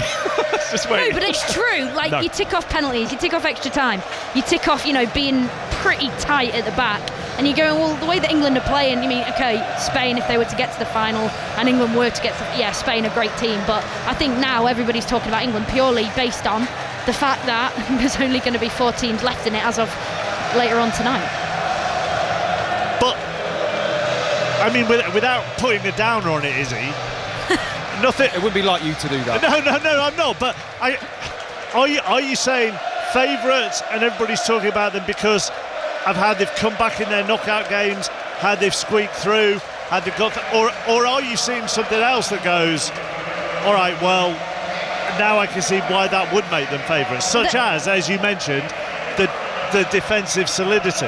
Yeah, and they're getting incrementally better. I'm not, okay, it sounds like a very carried away comment, but I do think there's so many questions this team have been asked throughout the whole tournament, and yet they've not blown anyone away with the football that they've been playing. But imagine playing beautiful football and then being knocked out on penalties. It just goes to nothing. But England have found these little moments, and I saw it in the last game against Slovakia. I remember saying it post-game on air, like, there are things in that game you can take from it: character, resilience, you know, the will to win, the energy. And sometimes, you know, those things can take you a long way. And if England don't learn from today's game and go on and then slightly improve the next performance, then they'd be foolish. And you've got to be talking about them now to be, you know, up there in the final, perhaps. The way they've been playing. We have to say that is a vast improvement on what I have watched in the last 4 games. You're playing against a much better team, really, than what we've faced. I mean, Denmark were a good team, in fairness, but today we were more competitive. We had much better pressure on the ball, passing and movement. There were some real quality moments in terms of touch, passing. We're not creating a lot of goal-scoring opportunities, and I think that is something that is a collective issue.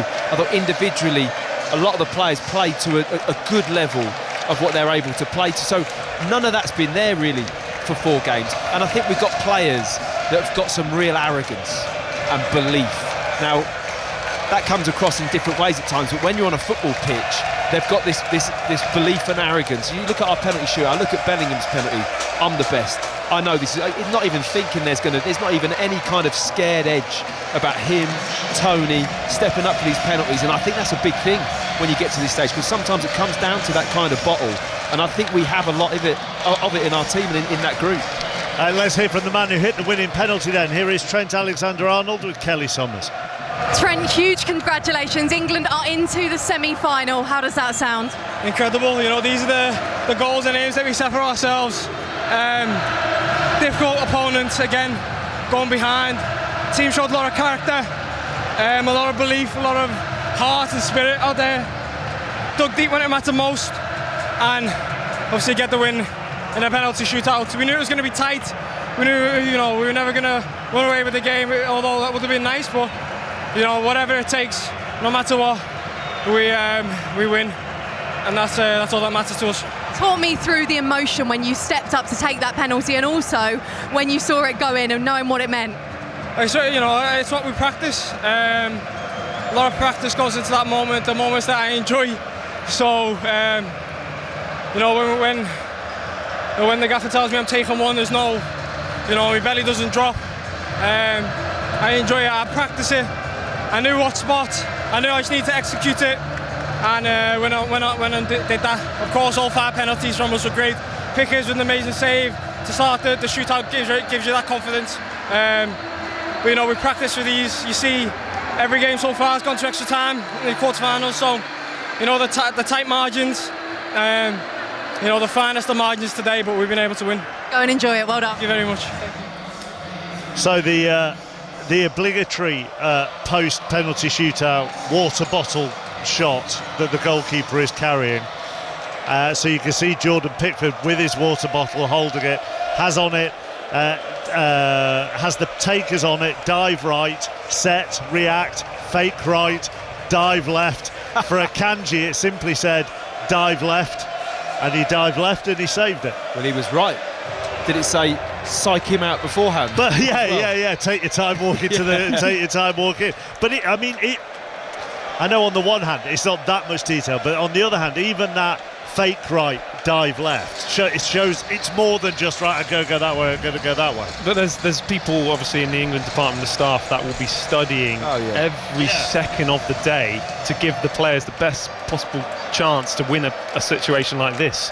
So, like you say there, his job's there, but still he still needs to execute what he's been told or what he's been shown. But like I say, it's all about mind games. It's all about the mental game, and we won it today, and it was a credit to the England department and the staff that we don't see this side of it, which Trent was alluding to there. He enjoys taking penalties. Goodness me, I hated taking penalties. I hated the moment here because, like I say, someone's going to miss, but he enjoys it, and again, you're getting a sense that these players are enjoying special moments. Yeah, I think that kind of homework is really important, and Jordan Pickford does that. And the shimmy up. I mean, I looked at the replay. Akanji's face when he missed it, he took the penalty, and he knew it just wasn't enough, and Pickford had gone, and he actually slapped his hands. It wasn't one of like upset or sadness. It was, I'm annoyed with myself, because he came away going, I haven't done what I need to do. I don't want to be stereotypical about it, but if you're a great big centre half, leather it. Maybe. No, I think you're right. No, but seriously, it's a surprise, isn't it, that I'm not on the England backroom staff for penalty advice. I know. But do you know what I mean? No, absolutely. You see a lot of centre back. I mean, you see goalkeepers step up. Maguire have you taken one? Maguire did. I have not for England. No, but I have what was your style? What was your style? Power and try and hit a corner, but just hit. I remember watching Tony Adams take penalties, and it wasn't. But he had the ability. He went up. He was brave, and he just put his foot through it. Bang!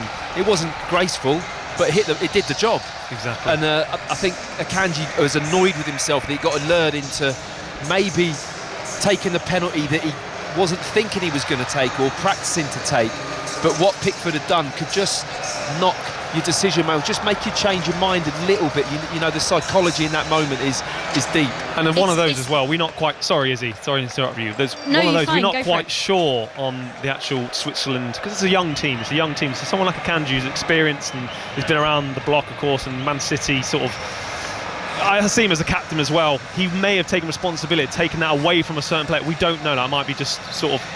But I'm just feeling that I've seen that in a situation with me before when a player's not been confident, but an experienced player said, "Look, I'll take that for you." So that's the side of it. We were not quite sure on as well, but that's the sort of, like Matt was saying, he didn't look confident at all, is he? It's the weight, I think, that I don't know what the guys think, but it's the weight of having to wait with the ball for Pickford to get into the goal. And I think that's the problem. I think if you were to go and do it again, teams will be watching England's strategy and what Pickford's been doing and going, well, if we play England in penalties in the semis or the final, you'd almost, if you're the player going up against Pickford, you'd almost like delay your walk to the ball. But then you flip that and go, it's actually quite intimidating walking up to the ball when the goalkeeper's already in the net, because the net all of a sudden looks smaller. So there's so much to it. It is a complete mind game. But just going quickly back to Trent's penalty. That would end up. Sorry, Izzy. That would end up like some Western standoff. If you wait for him to make a move, he's waiting for you to make a move. We could all be sitting there for 20 minutes. Everyone wants to get on the tram, don't they? Yeah. Go on, back to Alexander-Arnold. No, Alexander-Arnold. It was clearly in the strategy, because I was watching the England staff in the dugout underneath, and it was a click of a finger, and it was Trent Alexander-Arnold's number going into the substitutions board. It was clearly a strategy that they had him ready to come on to take that penalty, and obviously because he's the fifth taker, they knew that it was potentially going to come down to the fifth penalty, and they trusted Trent in that moment, to put all of his, almost anger and energy of what's happened in the tournament for him on a personal level so far into that penalty. And the deep breath, I don't know if you've seen it on the TV monitors, but the deep breath that he takes after the referee blows the whistle, it just makes the stadium stop, and it gives himself that moment of calm, and then the technique on it just to dispatch it was absolutely perfect from him. You almost feel like the pressure the team have been under to find a performance might have even been worse than the pressure of taking that penalty, to be honest, and living for the last couple of weeks under that kind of pressure and training and doubt and questions being asked and valid questions, and they'll obviously not want to be performing in that way, but that might be worse than the pressure of that moment, and perhaps that's a help, because I thought we looked very, very accomplished with the penalties, which is a real positive at this stage of the game. Well, to just say, by the way, Netherlands-Turkey is about to kick off, and that will start on the BBC Sport website. So if you want to listen to Ian Dennis and Chris Sutton with that's going to start on the BBC Sport website. We'll get a bit more reaction from here in Dusseldorf. John Murray's gone down to talk to people, so we'll bring you that here, and then we'll switch to Ian and Chris and commentary on that. If anything happens, we'll of course bring it to you. The tennis coverage continues on Sports Extra just for now. On the overall, when you look at individuals, Izzy, and you go first on this, there were several who probably had their best game of the tournament tonight. Saka, Foden, Declan Rice probably as well, you would throw into that. Kobbie Mainoo. Kobbie Mainoo. So there are, Konsa obviously, but Konsa actually had whether he played or not this tournament, Konsa just had a great game, full stop. So there are several of those players that you go, okay, they're on the upward trajectory within this formation. Yep, absolutely, Chappers. I think, don't want to get too carried away, but I know I'm the one that said it, but I do see a lot more positives in that performance. I thought Bukayo Saka was exceptional. I thought, his goal, late on, unbelievable. Konsa, fantastic. Kobbie Mainoo in the midfield. Declan Rice made some exceptional tackles. Thought John Stones was really solid. I think we probably need a little bit more from, if it's going to be Trippier on the left and Kyle Walker perhaps. I think he wasn't at his best today, but everybody else made up for it, and the substitutes again made an impact. And when you're talking about the grand scheme of things, I've not seen France set the world on fire yet in this tournament. I think the only team that I'd go, wow, are Spain, because of how efficient they are with the ball. But England, they're growing and they're getting a little bit better, but fatigue starts to set in now and how they manage their bodies. But there's so much to it. But I thought in particular Saka and Kobbie Mainoo, absolutely outstanding. If it was an England-France final, we might as well just have penalties at the start. Because the flip of that, in the positive of all the individual performances, Bukayo Saka's goal was England's first shot on target in that game after 80 minutes. So again, again, we're left in this situation post-match of just trying to sort of balance everything out. Yeah, I mean, I agree with you. There's a sense of so much positive sort of energy that came today, and each individual player that Izzy was referring to there, the amount of players we're actually playing at the standard we expect them to play at. When you get that in an England team or in any team, you have a number of players playing particularly well, you're going to thrive, of course you are. But yes, I would be concerned about certain not clear-cut chances. For instance, like Harry Kane, for instance, at times we want to see a little bit more from him. But look, he did a job tonight. I felt like he was slightly sacrificed to allow Jude Bellingham and Phil Foden to roam that pitch. I don't know if you agree, Matt. Yeah, I'm just getting to the point where I don't care how we play. I don't care. We're winning, and we're going through. And so many times we play well and we do, and you're kind of heartbroken that we haven't done it, but we've played really well. We're not playing that well. We're not creating. We're not, it's hard to explain what it is. But you look at it, and what is he saying about winning it? It feels more like that, even though we're playing the way we are, because we're just winning. And you kind of you can analyse it as much as you want.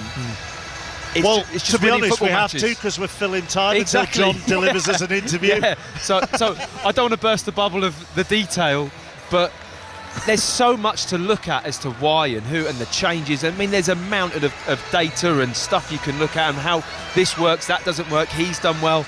But the group is getting through rounds in the Euros, and we're through to the semi-final against the Netherlands or Turkey team, and you look at it and go, what an amazing position to be in. And you can pull it apart and say that we haven't done so many things well enough, but kind of who cares? We're winning. Penalties or not. Yeah, you're spot on. I mean, the penalties were great. Tournament football, like you say, performance-wise, look at France right now. They've got some individuals that are blessed with so much talent. They've got the best player in the world, for goodness sake, who's not performing at his level, but they're still will click at some point. That's the one worry I would say with the French. Are you ready to have your say in the UK's biggest football debate? Your teams, your views. Get ready. This is 606 with Chris Sutton and Robbie Savage on 5 Live. Welcome to 606. It was another penalty shootout, another England victory, and another semi-final for Gareth Southgate. Trent Alexander-Arnold puts the ball on the spot. Up he comes and drives it in! And England are through! They've coughed and spluttered all of their way through Euro 2024. England win the shootout 5-3, and somehow they're through to the last 4. This is BBC Radio 5 Live. Call free 08085 909 693. Text 85058. Text will be charged at your standard message rate. Plus, see our privacy notice. bbc.co.uk/5 Live. England fans, the number to call is 08285 909 693. Chris Sutton is out in Germany, still in the stadium after watching the Netherlands beat Turkey to set up that semi-final with England. England needed penalties, Christopher again, but was it a better performance? I think it was, Rob. I mean, mouth-watering, isn't it, the semi-final against the Netherlands? But do you know what, Rob? Gareth Southgate has proved a hell of a lot of people wrong throughout this tournament. I'm delighted for him. I don't know whether you listened to the interview where Gareth talks about beer being thrown at him in certain games and what have you. That is not a way to treat an England manager. I am absolutely delighted for him. You think about his record as England manager: at the last 4 tournaments, 3 semi-finals and a quarter-final. People are saying that he's not an inventive manager and he's a poor manager. He's done it again, hasn't he, Gareth? Gareth Southgate. That's what he should be named, Rob. Well, listen, I know you're the celebration police, Christopher. We've seen it. They're celebrating like they've won the thing. They've only beat Switzerland in the quarterfinals on penalty. They're all dancing at the end. Come on, Rob. I mean, it's a big tournament. Winning they're today against a really good Swiss team. They've won one game in 90 minutes in 5. Come on. Where are they, Rob? In the semi-finals. Why can't you get excited? Why can't? And the performances, I think they're growing. I've got to say, if there was any criticism of Gareth, I thought the subs were pretty reactive, so I get that. But it's about getting over the line, tournament football, and he's done it again. So I want people to call in tonight and give Gareth credit. Remember last time we were on and people saying, well, Gareth's not up to the job and what have you? Those people should phone in and apologise to me. Does it matter, Chris, that in 240 minutes of knockout football they've only had 5 shots on target? Does it matter? They're in the semi-finals. Exactly. That's the only thing that matters. Do you think in years to come, if England go on to win it, people are going to talk? Use that stat which is designed to have a pop at Gareth. Why are you doing that? So you've just seen the Netherlands. I was watching on the TV with the sound down, Christopher. Is Van Dijk suspended for the semi-final? Is Deno with you? Did I get that right? Deno is here. Is Van Dijk suspended for the semi-final? Deno against against England. He doesn't think so. Oh, right, okay. So I listened to you hammering Deno. Thought you were really unfair the last 10 minutes. Deno, you're a brilliant commentator. You get everything right, Deno. Don't listen to Christopher. Well, he didn't get right the goal scorer Gakpo, did he? It was an own goal, and he's not shaking his head at me. He doesn't get much wrong, but that was a bad miss from the great guy. 08085 909 693 is the number to call. So just on that semi-final, before we go to Russell, Chris, England or the Netherlands? I heard you with Kelly saying it's 50-50. 50-50, Rob. Come on, who are you going for? You're doing the BBC predictions. Who are you going for? What I need to do, and I got every prediction right in this last round. I think I said 2-1 to the Netherlands tonight, maybe 2-1 or 3-1, but I got that right. But I need to see what happens over the next couple of days, how the team respond, how they warm down, whether they're doing their ice baths and the preparation. Then I'll make a balanced judgment, Rob. My predictions are scientific. Okay then, 08085 909 693. Right then, Chris, Russell is on the way back from the game. How are you, Russell? Hello, boss. All right, very well, thank you. Little hoarse. Oof. Were you behind the goals for the penalty as well, weren't you?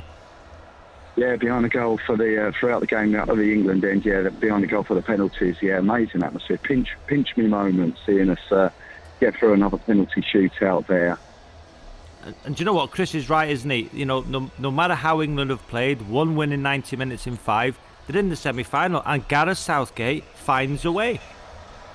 Exactly. I mean, we sort of plodded our way through, and now we're starting to take those extra big steps. I mean, obviously the Slovakia result, like in the manner that we did, obviously gave us the impetus. And we just took that extra little step today, and now we're just hoping that we can take that extra stride, a bigger stride, on Wednesday. And who knows where we can go. But yeah, fantastic effort from each and every one of them tonight. And not just the players, all the fans behind the goal, the England fans throughout the stadium, England fans at home as well, I'm sure, getting behind the team. But this is a good time to be an England fan. Yeah, and Russell, of course it is. Gareth Southgate, listen to his interview after the game, and he referred back to when he walked out in front of the fans and there was beer thrown at him, and that clearly upset him.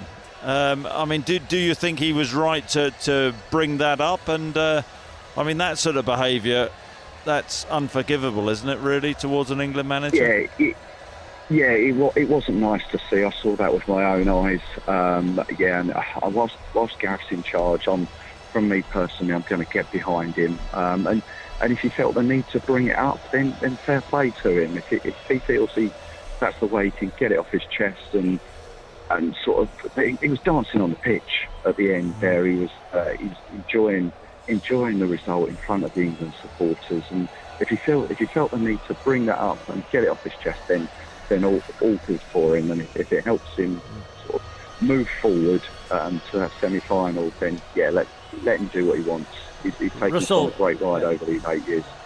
Russell, and a man who's paid significant amounts of money to do predictions, you know, on the BBC, he's 50-50. He can't give one. So come on, Russell. Who are you going yet, for? Rob.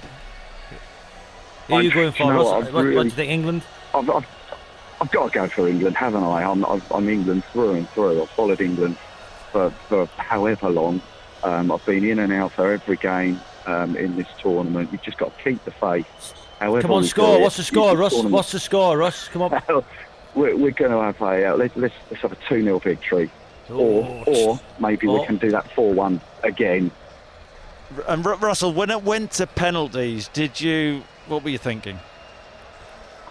Penalties you're always thinking back to England and penalties, aren't you? We know the history, but we sort of, you can remember now that penalty hoodoo against Colombia, the penalties people may not remember that we previously put past Switzerland in the Nations League.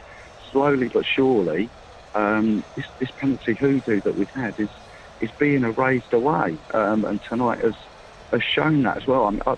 I was nervous, of course I was, but when you saw every player step up, and especially Bukayo Saka, I was there for the Wembley final 3 years ago when he was a boy. He became a man tonight when you saw him take that penalty, and that weight off of his shoulders, much like Stuart Pearce, wasn't it? It was just taken from his shoulders. It breeds confidence throughout now. That Russell, thank you. Russell, thank you so much. And big shout out to Saka, Chris. You know, the big smile on his face after the game. Steve Holland pointing to Saka with the fans. You know, they were singing his name, they were cheering.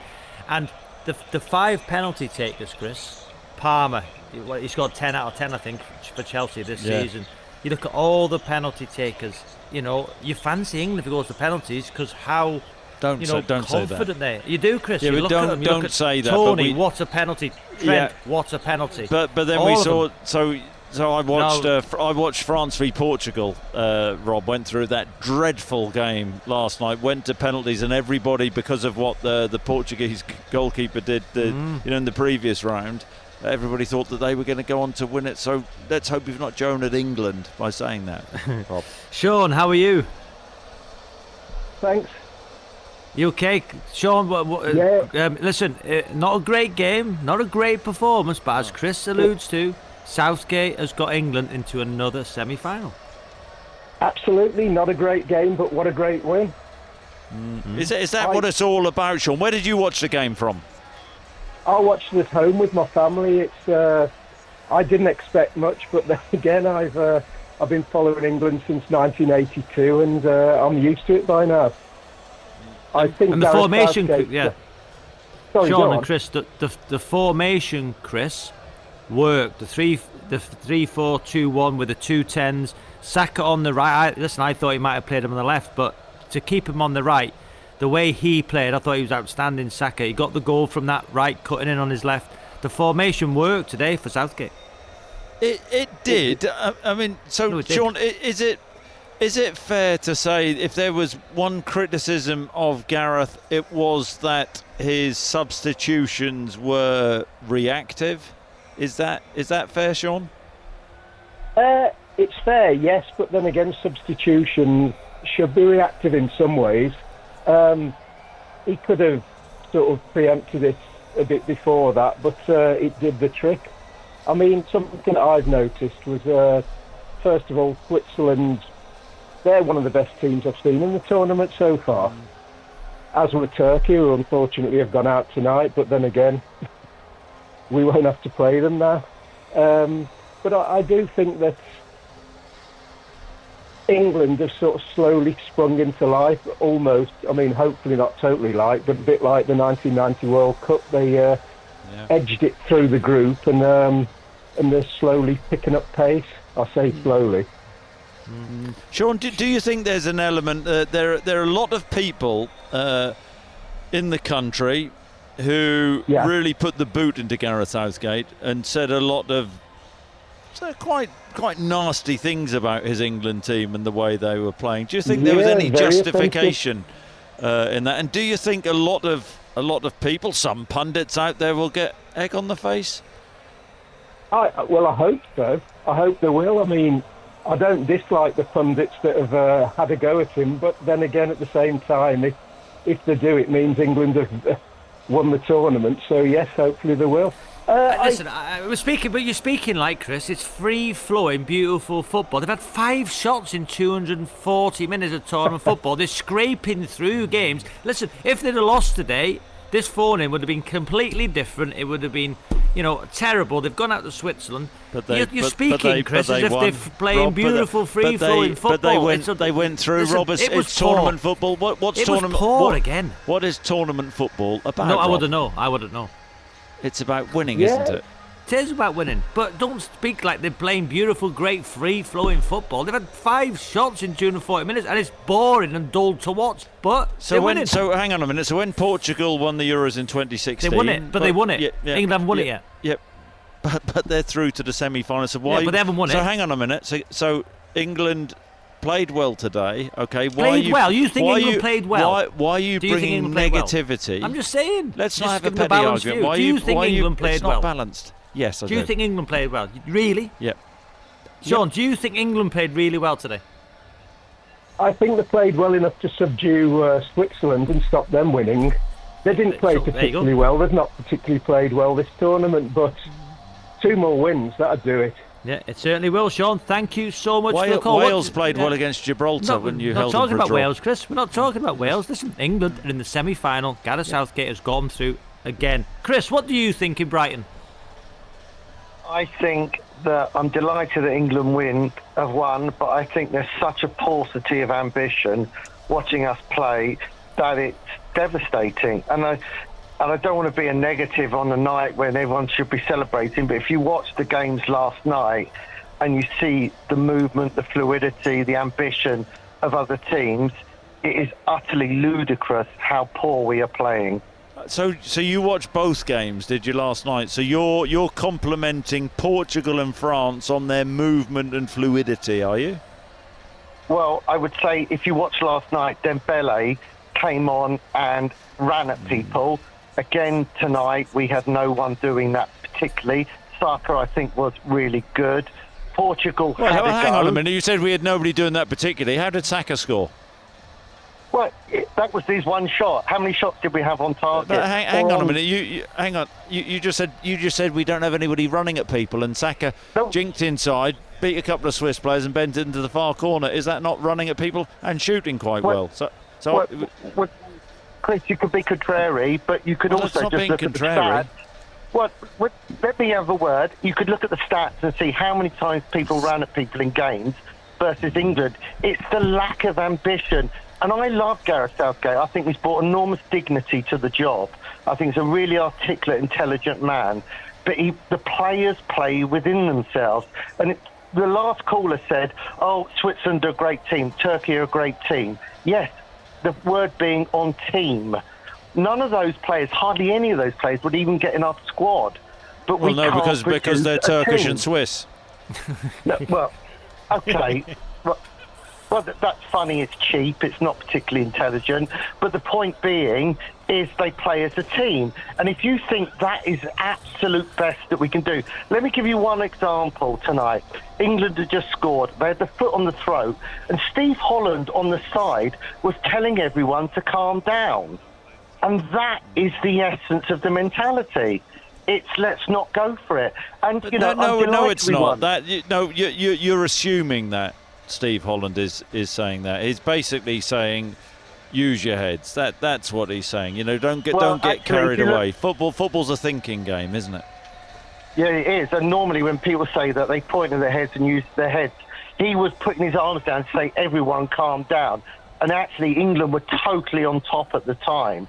And there's a defensive mentality and an inability. I mean, one of the things that's most extraordinary is Trippier has not been good on the left. We know that. It's not his fault. He's not left-footed. But again, we could have started with Shaw and gone for it and then decided to shut up shop. But our ambition is always lacking. Shaw's been out. Shaw's last game he started, I think, was in February.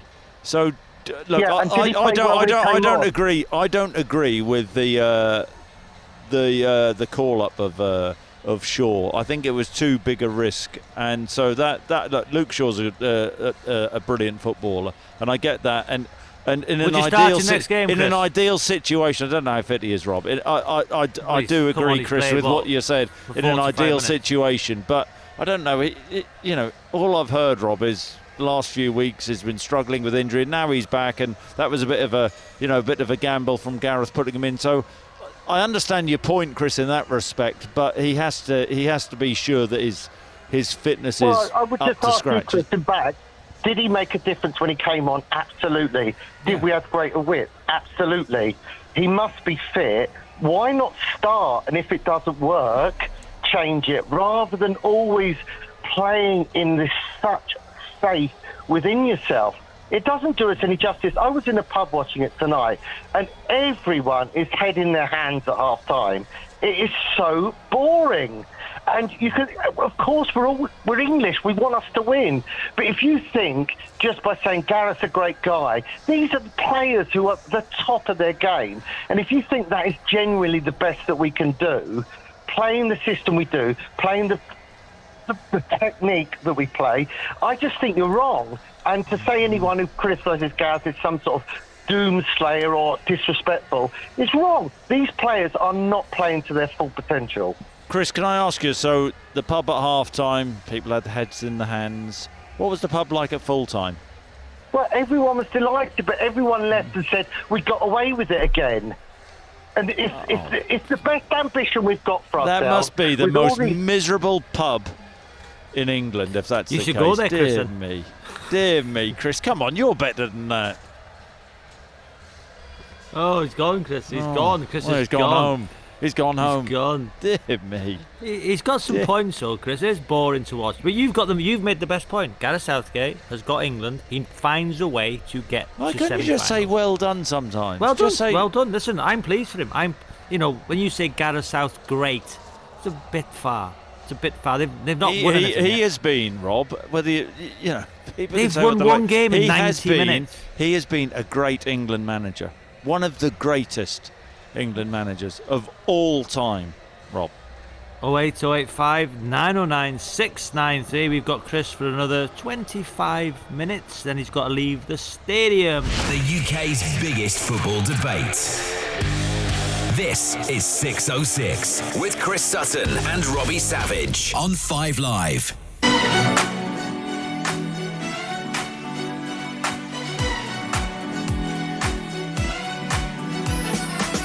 Saka cutting in field, low shot from Saka. Oh, big!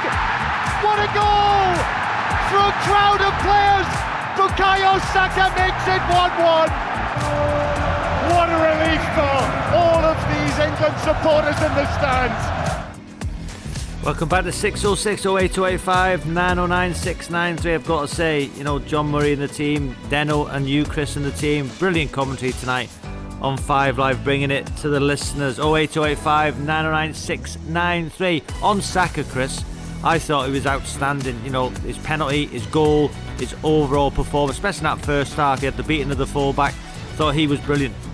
Yep, absolutely. Then you think that England have the luxury of chucking Cole Palmer on, a player like that who's so unlucky not to start. I liked what Gareth did in terms of the substitutions. I'd have just liked to have seen him make the substitutions early. You see other teams in the tournament, I know Germany are out, but Nagelsmann was pretty decisive. We saw tonight the Dutch, Rob, half-time, Weghorst on. You can't beat the big number 9, can you? And he made a huge difference. But what a position England are in. And the country, Rob, should be excited. You could be a bit more excited. Are you excited, England fans? 08285 Are you excited, 909 693. Listen, personally, Chris, I'd like England to win it, yeah. I would. I'll tell you I think face. yeah. What?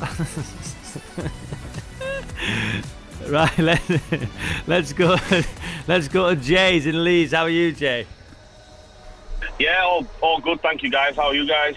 Yeah, we're good, thanks. Come on then, Jay. England, Netherlands next. Good performance today, or a performance which seen them through? Mate, it was a good performance. It was a good performance, especially the fact that it's after a very, very long time we played to somewhat decent football at times. Yes, Switzerland put us on the back foot. I thought Kobe Mainoo was sensational again today. I think he's been the I think that's where Gareth gets it right. He does get it right. His in-game management can be questionable, but what he does at the beginning of the game and the team that he selects and the formations he goes with, he tends to get it right. And I think I always get really frustrated because football isn't a beauty contest. It isn't about who plays the most beautiful football. It's not about who plays the most attacking football, how many patterns there are, and how many players play in possession, and who moves off the ball and who doesn't. Especially in tournament football, is getting through. I couldn't tell win it because in 10, 15 years, you're going to remember how we played. You're going to... Oh, can you hear me? You're just breaking up, Jay. Go on, you're making some good points. Come on, Jay. Yeah, I was just saying that in 10 or 15 years' time, no one's going to ever remember what kind of style Gareth Southgate played. I am by no means comparing him to Sir Alex Ferguson here, right? But when Man United, as a Man United fan, when we used to play in Europe, right, we never played the same we played in the Premier League. We were defensive, we'd go 5 midfield, he'd shut up shop, we'd get one goal, we'd sit back. And a lot of people are misguided nowadays in football by how Pep plays and how Klopp plays and longevity of playing good football in the Premier League. I agree, you need that. But in tournament football, it's all about winning the tournament, especially when you've got the proper players. He's not won one yet. It doesn't matter how you play. He's not won one yet. But that's what I'm saying. But he's on course. He has got us to places where we have never got. And we've had many managers who have played attacking football in England. We had Terry Venables, we had Glenn Hoddle, we had Sven-Goran Eriksson, we had so many, and Brian Robson. So would you have had Southgate? Would you have had So just say then, Jay, they lose in the semi-finals. Yeah. Hypothetically, Ten Hag didn't sign that new contract. United got rid of him. You'd have had Southgate at Man U. No, I made a clear point that over the course of a season, but how you play matters because. So you wouldn't have had him. So you just have Gareth Southgate for tournaments. You wouldn't have him at Man U. Yeah. He's an international manager. He's an international manager, like Luis Felipe Scolari was an international manager. There are certain managers that can only do it in international management, and that's the truth of it. And over the course of time, if you look at the great sides, the Brazilian teams who won it, none of them managers were particularly good in club football. And it's vice versa. And the other thing that irritates me about the way that we get on Gareth Southgate, and I understand that, yes, we want to see good football being played, but do we really care? Like how we win the tournament? Does it matter that we've only won one game in 90 minutes? Who cares? Robbie, if Wales were in the tournament and they didn't win any game, you'd be buzzing with them being in the semi-finals. 100%, I totally agree. They were in 2016, weren't they? Yeah. I just think that a lot of fans get on the back and they don't understand that international football is completely different to club football. So what if he doesn't win it? So what if he doesn't win it, Jay? So what if he doesn't win it? It's still been a success as England manager. Jay, it's all about winning. It's all about winning. So if he doesn't win it, he go out to the Netherlands. Will people look back and say, "Oh, do you know what? We got us through a poor group. You know, we scraped through to the semi-finals." I'm just saying. That's so disrespectful, Rob. It's a fact. It's a fact. Absolutely. It's a fact. Mate, look, Robbie. Do you guys not look back at when you got to the semi-finals as a proud achievement for Wales? Do you not? Yeah, beat Belgium. Was it beat Belgium 3-1? Played scintillating football. Exactly. You got through. You got to a semi-final. Playing great football. And it doesn't matter. You played good football in one game against Belgium. Yeah, we've still got one game, maybe 2 games to go in this tournament. Who knows how we're going to play? But the thing that really gets me is the fact that sometimes he's a reactive manager, but sometimes he needs to be. If it's not, it just baffles me how people come on and say, you know what, it's boring, it's not good, it's all this and the other. Yep. In 10 years' time, if we win it, then great. If not, he's given me great memories. He's given Chris great memories. We've won penalty shootouts, which we never won before, right? We've got to semi-finals, we got to a final on English territory, and we only just lost that. He's given me great memories, man, and I don't really care how we play football. It's what he does and how we get through, and it makes it proud to be an Englishman, to know that, you know what, we're actually playing football and we're getting through, and we're not getting knocked out in quarterfinals or last 16s or against Iceland or whoever. And that is bigger than if we win it. If we win it, it's an addition. It's a cherry on top. But the memories that I've had today, and the memories when we beat Colombia, and when we got to the final, this is money can't buy this stuff. People need to cheer up, man. You know what I mean? Cheer up, Chris. Starting with Robbie Savage. Cheer up, Chris. Cheer up, Chris. You can win it. But the point made there is absolutely right.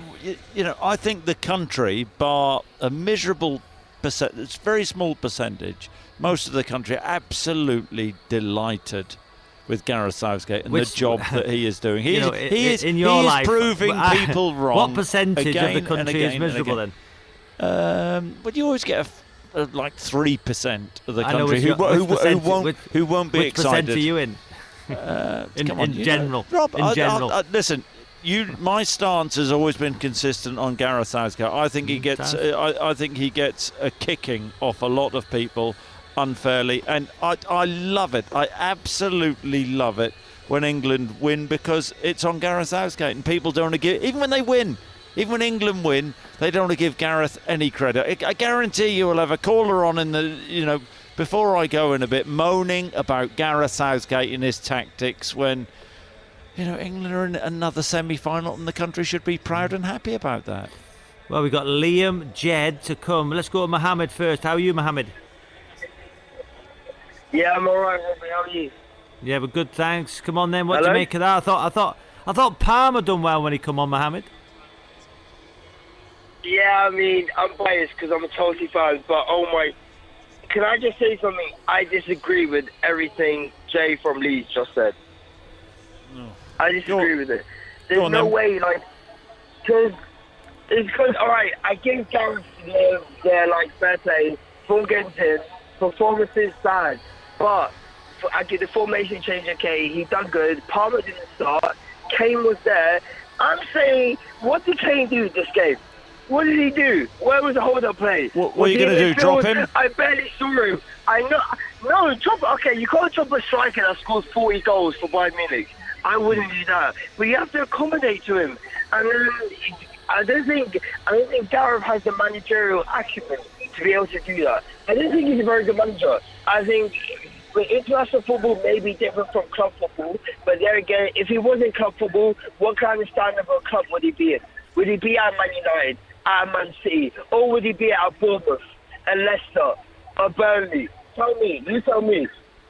But hang on a minute. So you're knocking Gareth Southgate for his achievement, 3 semi-finals in the last 4 tournaments, are you? Oh, 3 semi-finals. Okay, semi-finals. Oh, do you get a medal for being in the semi-finals? But that's fair question. Fair question.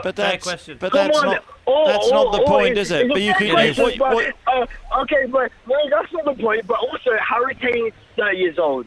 Everyone knows he's good. Everyone knows he's a world-class player, but he hasn't got any trophies. So tell me, did he disagree with that? Well, you're slamming Harry Kane. You're slamming Harry Kane, and yet you wouldn't drop him. So why are you slamming him? No, I wouldn't. I'm not slamming him. You have to accommodate to players like Harry Kane. Harry Kane at Tottenham had son. Right now, he has Foden, Saka. Saka's been left wing back. He hasn't been left wing back in 3 years. Okay, it worked today. I 100% understand it. We got the job done. The penalties were scored. 5 penalties, 5 goals. Perfect. Especially with the tradition that England has. But please. Gareth picked the penalty takers.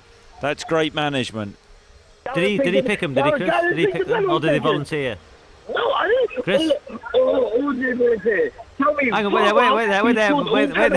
Mohammed, wait there. So Gareth picked them, did he? So he just picked them. So you're taking off. The manager is responsible for so who takes penalties. Oh, so that's a breaking news on 5 I don't know what you do. You don't know. I don't know what you do at Macclesfield, but normally managers who I've played under, successful managers have penalty breaking takers. news. Gareth picked the penalty take as well. Yes. Breaking news on And we 5 should Live. give him Wow. credit because the last caller didn't think so. And Mohammed said he's right. You don't get a medal for the semi-finals, Chris. Name me the. Yeah, but it's name about, me the 4 semi-finalists in 92, 96, and 2000 the Euros. But you can't. But Rob, but let's just be balanced, because there's a serious point here, and we both know Gareth Southgate gets a hard time from a lot of punters out there, and he deserves credit for the way that he has managed England over the big tournaments. 08085 909 693. We just had some breaking news on 5 Live. Jed, how are you from Cheshire? How are you, Jed? Yeah, good, thanks, mate. Yeah. Listen, I've come on tonight to have a go at you, to be honest. I'm a lot older than you, mate. And I watched the 1966 World Cup when I was 11. And I've watched every tournament, Euro and World Cup, since then. Now, we weren't a great side in 66, but we got through the games and we won the cup. Now, Italy have won how many tournaments, mate? 6? You dig the files up and have a look at some of their displays. 0-0s, penalty wins, 1-0. Absolutely terrible football. But the records show they've won 6 tournaments. Southgate is taking players from different systems from world-class managers. City, Liverpool, Arsenal, and so on. And he doesn't have a lot of time to adapt them into how he wants them to play. And I think he's done a damn good job. I'm more with Jay. When we went 1-0 down tonight, I was watching that with my family. My 6-year-old grandson was nearly in tears. And we won, and the joy is overwhelming. And I honestly believe we'll go on and we'll win the tournament. It might be a boring final against France, but we'll win it, mate. The only one team I've ever seen that's won a tournament with absolute fleur and delight was Brazil. Look at some of the Argentina wins, and as I go back to Italy and Germany. I watched a brilliant Dutch side, the best football I've seen. They went out the tournament because Germany just ground in there and found a way to beat them. And that's what Gareth's doing. We've got how many happy people in England tonight? Yeah, that's a great point. Are you still there, Rob? Yeah, I think Jed's making some very good points. Some very good points. Well, thank you very much for that, Rob. Pleasure. I think you make some very good points, Jed. If England win it, doesn't matter how they win it. Chris has alluded to the fact when Portugal won the Euros, I think 1 or 2 wins in the 7 games. But nobody remembers how poorly they played. They won the tournament. If England win it, you're right, you're bang on, Jed. But if they don't win it, what an opportunity again has been missed. It's still been a success, though, Rob. What? Yeah. What? England getting to the semi-finals is a success, Rob.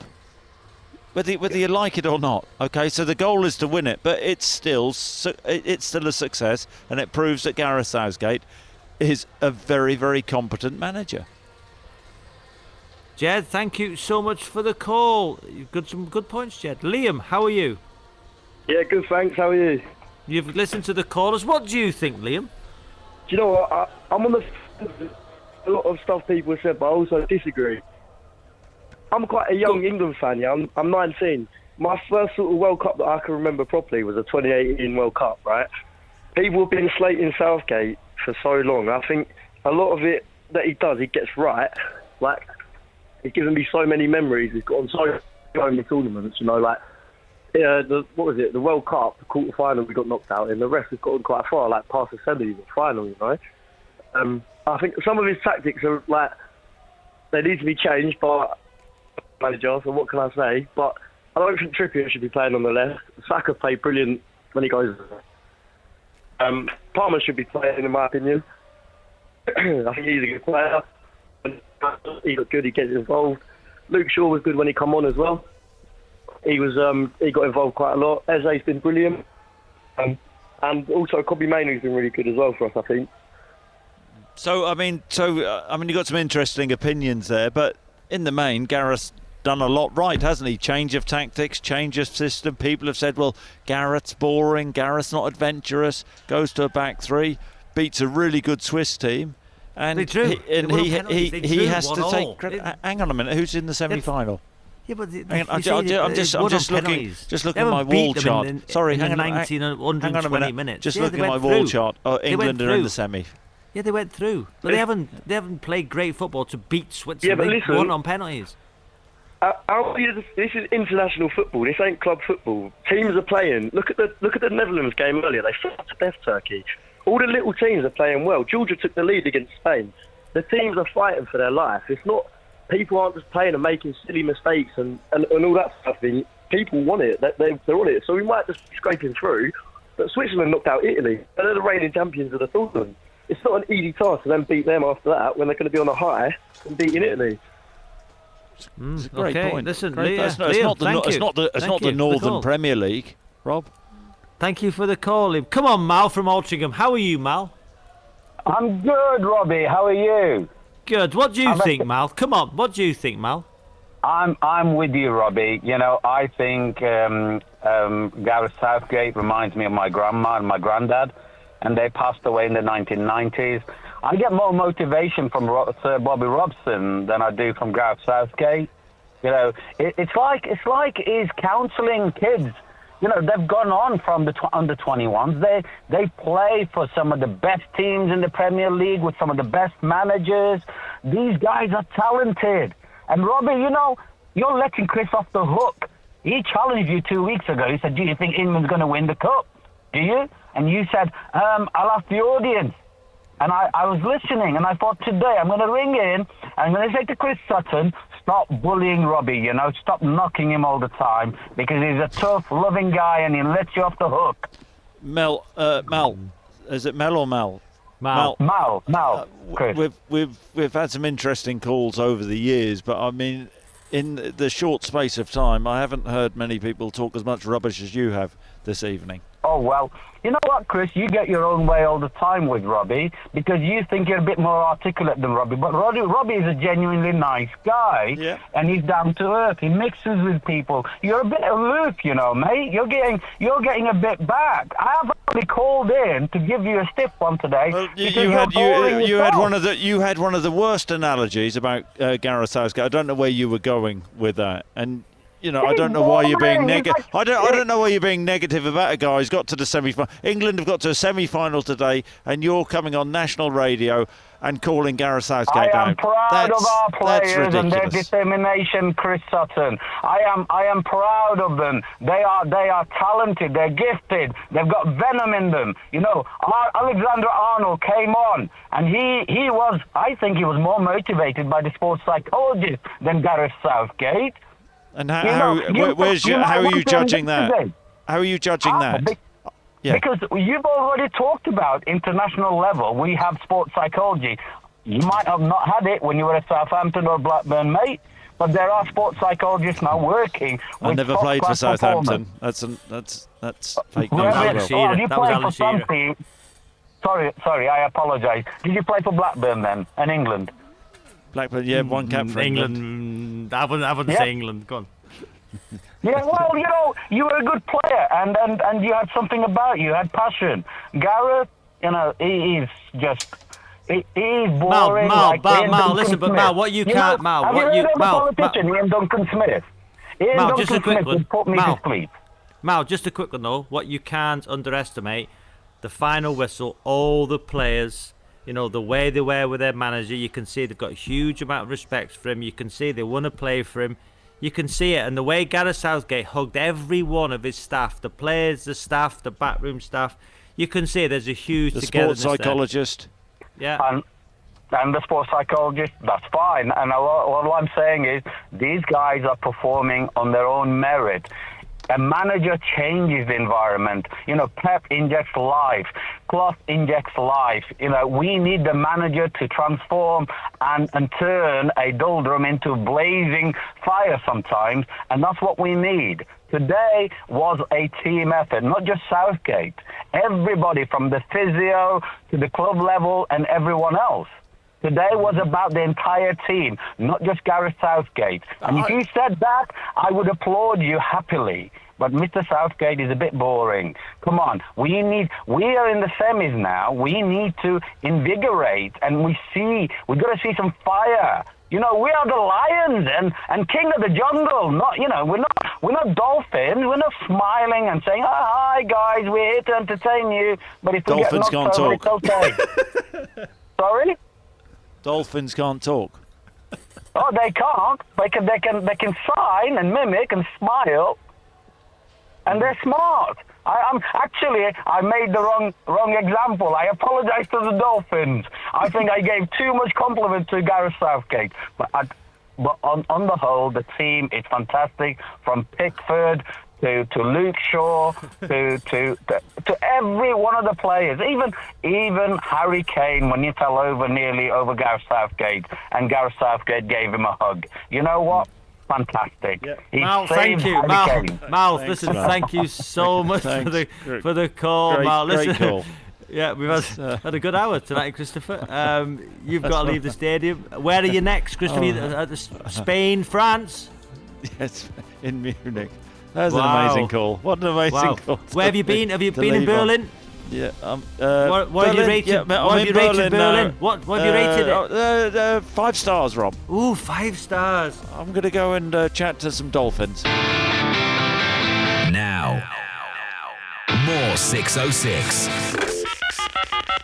on 5 Live.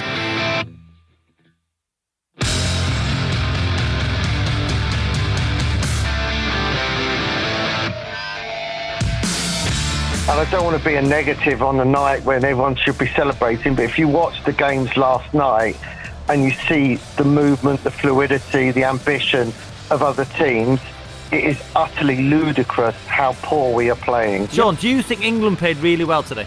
I think they played well enough to subdue Switzerland and stop them winning.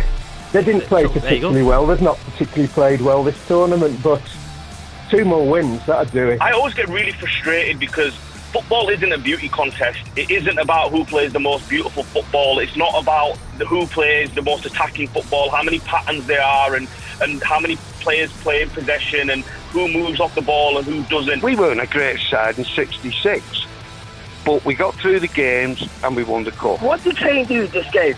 What did he do? Where was the hold-up play? What are you going to do, drop him? I barely saw him. No, okay, you can't drop a striker that scores 40 goals for Bayern Munich. I wouldn't do that. But you have to accommodate to him. And I don't think Gareth has the managerial acumen to be able to do that. I was in the pub watching it tonight, and everyone is head in their hands at half time. It is so boring. That must be the most miserable pub in England, if that's the case. You should go there, Chris. Dear me, Chris, come on, you're better than that.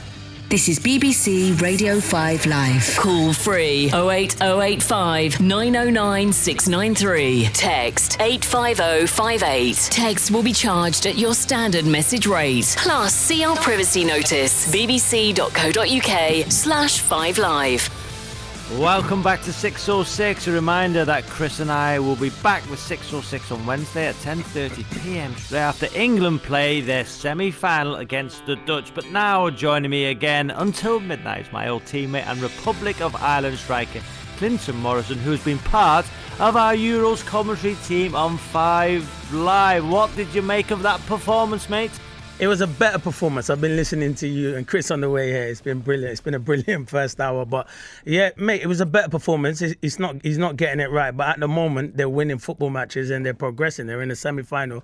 And I think England got a great chance of getting into the final, Sav. So I know it hasn't been brilliant, but I know the fans are not happy with the performances. But it's all about results in these tournaments. So they're doing well at the moment. I think a lot of the callers have said that as well. Jed, who watched England in the 66 World Cup, said they didn't play great. They won it. You can see it. Portugal didn't play great and won the tournament. England haven't played great, but nobody will remember that clip, will they? If they go on and win it. But if they don't win it, will people say, oof, wasn't good enough. Yeah, of course they'll say it weren't good enough because by all accounts, this is the best squad England have had for many years. So, yeah, as I said, the performances have been like nowhere near good enough, but the results, and that's what we're in. When you get into a tournament like this, it's not like a Premier League where you're judged over 38 games. No, you're judged over this short little tournament, and they're getting results at the moment. So, yeah, as I said, France ain't played well yet, Sav, but they're in the semi-final. I don't think they've hit top four. And you look at someone like Mbappe, he's not to his level at the moment, but they're somehow getting through. So the signs are good for England at the moment. But I want to go to that pub anyway that I was listening on the way down. That pub seems like it was great fun. 08285 909 693. If you're in that pub, give us a call. Let's go to Pete. How are you, Pete? Yeah, I'm great. Thanks, Robbie. How are you guys? Yeah, we're good. Thanks, Pete. Come on then, Pete. Is your glass half full then? Semi-final, not playing well. They can play better, but he's doing the job. Exactly. Half full, not half empty. I'm a Bristol Rovers fan, so I'm not used to the greatest quality of football. But Gareth Southgate is the man in charge. He gets to make the decisions. I wholly disagree with a lot of the criticism that he's getting. Yeah, it's a little bit boring sometimes, a little bit negative. Maybe sometimes the substitutions come a bit late, but he's getting it through. He's getting us through. He's getting the job done. He's got us to a final and now 2 semi-finals. And for people to be throwing beer over him, he's a man. He's a human. He's got feelings. What's wrong? That's wrong. I agree. Yeah. Listen, Chris said it earlier. I totally agree with that, and I echo those thoughts. Pete, it's a collective. You said Gareth Southgate's getting you through. I would say it's been 2 moments of absolute magic. One from Bellingham in the 95th minute. That saved you, and tonight a moment of magic from Saka. So I would say I don't think Gareth Southgate's getting you through. I would say moments of individual brilliance and a collective is getting you through. Well, I do agree with you there, but you've got to admit that the substitution Southgate made tonight made an immediate impact. No, yeah, Pete, you're right. It made an impact, but it was reactive though. It's only when they went to go down. I looked at the Swiss manager. He made changes early because he could see there was tired legs. And I think the only negative I would say from Gareth about this evening was the timing of the substitutions. But at the end of the day, they did work. So yeah, it's a difficult one, Pete, because I look at the criticism he's getting, and I totally agree with what Sav and Chris said. No one should be throwing bottles at any manager because he's got England to another semi-final. So he's doing ever so well with this young group of players. But I just think tactically, sometimes not good enough, Pete. And France Ramona Deschamps for his style of play, which is pretty similar to what we've seen from our side. But they've won competitions under his management, and I think Gareth can do the same. Pete, thank you so much for the call. Do you know what, Clinton? Obviously, we don't see the media in other countries. We don't see the newspapers. We don't see the social media in other countries. You played for the Republic of Ireland. Yeah. I don't think your managers, got as much criticism. I played for Wales. I don't think our managers got as much criticism.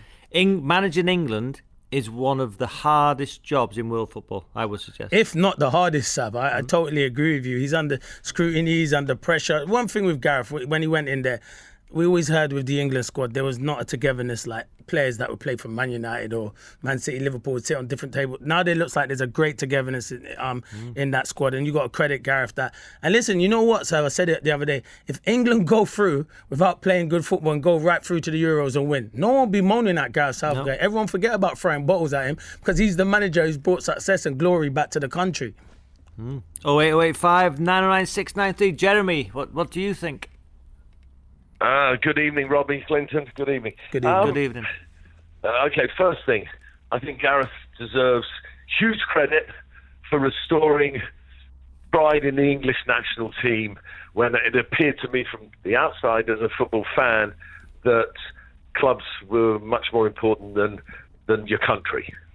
And I think he's done an amazing job. He's created what appears to me to be a new culture, and I have huge respect for that job he's done. My problem is throughout his career, and you've talked about this earlier while I've been waiting, is he is reactive. He's always been reactive rather than proactive. I haven't checked these, but when I go back to the 2018 World Cup against Croatia, we were in control of the match. We scored early, very early, I think within the first 10 minutes. And it was like he sat back and said, hold on to what we've got. And didn't go forward to go win the match. In the Euros in 21, Mancini turned the tide with 2 substitutions soon after half-time. I think, within 5 minutes. And we scored early again. And we went into our shell, and after that, it wasn't until they'd equalised that he brought Saka on. That was his first substitution, an attacking substitution. He started that match. I best stop now because maybe I've got too many points, so they're in my mind. He started that match with Trippier playing in front of Kyle Walker. I don't know. I'm not sure if it's a 3 or a 4, but playing in front of Kyle Walker. So two fullbacks on the right side to start the final. I'm a Tottenham fan. Pochettino, in my opinion, is a great coach. Great coach. In all my time at Tottenham, I never saw Tottenham ever start one match with Trippier playing in the midfield in front of Kyle Walker. Never. You've never seen him win out. You've never seen him win out either. Look, I say to my sons, I was at the final, and my first memories was crying when England got beaten by Germany after being 2-0 up. I think it was in 1970 against West Germany. Wow. And Gerd Müller. Wow. And Gordon Banks didn't play because there was a sickness in the camp. And Peter Bonetti played. Gerd Müller scored a hat-trick. And they beat us 3-2. And I said to my boys walking out of the Euro final in Euro 20, but in 21, I said 51 years of hurt and it still goes on. Jeremy, I'm leaving next week with my boys. So, but Jeremy, let me throw this to you because I don't know, Sav might have as well. When I played where managers have managed me and they're defensive managers. Gareth Southgate is a defender. I think he sets up this England team to be very defensive. He's a dour. No, that's what I'm saying to you. Defender, but he's a dour manager. He weren't a bad defender because to play in the Premier League is hard and international football, mate. So I'm telling you, I know what you're saying about dour. No, dour is not. Dower is not saying he was a very good defender, but he was a pure defender in the class of a Tony Adams or a Tony Adams or a John Terry, just a proper defender. Okay, I'll give you that. Yeah, he's a good defender. I don't think he was their level, but I'll give you that. But I will give you that. He threw the Euro final away. Yep. And he only reacted to bring on changes once it was 1-1. A minute after it was 1-1, he brought Saka on. Yeah. And he brought Mount on to replace Henderson. And so he reacted again. Then we go to the. But if he reacts, so Jeremy, in the semi-final against the Netherlands, if they go 1-0 down, then he reacts and they get through on penalties, and then he reacts in the final and he wins it.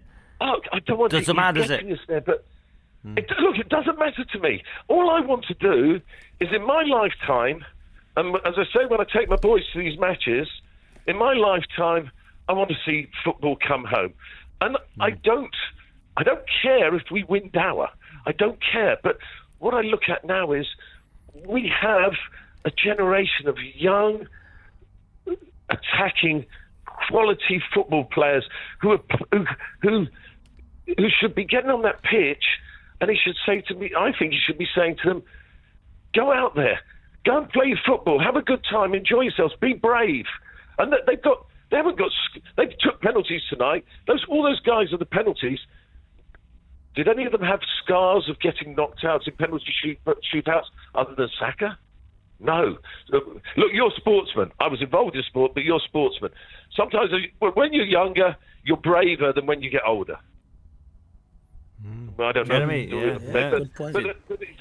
But with the quality that we've got, just let them... Okay, so I'm up there. That's the way. The other thing that worried me from the moment he picked his squad was... he took a big chance on Shaw. I think Shaw in the Euros might have been the player of the tournament for England in the Euros, 2020 Euros. It was outstanding. But big question mark. Big question mark. Jeremy, thank you. Thank you so much for the call. 08085 909 693. Clinton, I think watching England so far, they are going to be more defensively minded. They are going to be, because the way Gareth Southgate is, but he's getting the job done. Listen, as a defender, it would be pretty natural, wouldn't it, Clinton, to be more defensively minded? But you've got to give him praise. He finds a way in tournaments to progress through it. Yeah, you have to give him praise. Can he go the final step? No, listen, we've not had it's coming home yet. Jeremy Needy, give us one. Can he go all the way, do you think? He can. I think this group of players can go all the way. At the moment, they would say they've rode their luck. And there must going to be a game where you're looking at yourself and they play to their potential, because they've got so much good players there. I know Gareth wants to sit back, and sometimes, like today, I was surprised he didn't start Trent Alexander-Arnold, because if you're going to play three at the back and you're going to play a wing back, why not play Trent? Trent is the best passer in that England squad, so I was really surprised about that. But at the moment, I'd rather be lucky. If he'd have played Trent there, Clinton, Saka might not have been in that position to score the goal. There you go. So that's why I'm sat here and Gareth's doing a good job as a manager there. Do you know what I mean, Sam? We can all complain and have our moments where we want to. It's all about opinions, but he's doing the job at the moment and he's getting it done. Yeah, I'd have done the same as you. Yeah. So I'm not sure I'm going to be that good of a manager either. Nah, you'll do well there, mate. 909-693. Khan, how are you? Hello, Robbie. How are you doing? You okay? Yeah, we're good, thank you. We're good, thank you, Khan. Come on, then. What do you make of that performance? Oh, it was absolutely abysmal, mate. It was really, really awful. 5 games, not just this one, 5 games, and England are still the worst team in the tournament, and they're in the semi-final of it. That, I don't know if that's a damning indictment of the Euros at the moment, that a team is so negative, is so awful to watch. We still don't know what style they play. To me, it just looks like a long ball, kick and hoof it. It's like watching football from 1970s. Khan, let me interrupt you 1 minute. Final. Yeah, but Khan, 1 minute. Have the European teams fallen off that much that England have made a semi-final and they still haven't put in a performance? Not even a half, not even 15 minutes where we turned around and said, wow, that was good. Okay, all right, mate. I understand your point, Khan. I understand, but this call looks like England. England knocked out, because that's the call I've got. It's a negative call. It's not a positive one. It doesn't matter about playing decent football when you're in a competition. This is not a 38 game a season thing. It's a tournament football. This is what always happens to England, right? Yeah. They scramble over the line to the nobodies of European football, and as soon as they come up against a classy, bigger team, they're kicked out and they're coming home on the plane. So you don't think they'll beat? So you don't think they'll beat Netherlands? Is that going to be any different this time, mate? Do you not think they'll beat Netherlands? And let me tell you something. You've also saying that. I think they might be Netherlands with their turgid sit back and put 45 men behind the ball football. I think they might just do it. But if they come against Spain and France, they're done for. Just like normal service will resume as soon as that happens in the final. And you know what? That's standard. No, let me speak now. Let me speak, because I've let you have a speak now. All right, let me speak. You said they don't produce technical footballers. Well, I can name people like, Phil Foden. Is he not technical? Is Eze not technical? I could go on, the list could go on. Bellingham not technical, and you're saying to me, Bellingham gets carried by a good Real Madrid. He's not a world-class player. Oh my God, are you being serious? He got player of the season at Real Madrid. He can't be that bad. He can't be that bad. You see what he done the first half of the season? He scored 18 and he scored 4 after that. I don't care. He's at Real Madrid. 4 goals. I don't care. He's won the Champions League. Performance that has completely fallen off. It doesn't matter about falling off. You just said it. Who carries him then? He just got player of the season then. I watch Spanish football. I watch more football than you, so I'll go toe to toe with you. Have you heard of this guy called Kroos and Modric? Yeah, I've heard of Tony Kroos and Modric. But let me tell you something. Modric spent most of the season on the bench, so you don't watch football. Tony Kroos dominated it, and he played with Chouameni, or Camavinga came in there, so you're not watching that much. Modric came on. He played a lot of bench football, you're right, but Kroos played most games, and Modric did play. He just came off the bench in the last stage. That's what I said, he came on. Age. Yeah, he did, but you can't say Bellingham's rubbish. Bellingham went to Real Madrid, they were winning trophies anyway. They weren't exactly not winning stuff. He didn't give them something that they didn't do. Hey, you know Bellingham went to Real Madrid. Don't act like he went to Real Madrid and all of a sudden they 5-minute trophies. Calm down. Bellingham gets carried. Hang on. Hold on. No, Let's you just said it. talk about Let me the just say tournament. this. He went what has Bellingham done in this tournament? I saved England with the overhead kick. What you watching? 5 games, They're out. bro. He hasn't They're produced out. nothing. But they're out. If he don't score that overhead kick, they are out. And he's probably the only player in the fair play, team. He did. What about his performances? Not the stuff that's gonna. Listen. Yeah, his performances haven't been good. That just puts the gloss on it. To what has he been rubbish in the He last hasn't 5 been. games? No, he hasn't been to his potential. Who's England's top Not scorer? his standards. Has he been anywhere decent? Who's England's top scorer this tournament? I think it's Kane and Bellingham. Oh, Bellingham, right. Well, there you go. So your argument's not good then. 2 goals in 5 games. No performance, mate. Are you meant to be an ex-footballer, Cleaner? I have been an ex-footballer, and I know how difficult it is, and he's had the hard season at Real Madrid. But if he doesn't score that goal, that overhead kick goal, England are out. Do you know what I mean? So it's one of those things anyway. But yeah, out. I don't think you know your Spanish football, Clinton. No, I don't. 0805 909 693. How are you, David? I need a break now. How are you, David? Oh yes, am I on? You're on. Oh, you are on, David. Do you want to go toe to toe with Clinton? Don't go toe to toe with Clinton tonight. No, I'm sweating, David. I'm calming I down. won't. I'll say what I have to say, and hopefully some meaning will resonate throughout the world when I say this. What I want to say is, what I think people fail to understand is, since the last Euro final, where we lost to Italy on penalties, I think a lot of the nation have had a lot of expectation to go one step further. But I don't think what a lot of people realise is the players we now do not have. Sterling, Rashford, Jordan Henderson, Harry Maguire. These are world-class, experienced players in their own right. We don't have them anymore, okay? Understand that. And we have had to readjust to get the appropriate replacements from wherever they've come from whatever method they've needed to qualify to get into the England team. So what Gareth Southgate has done, and I hope everybody understands this, is had to readjust the squad to get a best fit so they don't lose. And I suppose the most important thing is they don't lose, and they haven't lost at the end of the day. Yes, they scraped through. Yes, the performances have been below par. He doesn't deserve cups being thrown at him. He deserves praise because he's managed to adjust the side so they can get the results to qualify for the next round. Now, he's qualified for the group with 1 win, and 2 draws, I believe, and we're now in the semi-finals. Job done. And I agree with what someone said earlier. It's not about performances, it's about the results. We got the results tonight. Tonight, we were the best penalty takers. Switzerland weren't. In the final, we weren't the best penalty takers against Italy. We've learnt from that. Southgate's learnt from that, from Euro 96 onwards, okay? And he's transmitted that to the team. He's transmitted that to Saka, who's learned. And God bless his soul, he scored tonight, a brilliant goal on his penalty. We all scored 5 goals. Okay, some may say we are the best penalty takers on the night. Well, that's great, good.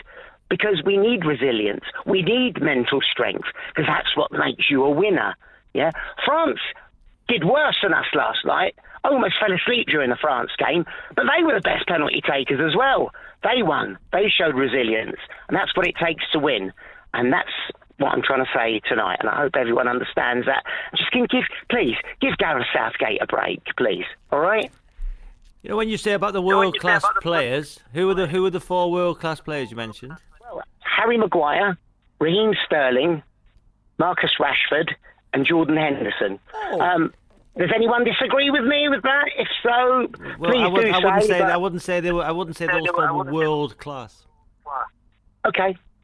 Well, they've had their moments at their clubs where they've also had their moments with England where they've put in world-class performances every now and again. Okay, maybe not consistently, possibly like Harry Kane or Jude Bellingham, but they've had their moments. But now they've faded for whatever reason, probably because they've not hit form, they've not, qualified for the first team of their club. But they made a difference. So and they made a difference.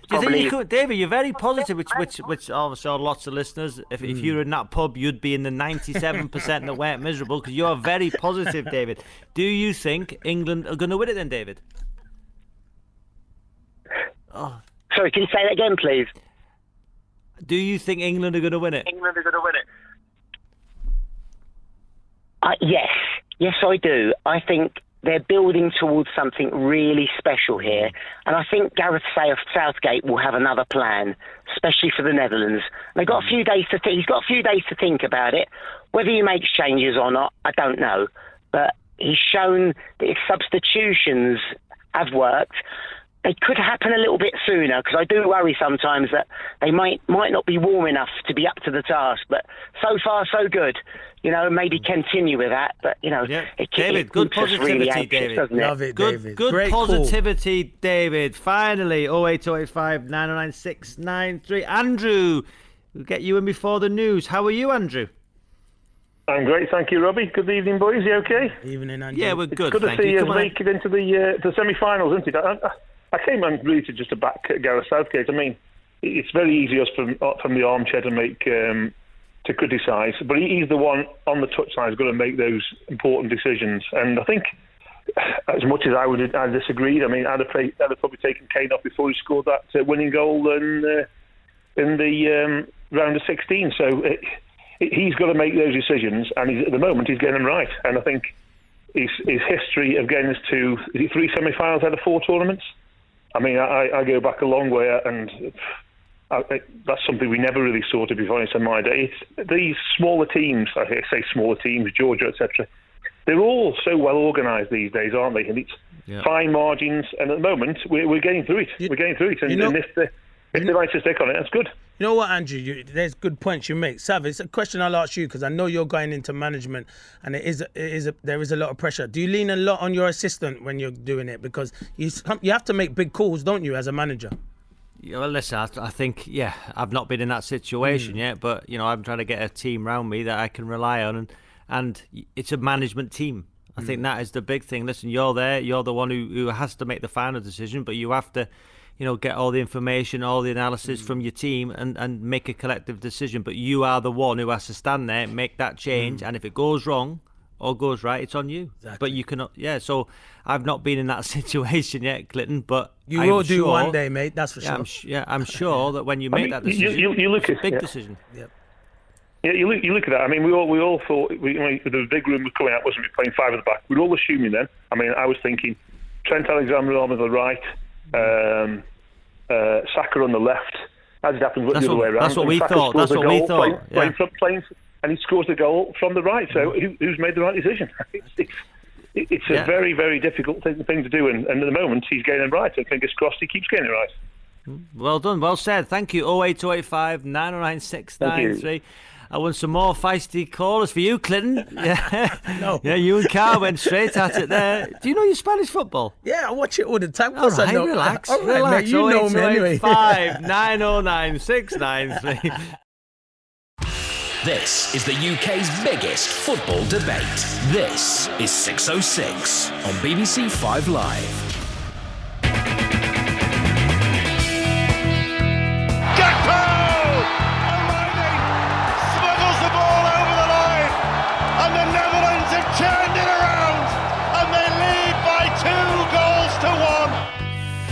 Really looking forward to that game on Wednesday night, Clinton. England taking on the Netherlands. It's going to be an intriguing battle. Do you think it might suit England with the Netherlands with their attacking play? If they go on to England, gaps will open up. Do you think England would rather play against a more expansive team or a team that plays a low block? Yeah, I'd say a more expansive team. Then I think he can get some of their, the wide players more involved. But it depends what Gareth does. Will he go to the 3 at the back? I know he went to 3 today and it worked because it kind of matched up what Switzerland done. But will he go back to the 4 because he'll have Mark Gahey back? And will he play that partnership with John Stones? But Netherlands has some good attacking players, Saf. This is a hard game. This is a 50-50. I heard Chris struggling to answer earlier who could win this. And it is a difficult one because they've got some good attacking players as well. And there's a lot of players that play in the Premier League with us. So there'll be lots of good battles all over that pitch. You mentioned Gareth Southgate, Clinton, who's taken a lot of criticism over the last few weeks, but yet his side are into their 3rd semi-final in a major tournament. Earlier, the England manager spoke with John Murray. Talk about dealing with a penalty shootout. You can't do much better than that, can you? score all the penalties. I mean, as you say, there were stories all over it. Let me just ask you, Bukayo Saka, because of the history, and I know he's a different player since then, but was he someone that you had to talk to about the possibility? No, we have total trust in him. Firstly, his all-round performance was phenomenal for the team. He had such a complicated defensive job to do, as well as what he gave us with the ball and the goal he scored. Then, to show the fortitude to convert the penalty as he did. I love them all, but I had to give him an extra big hug on the pitch. There's no doubt about that. Yeah, very different one to the hug that you gave him at Wembley. Yeah. But look, these, I know myself, these experiences shape you. He's come back from that stronger, more resilient, still loved by, he was our player of the year the following season. And tonight his tournament ignited a little bit as well. And Ivan Toney, how does he do that? Yeah, well, there's Ivan, there's Cole, you almost dismissed Jude, which is wrong, but then Trent, who, could have felt his tournament was done, but we know he's an exceptional penalty taker and with real nerve, and all of those guys showed under the most extreme pressure what we wanted. And just a final one, spoke to you after, when you were on the pitch and you went on your own and got the reception that you did from the England supporters in the group. That must have been very different, and there seemed to be quite a lot of feeling in the way that you were reacting. Yeah, look, I took this job to try to improve English football, to try to give us nights like this. I can't deny them when things get as personal as it has. That does hurt.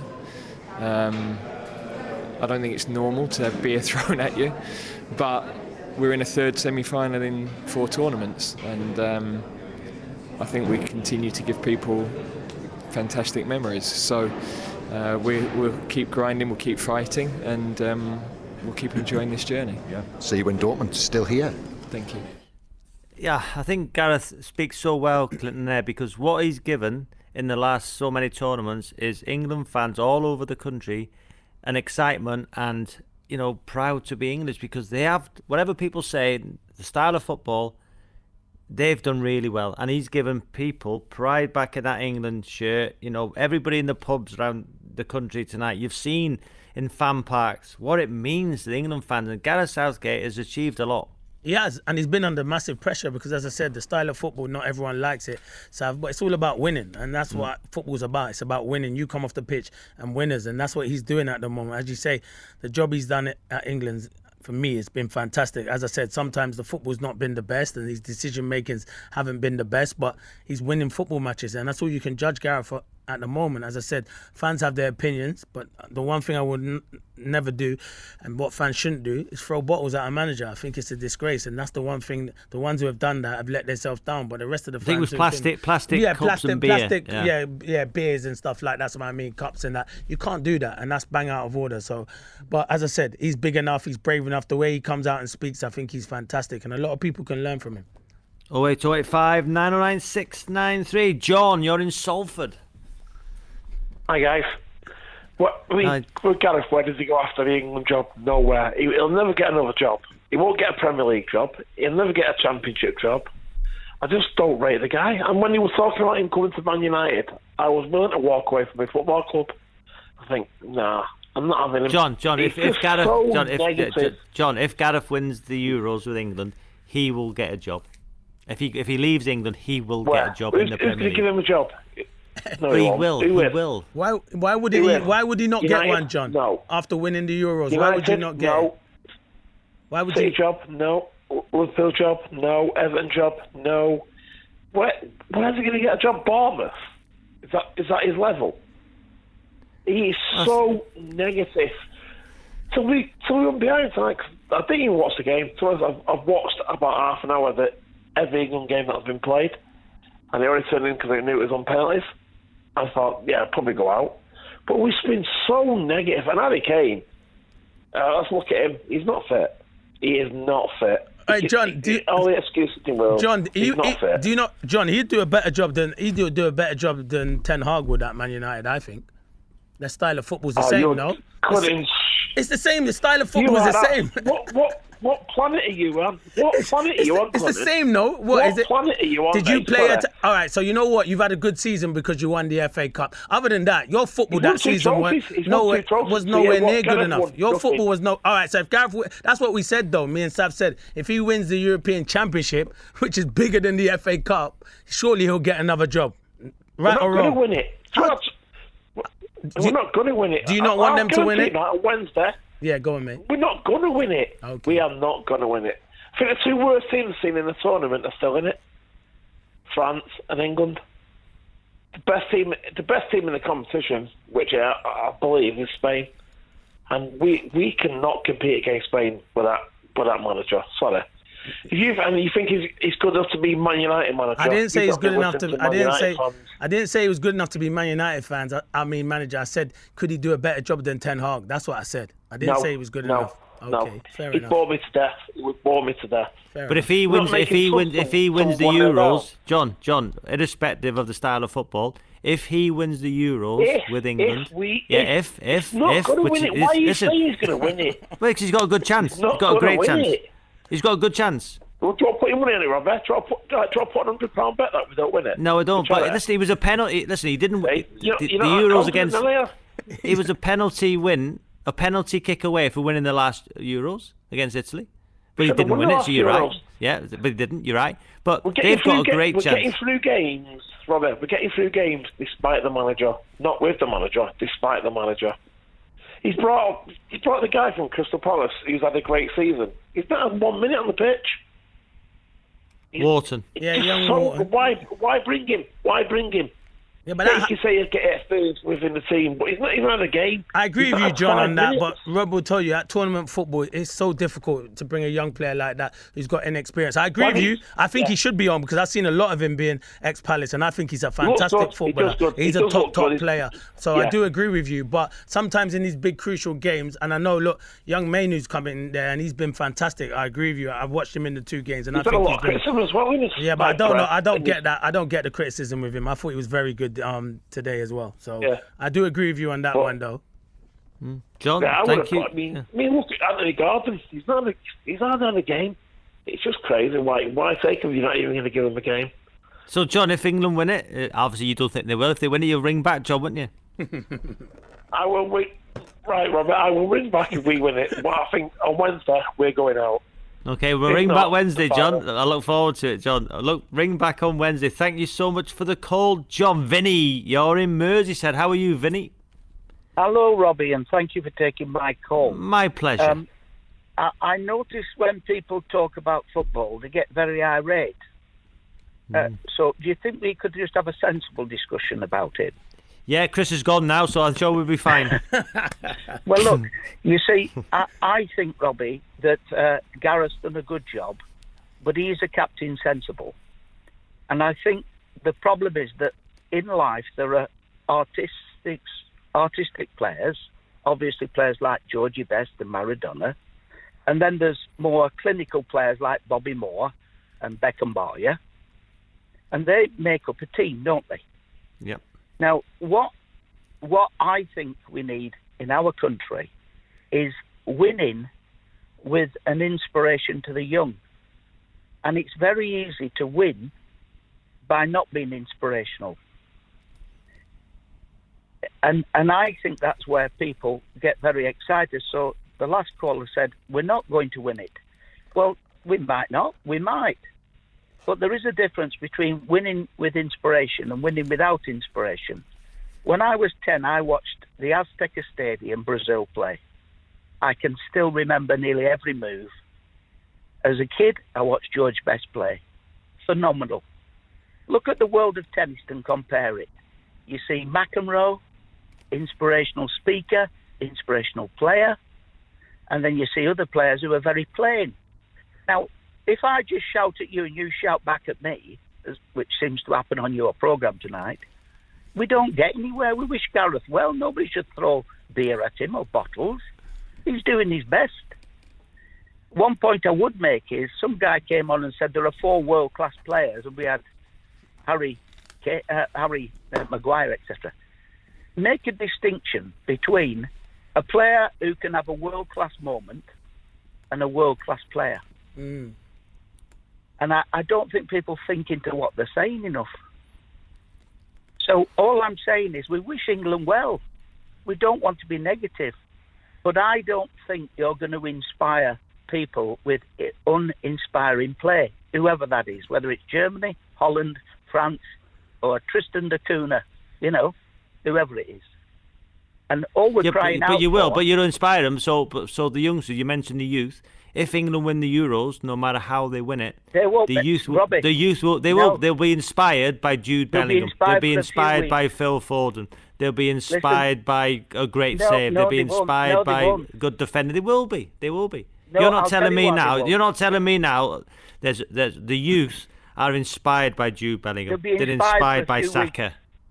they'll be inspired for a few weeks. I'm not sure if they win it. If they win it, they'll be For a few inspired. weeks. No, For a they few won't be. weeks. Clint, what do you think? No, I agree with you, Sav. So what about the overhead kick from Bellingham? Were the kids Well, not that's inspired great. by It was that? a flash of brilliance, fantastic. So would that But not we're inspire talking about- kids to do that on the big stage? Yeah, but what I'm trying to get is that is an inspirational moment, and I agree with you. Mm, All right, and yeah. well done, Mr. Bellingham, for keeping us in the tournament. Brilliant. But what I'm talking about is a generation of players. Listen, you know what should happen in England? You should say no points for a 0-0 draw. Everybody then must have an attacking mindset.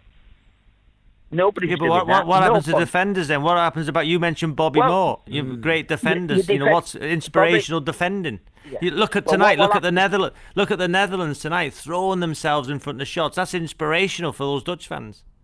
Well, like you rightly said, Robbie, we don't shout at each other. But you see, if you've got an attacking mind, your defenders get better, don't they? Oh, listen. You made some very interesting points, Vinny. Thank you so much for the call, Chris. You're in Loughborough. Yeah, hi Robbie, hi everybody there. Hello, gentlemen. I've just got to say, I'm a product of a generation of the 80s. Seen Brian Robson score a goal in Spain against Spain in the H2 World Cup. To be fair, Clinton is as well with the gear he's got on tonight. Carry on. Yeah, is he an 80s boy? Is he? That's cool. Chris, don't listen to Rob. He's always been like this for ages. Me and him could be here for the last 10 minutes talking, but I'm going to let you have your say. Thank you, sir. Thing is when I got to my teenage years as well, we went through the horror of German penalty shootouts, twice within the space of 6 years from 1990. And then we went through it again and again and again at various different tournaments. And the saving grace for our England at the moment, this England team, is how well they dispatched those penalties tonight. All 5 of them. They couldn't get better than that. Sacco, I have an immense respect for after what happened with Italy and, that penalty shootout. And to him to get up and the smile on his face afterwards, it was like, yeah, you've laid a demon or two to rest, boy. Well done. But they were all brilliant penalties. And if we're going to do it the hard way, because obviously the Netherlands are going to be difficult, there's no two ways about it. The way they came back tonight was brilliant against, the Turkish. And then the Turkish threw the kitchen sink at them. And one of the saves the Dutch keeper made was amazing right near the end to keep them ahead. So it's going to be a tough game. But if it comes to the crunch, and if we do beat the Dutch and we have to go to penalties, I've got faith at last in my England team.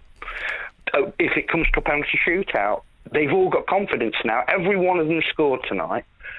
And I know the performances, they've not been very good at all at times. I'm being polite, but to see that they've done it, I agree with everybody else who's been saying you can only beat and be lucky and get away. It's tournament football. And the guy who said earlier, no one will remember how we played it if we've won it.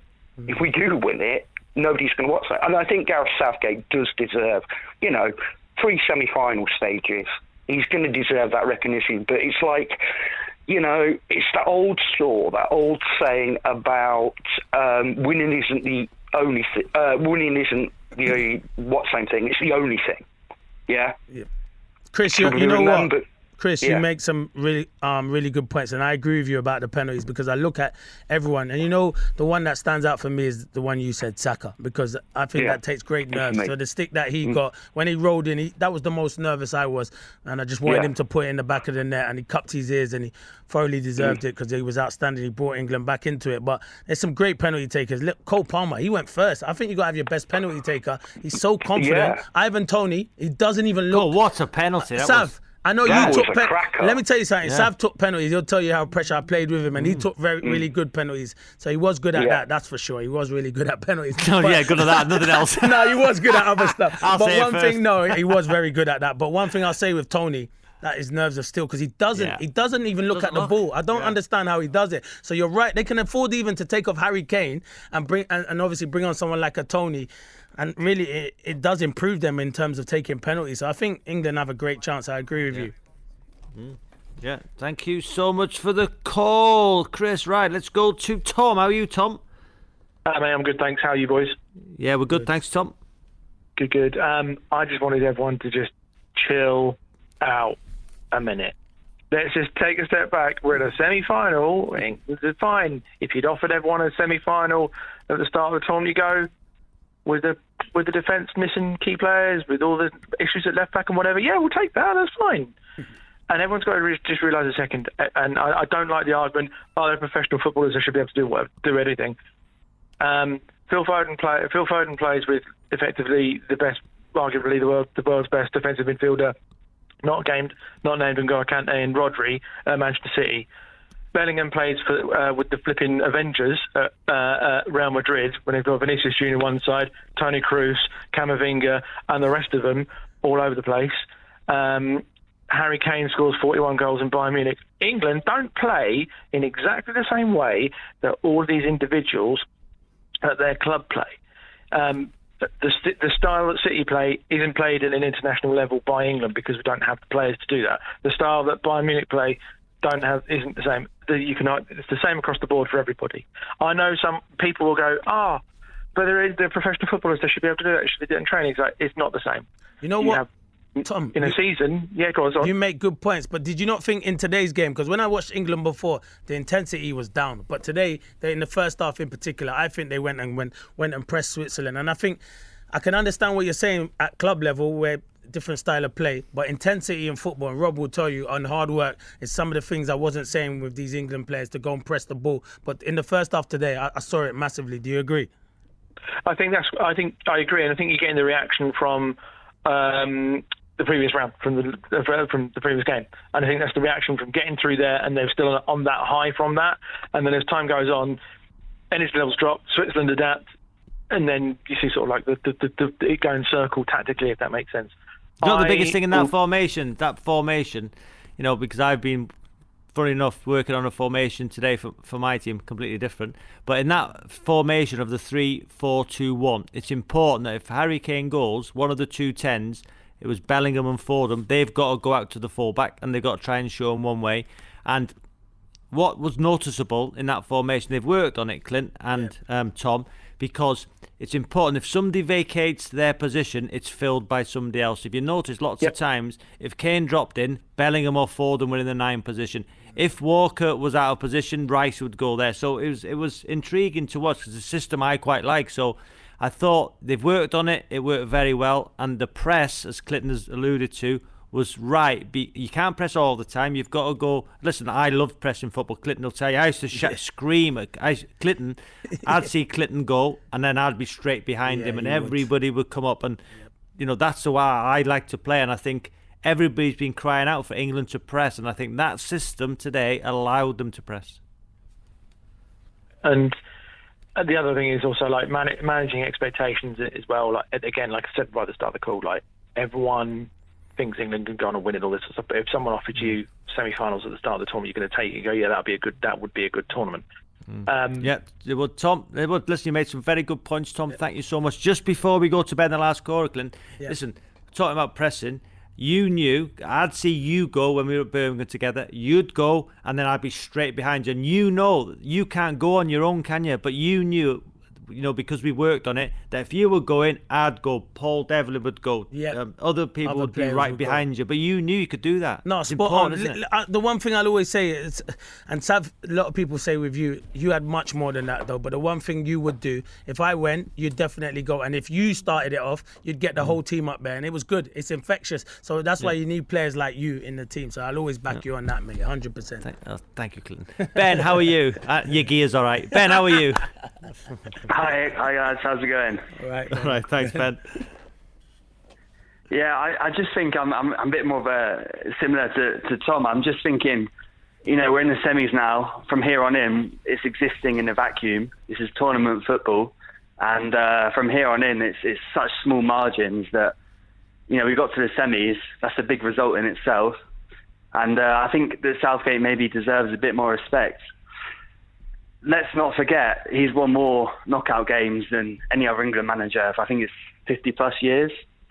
And actually, this tournament, he showed quite a bit of courage. We all speak about the back five change today. Yes, everyone wanted a system change, but it actually takes quite a lot of courage to do that in a knockout game, because if that backfired, he's got egg on his face. Similarly, people have been saying the last 6 years or so, he's got his favourites, blah, blah, blah, blah. This year, he's completely discarded his favourites. He's actually gone with, what the public wanted, rightly or wrongly. I don't think I've not heard many complaints about the squad at all. He's ditched Grealish, Rashford, Henderson, etc. for players like, Bowen, who aren't even going to get on the pitch. So I just think, let's take a moment. We're here now. This is where we are. It's tournament football. Come on, England. You make some good points, Ben. But you say about the public wanted, the players, and listen, Gareth Southgate. Listen, he would have had his own mind. He'd have picked the players. The public wanted a change of formation. The public wanted a press. Gareth Southgate's done that. I think he was in a no-lose situation. If he'd have kept the same system, and he'd have lost, people said, why didn't you change it? So he has changed it, and it was the right formation because everybody's been crying out for the public to play Foden and Bellingham in their rightful positions. Yeah, but equally, he suddenly played Saka out of position, so it's not just, it's a bit of give and take. And yeah, it's a win-win, but it's not really a win-win because if we go out, he's getting slaughtered, he's losing his job, and his legacy is in tatters. He could have stuck with his guns. Obviously, we knew that wasn't working, but it's still brave. Ben, thank you so much for the call. Clinton, magnificent tonight. Listen, I'm sure you and Khan are friends, but do you watch Spanish football? 08085 909 693 is number to call. When me and Chris will be back with 606 on Wednesday, 10:30 after England's semi-final against the Netherlands. Next up on 5 Live, it's a chance to hear Ellis James and John Robbins. 606 is a shooting sharp production for BBC Radio 5 Live. Really enjoyed it, Clinton. Well done, mate. See you soon.